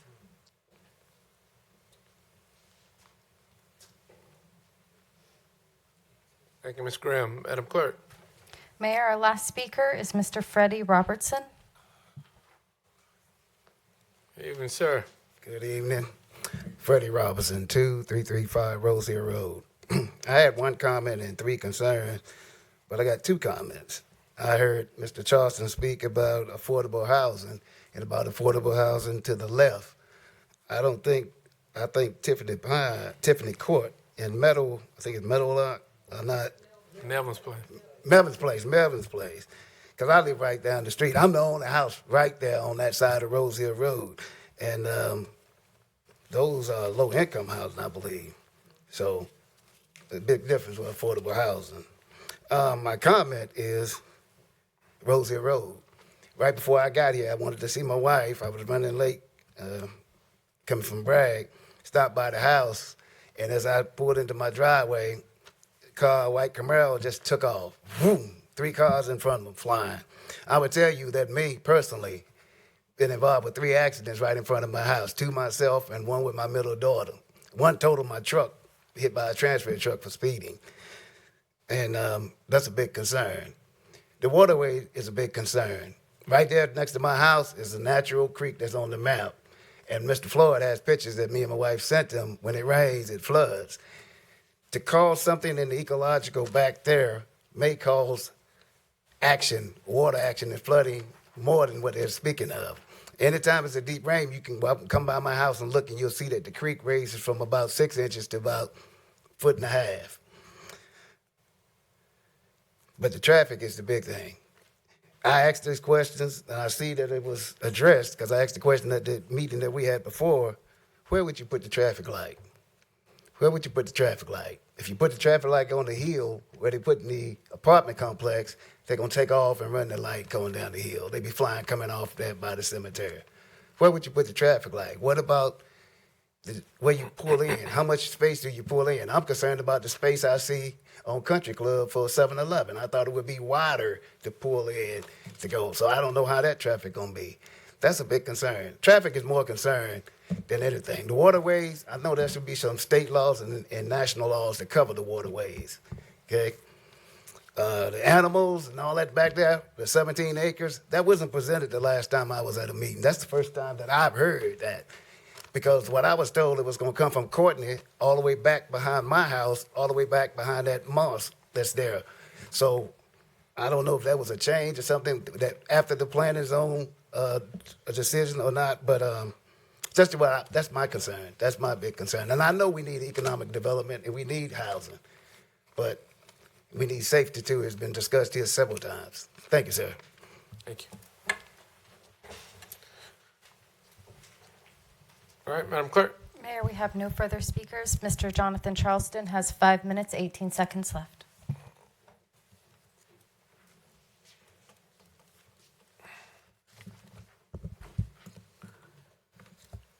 Mr. Mayor, I'm not going to take all 5 minutes. I just want to speak to a couple of things. I listened to my colleague, the first speaker up, and I was surprised that the presentation really is that renters are not what you want in your neighborhood. In fact, that's what's happening. Folks are not buying homes. Young people are not buying homes anymore. A lot of folks that come to our community are not here for long term, and they have to have places to stay. I just haven't heard anything like that where someone says that renters are not good people. They bring crime, they bring traffic, they bring all these other things that are not good. I don't agree with that, and I don't think you do either, because if you do, then the C&I project that you're working on, then throw it in the garbage. Okay? Your choice neighborhood is totally inconsistent with what you heard that speaker say. I might also say that whether you develop, Mr. Davis, single family housing or multifamily housing on that site, the speakers have suggested to you that there's going to be flooding. What I've suggested to you is that there won't be development on the backside of that 17 acres in the rear. It's just not going to happen.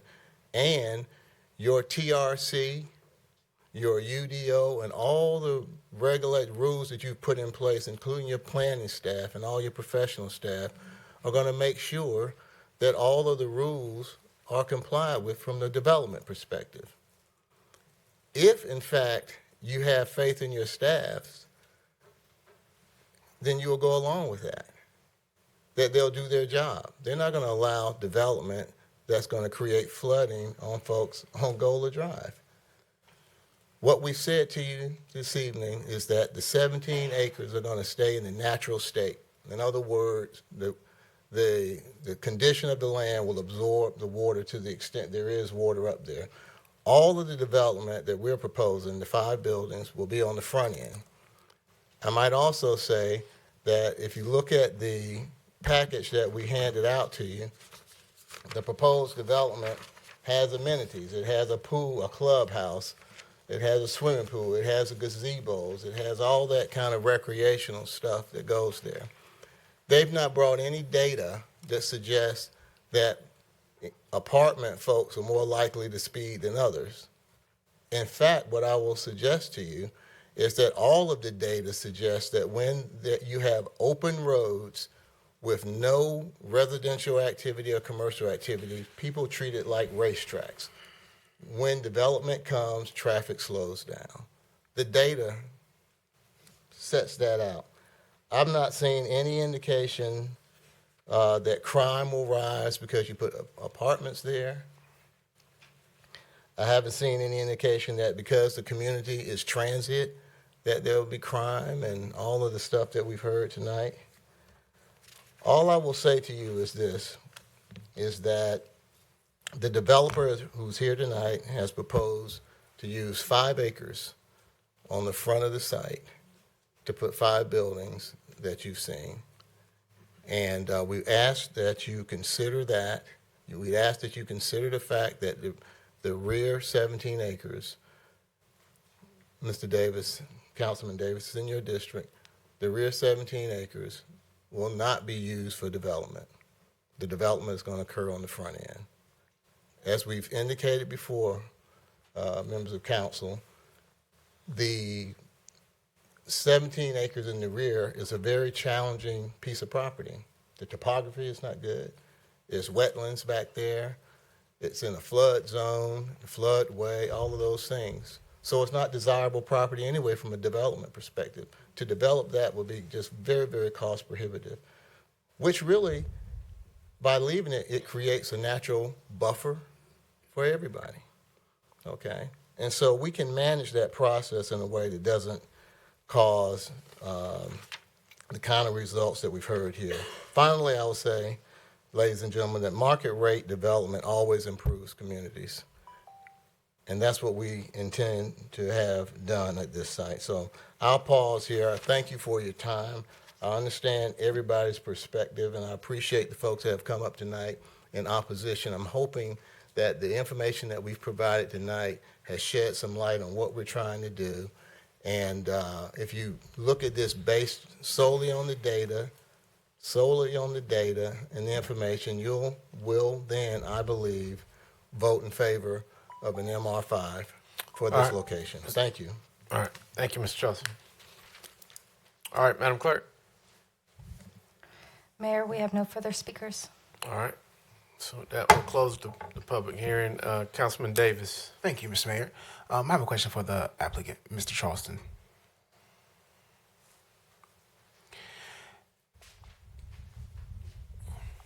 I heard in your presentation you mentioned that you guys had a community meeting. Yes. Exactly what were the concerns that was rose at the community meeting? Well, I'm glad you asked. The community meeting was held, and two folks that came to the community meeting lived over in the Broadale, Eccles Park area. They were interested, they own property of their own, and they were interested in how they could get their property developed. There was one gentleman there that was from Eccles Park itself, and he said he just wanted to understand what was being contemplated. And then we had a mother that's about to retire from the school system, did the same thing. She came to see what was being developed, but everybody left after about an hour of the presentation, and there were no objections to the proposed development. Okay. And I have the names of the folks that were there too, by the way. Okay. My next question is, how far is the setback going to be on this? Because these look very close to the road. They look very close to the road. So how far is the setback? And if staff can maybe answer this, the requirements for the setback from the actual road. I think all that gets developed during the TRC process. Okay. My concern is how close it is to the road, right? Right. If there's some way, because that's going to, either way, like I think some residents brought up the traffic. People do speed up and down Rose Hill Road. We know that, right? But if they have to make a quick stop, turn in really quick to get to the apartment, and it's right at the road, that's going to be a little issue, all right? That was my question and my concern about that. My next question is for, thank you, sir. It's for Mr. Floyd. Oh, okay, great.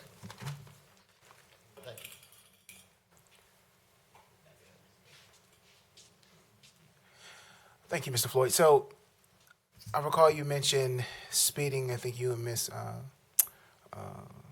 Henderson both mentioned speeding on Courtney Street, right? And I spoke to Miss Graham as well about the speeding that goes on Courtney Street. Can you tell me, I think you said you guys had requested there to be speed bumps, but the study came back and there was some signage that you guys were not able to obtain to get some sort of measurements, some common measures on that road. According to your policy, it requires 70% of the residents. We were successful on the right-hand side. The left-hand side belongs, it's a cemetery. Right. There is 0 exit coming on Courtney Street from the cemetery. There's 5 gates that have been closed for 50 years.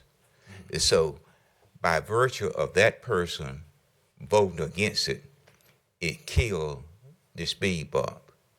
And the policy is that if it has a direct or indirect effect on the street, the entrance to the cemetery is on Ramsey Street and Rose Hill Road.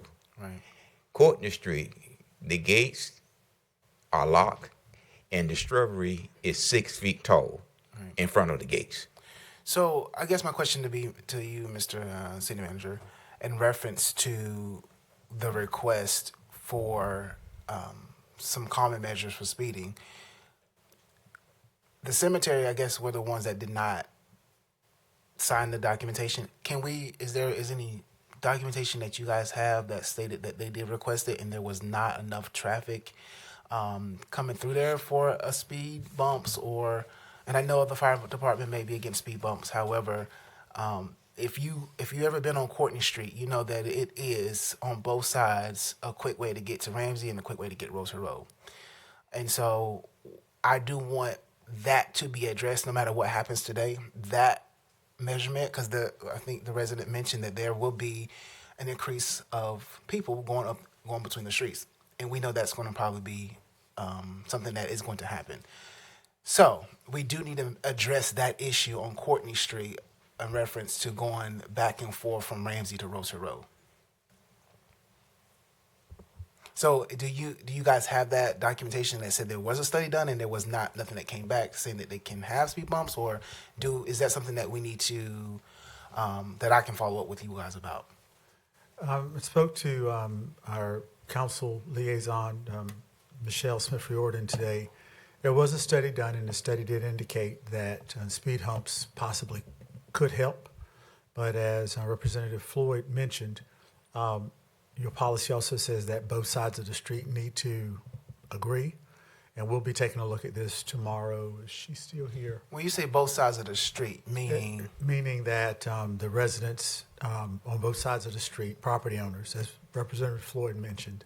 So not the cemetery. They are the property owner.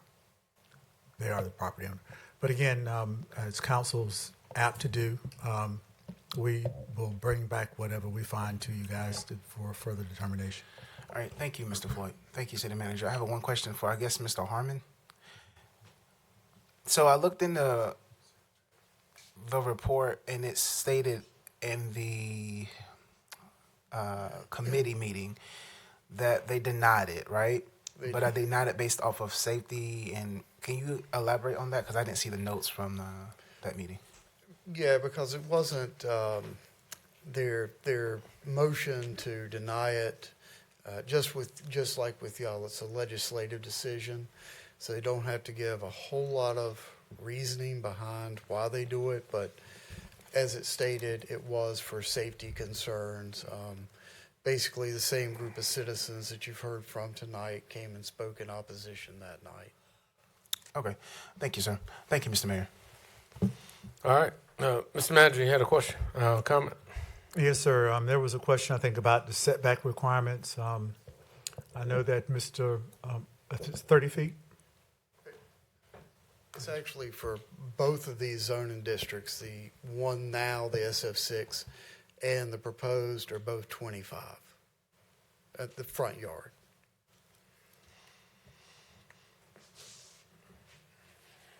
All right, Councilmember McMillan. Yeah, thank you, Mr. Mayor. I have two questions for Mr. Harmon and one for Attorney Charleston. Mr. Harmon, is the burden to override the zoning commission, is that on the applicant in this case? I think that would be more of a question for your attorney to. Sir, there's not really a burden here. It's a legislative hearing, so the council can make any decision it wants. There's no standards or any findings of fact or anything like that that need to be made. All right. And can either of you speak to the concern addressed by the resident in terms of what's in the plan being changed later on once the zoning is approved for the full block? Is that something that could actually happen, the backside of that be developed based on future decisions of other persons that hold that land? Well, what the rezoning that is in front of you tonight is a straight rezoning. So there's no conditions that are part of it and no conditions that can be put on it during this process. And because of that, while that may be their intent to only develop a certain portion of it, they would not be held to that under any kind of conditions if this were approved. Okay. Is that? Yeah, that definitely answers my question. I appreciate that. Was there ever any discussion of making this a conditional there was at the very start, and they wanted to just try the straight rezoning to begin with. Could I segue into questions to Attorney Charleston? Thank you, Mr. Harmon. I just want to say one thing is it's important to point out. Whether this is a multifamily development, whether it stays as SR, SF6, or MR5, okay, as SF6, you could put probably 100 or so single-family units in there, given the size of the lot. So as a SF6, just the way it is now, it can go in with single-family development. What the developer is proposing to do is to limit what they put in there. And the reason they want to do it that way is because the backside of the property, Councilman, is really tough terrain. It's water there, it's wetlands, it's all of that. So the problem that you have is you'll spend a fortune developing that, and you'll never get your money back out of it. That's why nobody will go back on that backside that way and do it. So the development's on the front end. because that's the most cost-effective way to do it, and not to go back there and try to develop in the flood zone. You have all the FEMA regulations, federal, state regulations, and all that. Just very cost prohibitive. But I want to say that before your question. No, I appreciate that. I appreciate you clarifying that. Definitely still doesn't address the residents' concern that could happen later. Right. But I definitely understand what you're saying now. Did I answer something that you didn't ask? I had another question that I was sure. hoping you could address. Sure. Can you speak to the reason why we talked about how this has been going on for a couple of years now? The reason why there's insistence going against the community's understanding of what the characteristic of the area is. Why there is insistence on for your client for this particular area. Right. Well, let's reframe that, because I think that might be your opinion that they're going against it, but I think it's just that my client is pursuing multifamily there, and MR5 allows for multifamily there, and the community is saying we don't want it rezoned from SF6, which allows single family to go in there at higher densities on the entire 21 acres. So I think the key here is to make sure that that the issues that have been raised, and that was what my job is, and maybe I've not done a very good job of it, but it's to make sure that the folks that are opposed to the MR5 understands that the MR5 development will not be a threat to the health, safety, or welfare. What we've heard tonight, Councilman, was discussions about traffic, about crime, okay, about speeding, all of those things that would happen if MR5 went in there. And what the real thing we have to consider is at SF6, you can put as much development in there in terms of units as you can with multifamily as an MR5. And so that's a fact, and Mr. Harmon can address that. So the key issue is, will this create speeding? We've indicated to you tonight that residential development slows traffic down. All the data shows it. There's studies all over that show that. Crime, I'm not seeing any data that would support what my colleague said in the beginning, that by having rental units, that all of a sudden crime is going to go through the roof. Because if that's the case, I can't imagine that city council will be investing in choice neighborhoods if you're going to then bring more crime onto Murchison Road. Okay?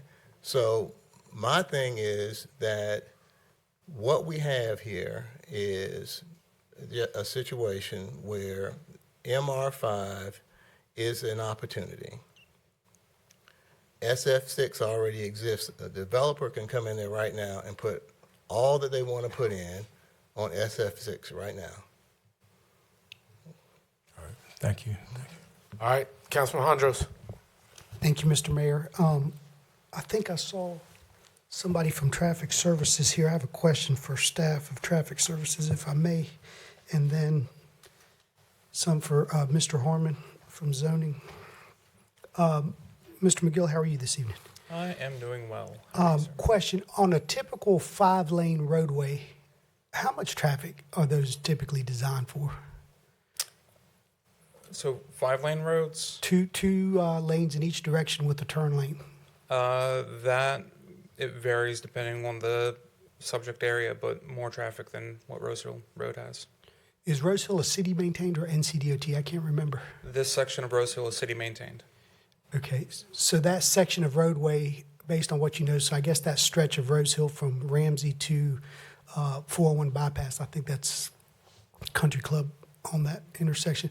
On that stretch, based on the design and your professional knowledge of that field, what do you think that roadway is designed for? Average cars per day? I would not be able to provide a solid number.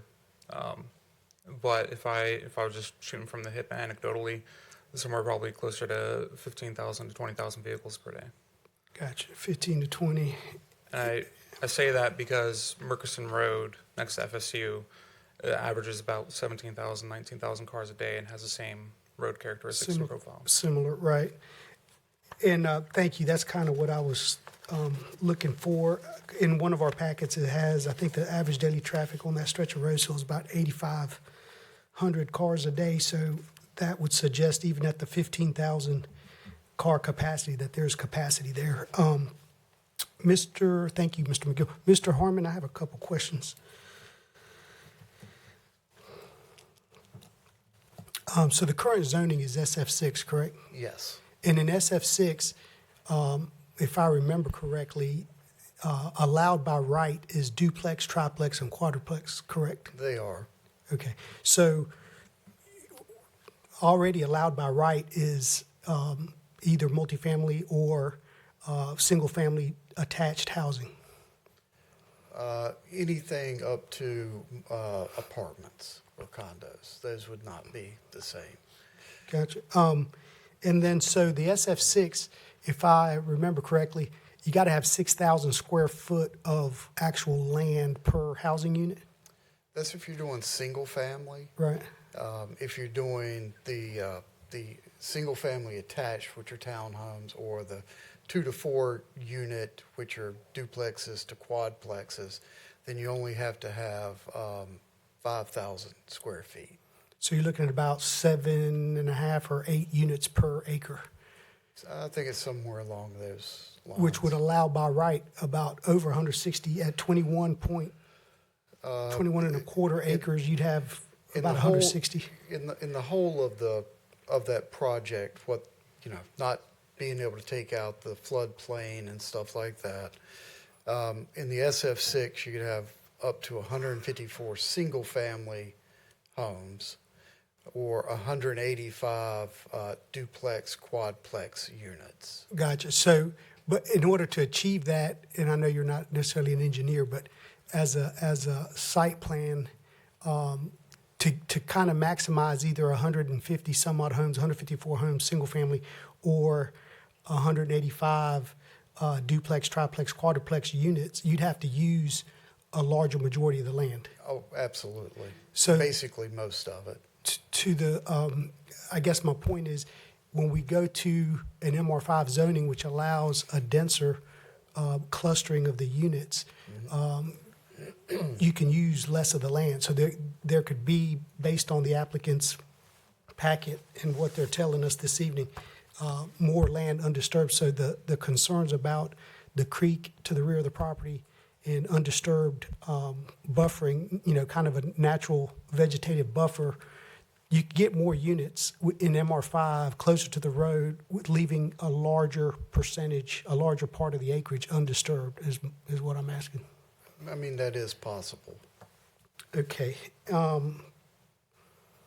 And so, just to my colleagues, so in my 2 terms, everything we've talked about, from strategic planning to different committees, and we're looking at our current ordinances, we're talking about denser developments, we're talking about more attached and detached housing units, more mixed-use developments, which would facilitate and provide for more walkability, more sidewalks, more crosswalks, protected crosswalks, more robust transit system with more stops, more buses, more routes.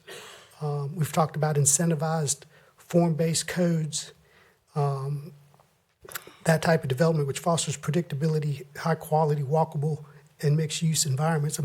This development's a poster child for all of those things. So it's like a case study in what we've been talking about since I've been on council on the type of development we want to see. So that's all my comments, Mr. Mayor. I'm prepared to make a motion, or I would defer to my colleague from the district if he prefers, but I'm ready to make a motion if there's no other comments or concerns. Let's see, one other light that we do need to push this. Councilman McMillan, you had second round? Okay, must be an old light. All right, Councilman Mahondros, you said there was a motion you had? Oh, Councilmember Davis?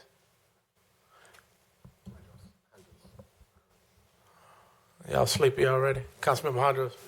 Yep, trying to get my, I move that we recommend approval of a straight rezoning from SF6 to MR5 consistent with applicant's request. All right, this is a motion by Councilman Alejandros. Is there a second? This motion? Second by Councilman Green. Discussion. All right, Council, I'll look to you before you vote. Mr. Mayor, I think I need to add some language per the attorney. Let me reword it. Move to approve the map amendment to MR5 as presented based on the evidence submitted and find that the rezoning is consistent with future land use plan as demonstrated by the attached consistency and reasonable statement. All right, motion is stated and seconded by Councilman Green. All right, Council, I'll look to you for your votes.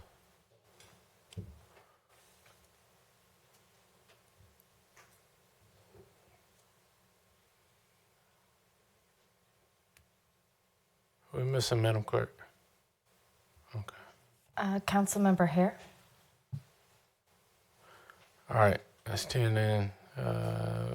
Voting opposition, McMillan, Jones, here. All right, motion carries. Council, let's take a 10-minute recess. We've still got a couple of items, so be back at 11:12.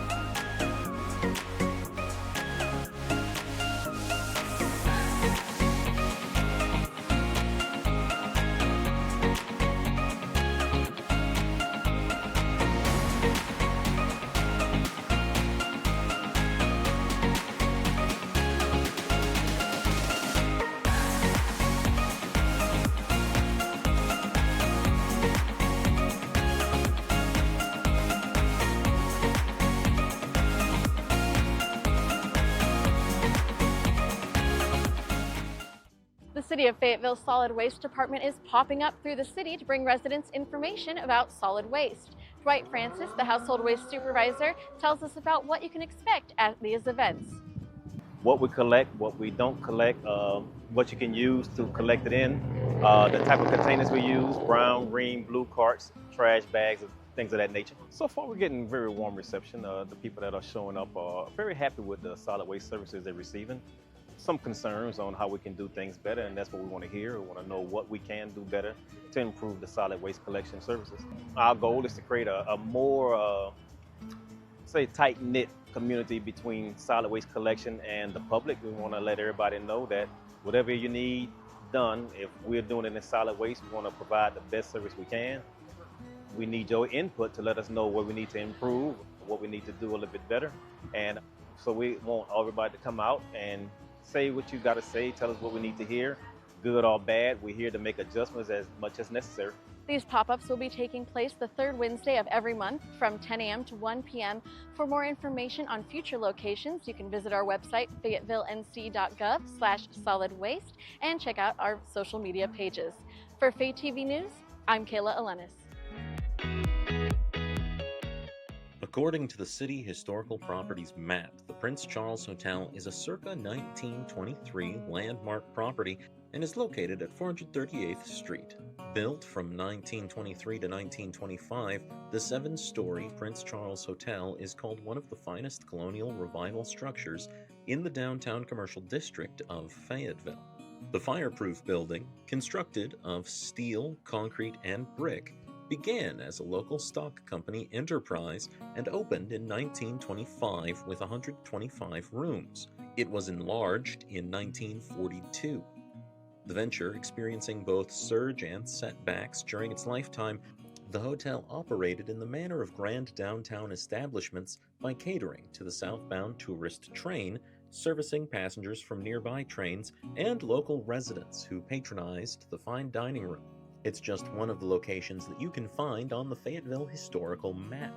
But if you scan the QR code down below, you can find many more. So we're here inside Orange Street School, built in 1915 as a wonderful educational resource for the African American community. Refreshing it, new coat of paint, bringing it back to life so that we can use it and again, hopefully use it to touch another generation. Students learn in so many different ways. Some students are more hands-on, and this opportunity will give more of a hands-on approach. A partnership in the Fayetteville-Cumberland community is breathing new life into this historical project, turning the Orange Street School building into both a museum and a modern educational facility to honor the generations that have come before and build up the generations yet to come. We're going to take a look at the 3 focuses of this project to show you what will be and what was. One of the fun and exciting, unique things happening to Orange Street is we will have a creative cultural arts academy where young people will get an opportunity to explore different parts of creative arts. Each month we will focus on a different talent where they can learn about careers and actually participate in things that will make this place better for young people. On the second floor of the historic building, there will be a music lab where youth can learn about music and the start and making of building a project on their own. And we will also have a STEM lab where we will exercise science, technology, engineering, and mathematics to help the students to learn more about how they can take things that they learned in school and make it to be more practical. One of the goals for the Creative Academy is to prepare students for future careers in anything cultural arts. The Creative Academy will give them a free space to be unique and to be them. It was a long road to get here through the renovation. The renovation primarily focused on structural integrity.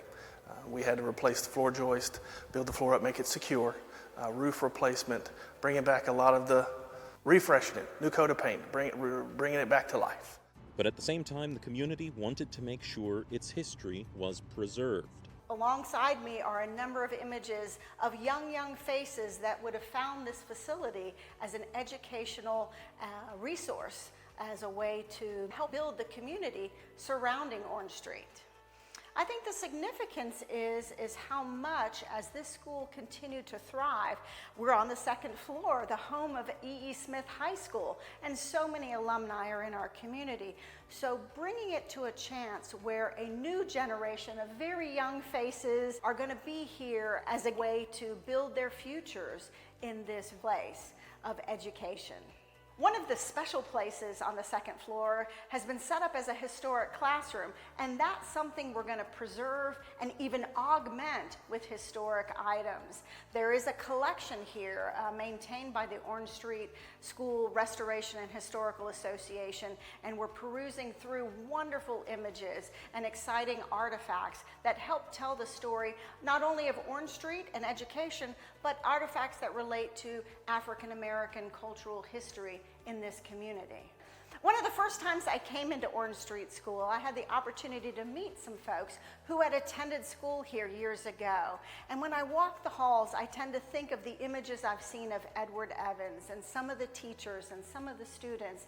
And it's just so exciting to know that there's going to be that type of energy again and that type of uplifting, not only within the walls, but extending into the community. It'll be exciting to see some of those faces who learned here come back and be a part of the learning that will happen here as well.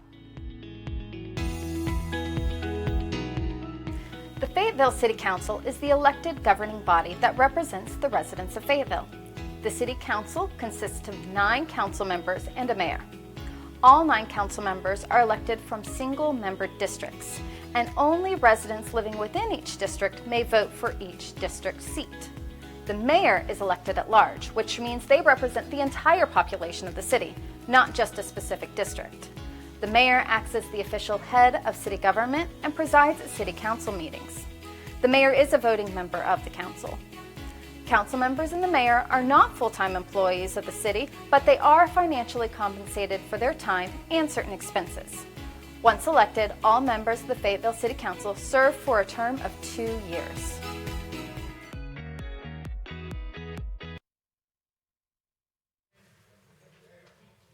All right, council, we will call our meeting back to order. Push through the next item. We are, yes, 10.02. Public hearing on UDO signage. Again, as you know, we're having the public hearing. We've read all the terms and conditions at the previous public hearing, and with that, we will turn it over to you, sir. Good evening, Mayor Pro Temp, members of the council. My name is Scott Walters. I'm a senior planner with our Development Services Department. What we have for you tonight is basically 10 or roughly 10 text amendments proposals. These proposals are not in any way a major deviation from what is currently in our ordinance or what was in our ordinance in the past. Most of these items are for clarification purposes or to reduce the burden on the public to either obtain a permit or register for a sign. Some of the other items we're proposing is to add some flexibility back in. So we'll start off tonight, if I can get this thing to work.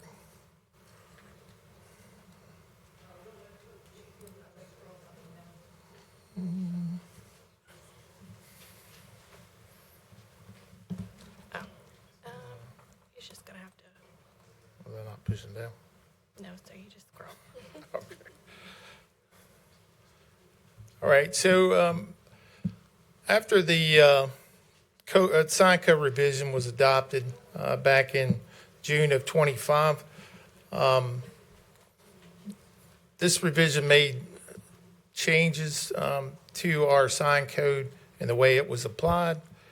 After that implementation, the Development Services staff identified some issues and started working on proposed adjustments that would improve the way the code is applied in particular situations.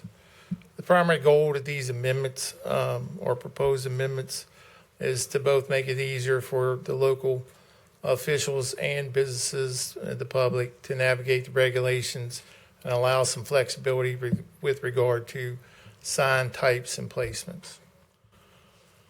The first 4 items we have here, as I said before, are some clarification items and also some items where we're proposing to reduce the requirements for registration or for obtaining a permit. The first one of these is the temporary sign registration requirement that's currently in the ordinance. Our proposal here is to remove the sign registration process. There's 5 temporary sign types currently in the ordinance. 4 of those require you to apply for and get an approval before placing those signs out. We believe this is unreasonable and a burden to the public to require them to do that for temporary signage. So again, this proposal here is to remove that section only from that part of the ordinance. The next one is motion signs, which is under our prohibited sign section. And in this section, under motion signs, the word banners is used in the description of motion signs. Banners are also a type 2 temporary sign that is allowed, so there's a conflict between these two sections. What we're proposing is just to remove the word banners from the motion sign section. That would help clarify and remove any conflict. The next item is directional and circulation signs. Currently, these are required to have a permit. Again, the staff believes that this is not needed at this point. We don't, never in the past have we required directional or circulation signage to obtain a permit. The standards would stay the same. What we're proposing here is to move this section to our exempt section. And the standards within this section would still stay the same, except for the permit requirements portion. Next is the definition of a pole sign. And again, this is a clarifying item. We're proposing to add the words, which places the copy area of the sign 10 feet or more above grade level. And again, this is an item to clarify the difference between a pole sign and a ground sign. The ground sign definition has a similar verbiage in it.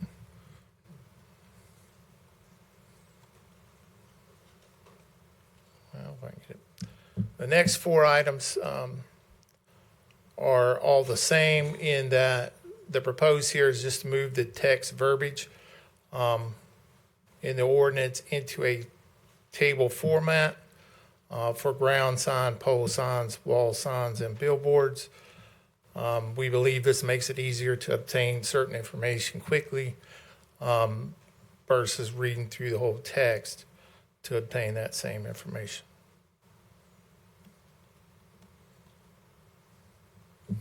Next, we have two items that we're proposing to add to the same section. This is in direct response to some nonconformities and what was allowed before versus what's allowed today. In the non-residential use or non-residential uses within a residential district, the proposal is to add non-residential uses may have one wall sign not exceeding 32 square feet in copy area. The sign may be externally or internally illuminated, except that no illumination is permitted when the sign is facing a residentially zoned property or use within 50 feet of a property line. To go along with that, we're proposing to add that governmental uses within residential districts, governmental uses including but not limited to police and fire stations, resource centers, recreation centers, and public and private schools licensed through the state of North Carolina may use the signage regulations as listed for the O&I district. And the O&I is the most restrictive business zoning district that we have.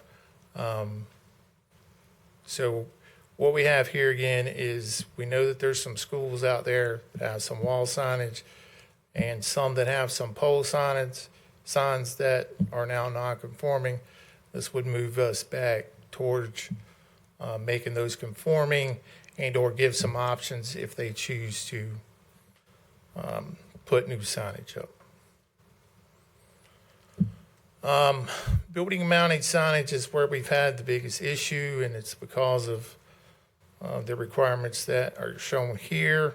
A single occupancy building, no more than one building mounting sign excluding window signs may be displayed per street frontage, provided that projection signs mounted on the corner of a building shall not be counted toward the maximum number of building mounted signs permitted per frontage. The multi-occupancy buildings have a very similar wording. They're allowed to have one per tenant space. This section has made quite a few businesses existing and the ones new ones coming. We have an issue because the existing businesses a lot of times will have non-conforming signs now based on this requirement. What we're proposing, if I can get it to move, is one of three options. to reduce this burden. And the first one would be no more than one building mounted sign excluding window signs may be displayed per building elevation. Option 2 would be remove the limit on the number of signs and use the total square footage of the building, and the O&I and the NC 50 square feet total would be the limitation there. And the reason that you see it strike down is our planning commission recommended to use option 2 along with removing the UC from this section, which would automatically move it over to the non-residential district, the other non-residential districts, and give them larger 500 square feet allowable signage. Option 3 would limit the overall number of signs per building to between 3 and 5 with no limit on the total square footage per building. This would use the 1 square foot per linear foot or 10% of the wall area rule that's already written into the sign ordinance to regulate the signs. And all 3 of these options would be regulated also by this 1 square foot to 1 linear foot or 10%. The last option we have, or the last item we have here, really goes or was put in because of option 1 and option 3, but it is for canopy and awning signs, and what we're proposing is we would add an additional item to this section, except that freestanding canopies may have 2 wall signs with a copy area of 1 square foot to 1 linear foot of the elevation that the sign is placed on. So we're given freestanding canopies the option to have 2 signs. Where currently we have some gas stations, and what they're limited to if they're on one road frontage is 1 sign, whether they choose to put it on the canopy or the wall of the building, that's what they're limited to.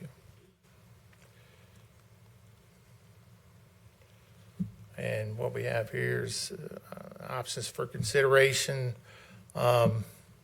Obviously, a move to approve the proposed text amendments as they've been presented. Move to approve some or none of the proposed text amendments.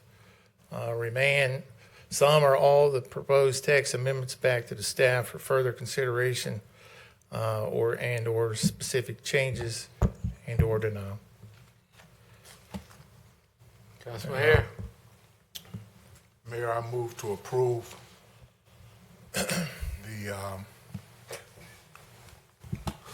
what, do we have a public hearing on this? Yeah. Okay. So I like your enthusiasm. I just thought about it. All right. Thank you, sir. All right. With that, we'll open the public hearing. Madam Clerk. Mayor, we have no speakers for this item. Right. With that, we will close the public hearing. Mayor, all right, I move. Back to you, sir. Yes, sir. I move to approve the text amendment updated for section 30-5L. All right. This is a motion by Councilman Hare. Is there a second? Mr. Mayor, if the motioner will accept a friendly amendment, I will second that. Motion to approve the text amendments on slide 7, option 3. There was 3 options given. I'll second that. Option 3. Let's go ahead and read it, Councilman Alejandro's a little late.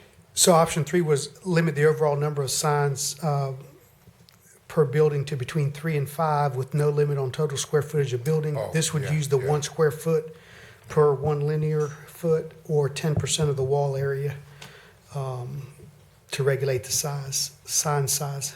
Mr. Hewitt, you had something there? Yes, sir. I think the city attorney would also request that you include in whatever motion, subject to the city attorney's putting it in the appropriate format to go into Encode. So just basically taking whatever you decide and putting it in the ordinance format and moving it forward. I mean, that's foregone conclusion, ain't it? That just got to be. Huh? Generally, staff would work with the city attorney's office to do that, so you have before you what will actually be approved, but we don't have that for you today. Oh, okay. So you need to put it in the language it needs to go in, but not changing the components of it. Right. All right. So, council, can you just reflect that in you to make it a motion, Councilman Hare? Did you accept the amendment that he? All right. Yes, sir, I accept the amendments. All right. So there's a motion by Councilmember Hare to approve at the conclusion of the city attorney's putting it into the ordinance format or the code format. Yes, code. And it's seconded by Councilmember Hondros with the amendment to Section 7. Any questions? Question on the motion, Mr. Mayor. So Councilman Davis and Mayor Pro Tem. I was going to second the motion. But Okay. Mayor Pro Tem, you had a question? Yes, my question was, why do we choose option 3 when planning recommended option 2?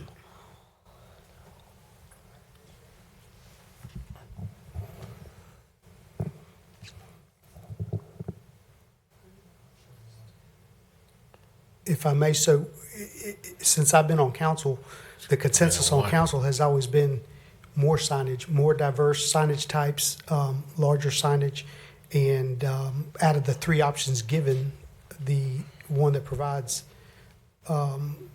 more is option 3. That was the reason.